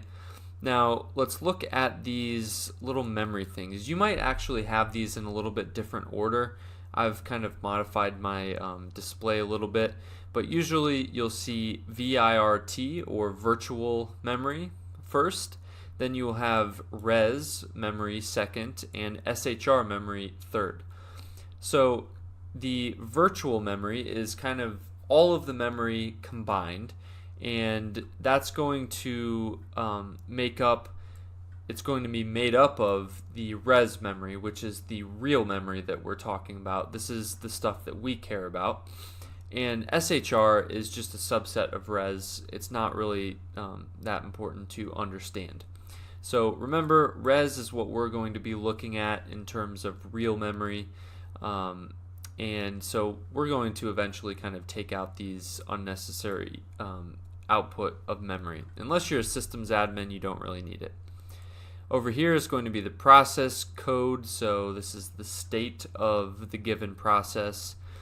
Over here is the percentage CPU that is used, pretty self-explanatory. And then percent memory is going to be this res value expressed as a percentage. And so this gives you basically how much real memory a process is taking up. The time is going to be the amount of time that the process has run, and then the command over here is what started the process. And going back to these kind of interactive codes that we can type into the top program, we can press lowercase c, and that's going to toggle the command into a different mode. So we can see the full path of the command by pressing C, and then we can go back to the abbreviated version by pressing C again. Okay, so what if you wanted to update this row right here to have different types of information? The way that we would do that is by typing lowercase f to enter the fields management window. Once we're in the fields management window, we just have a few ways that we can kind of arrange these fields. Now, the first thing that we need to know is these little stars on the left. So if you see these stars, this means that this is an active field in your current view. So as we saw, all of these are showing up in our top program, and therefore they have this little star. Now, if we wanted to remove one of these, we can type lowercase d. So if I wanted to get rid of virtual memory, I can press D. I might also press D on the SHR, and maybe even the priority, and that'll be just about it. We don't need to get rid of anything else. I guess we can get rid of the command because that takes up a little bit of space. Now, if we wanted to put in a new field, maybe I want to come all the way over here and pick up the environment variables. So this would represent the environment variables that are accessible to a particular process. What we can do is, you can see we've just got the short code highlighted, but if we press the right arrow key, that's going to highlight the entire field. Once we have this highlighted, we can press up and down arrow keys to move this throughout the menu. So you can see the environment little field is moving up, and we can bring this all the way up to the top, and I might put it after the user field. And to set this into place, I can just press enter, and that's going to deselect it and set that in place. The last thing I want to do is press D to activate this. You can see we got that little star there. And then finally, maybe we wanted to sort by something different. So maybe instead of CPU, we want to sort by memory. We can do that by pressing S. So I pressed lowercase s. You didn't see anything happen, but we're actually now sorting by memory. And we can see this when we press Q and go back into the top program. We can now view different fields within our top program, and you can see that this environment field is now sitting right after the user field. You can see all the environment variables available to this particular process. You can also see that we are sorting by memory, so the highest memory is on the top, and that cascades down in a descending order. So that would be how you edit the fields within the top program. Once you have customized all of your fields, you may want to save your configuration. The way that you will do this is by typing capital W into the top program. So when I press capital W, you can see that it quickly popped up a little alert message that said that I had written to my top RC file. So let me press Q to quit this program, clear the terminal, and what we're going to do is cat out the top RC file, which is located in my home directory.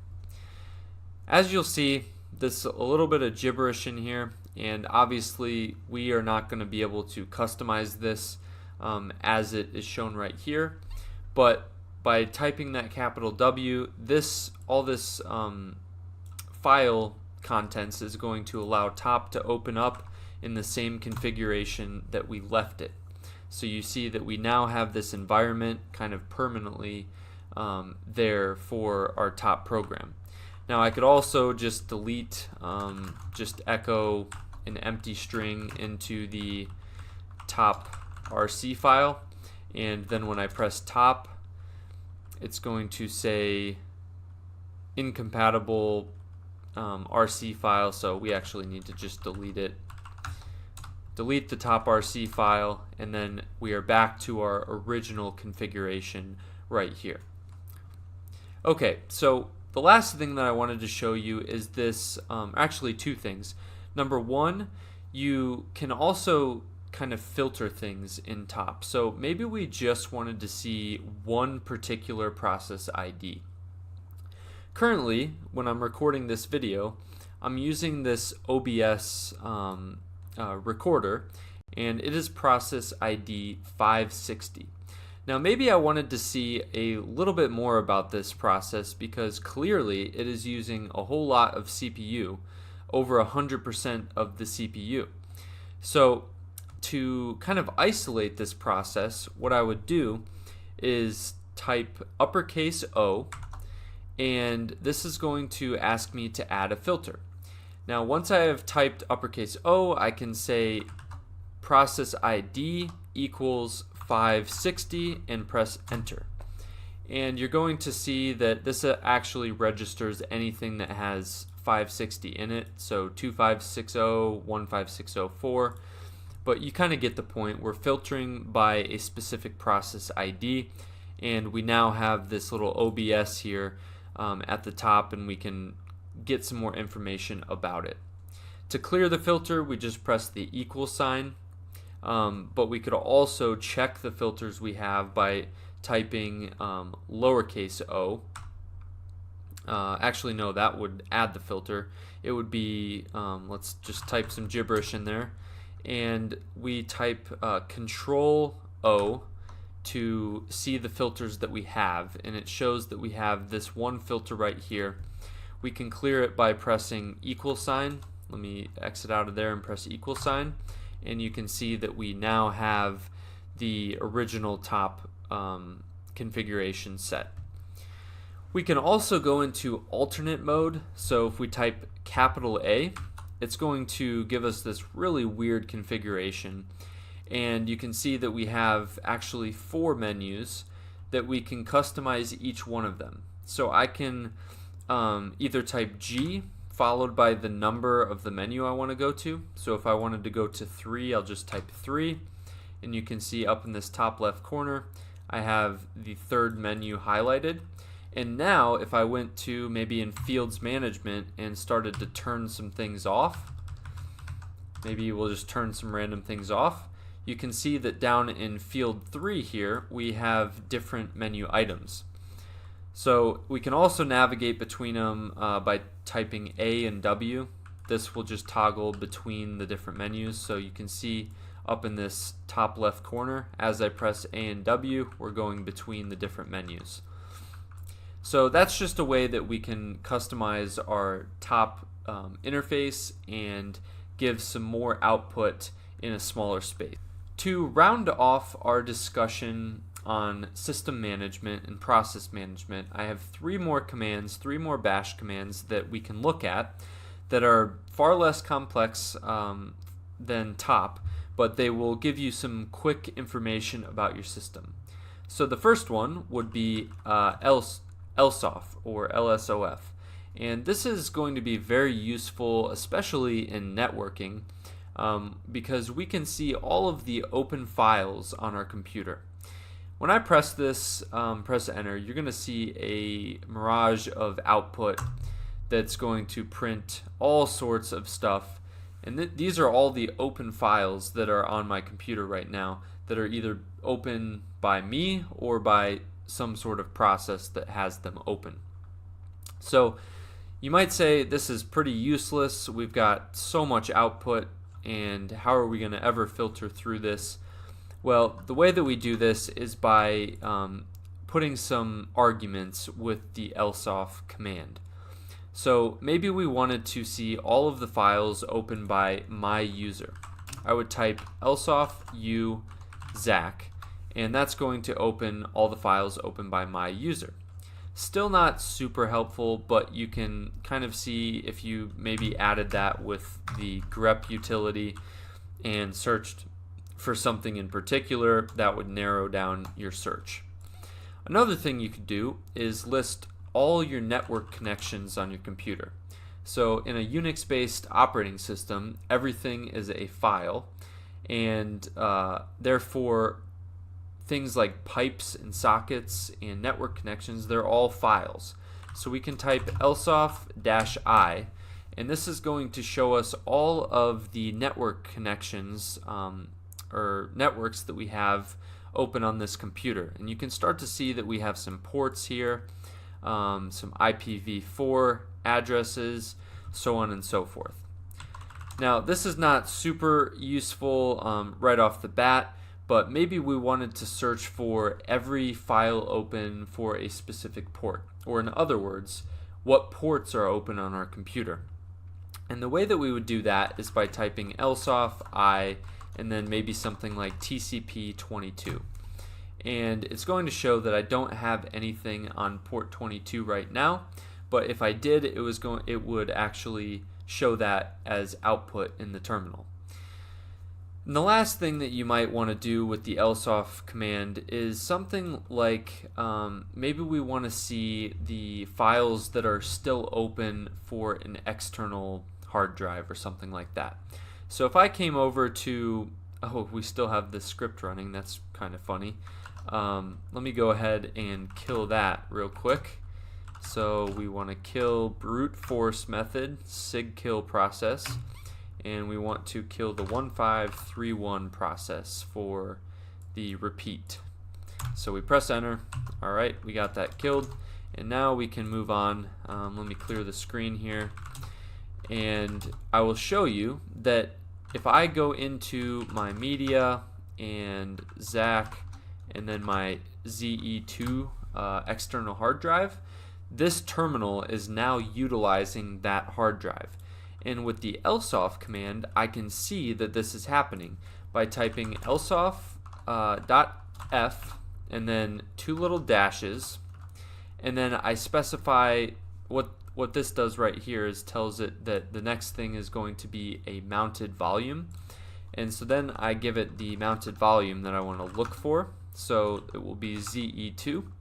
And when I press enter, it's going to show me that this process ID 20398, is the one that is still using this particular hard drive, and that is why I cannot eject the hard drive. If I come back to this terminal and go back to my home directory and try this command again, we see that there's no output, and therefore I can successfully eject that hard drive. So that's just a basic overview of the lsoff command. You can find all of your open files. It's very useful in very practical in many cases, as we saw right there. Now the last two commands are more relating to system management. So we have the free command, which is going to kind of give us some basic information on our memory and our swap memory. So similar to the top command, where we have this little these lines right here telling us, we can just type in free to get that information really quickly. The last command that we have is the time command. So we can write this time command into the bash shell and give it some sort of program to run. So maybe instead of ls, we'll run the cat command. So maybe we wanted to see what's in this repeat script again. So we can type time cat repeat, which will give us the CPU seconds that it takes to execute the cat command and print out the contents of this file. So you can see we have actually printed out the contents, and it gives us some statistics here at the bottom. Now, why are these useful? Well, one reason these might be useful is because it gives you an idea of how much a process has to wait for system resources. Another good use for this, a lot of companies will actually use CPU seconds to bill their clients. So it's kind of just a neat thing to understand. So in order to understand this, we'll start with the real seconds. So this is telling us how much total time the process took. You can see it took 0.002 seconds. And then it's going to tell us the user time, which is how much time it took the actual code to run from that command. So this cat command is an executable. It runs a certain amount of code, and that code takes a certain amount of time to run. And that is what user time is. And then system time is how many CPU seconds it took to actually utilize system resources. So in this case, this command didn't run very long. We don't have an awesome depiction of this, but we can take these three metrics and get our total wait time for the command. So wait time is going to equal real minus user minus system. And that's going to give us the amount of time that this process was sitting around waiting for resources on the computer. So just a kind of a neat trick to see how efficient your commands are running. Maybe you have a process that's taking forever, and you can use this to identify whether it's just taking a long time to run the code, or it's taking a long time to wait for system resources, which might indicate a performance issue on your computer. That is pretty much it for process and system management. I know this section was a little bit long, but hopefully it gave you more clarity into how your system works in terms of processes and how you might go about diagnosing it if it starts running slow.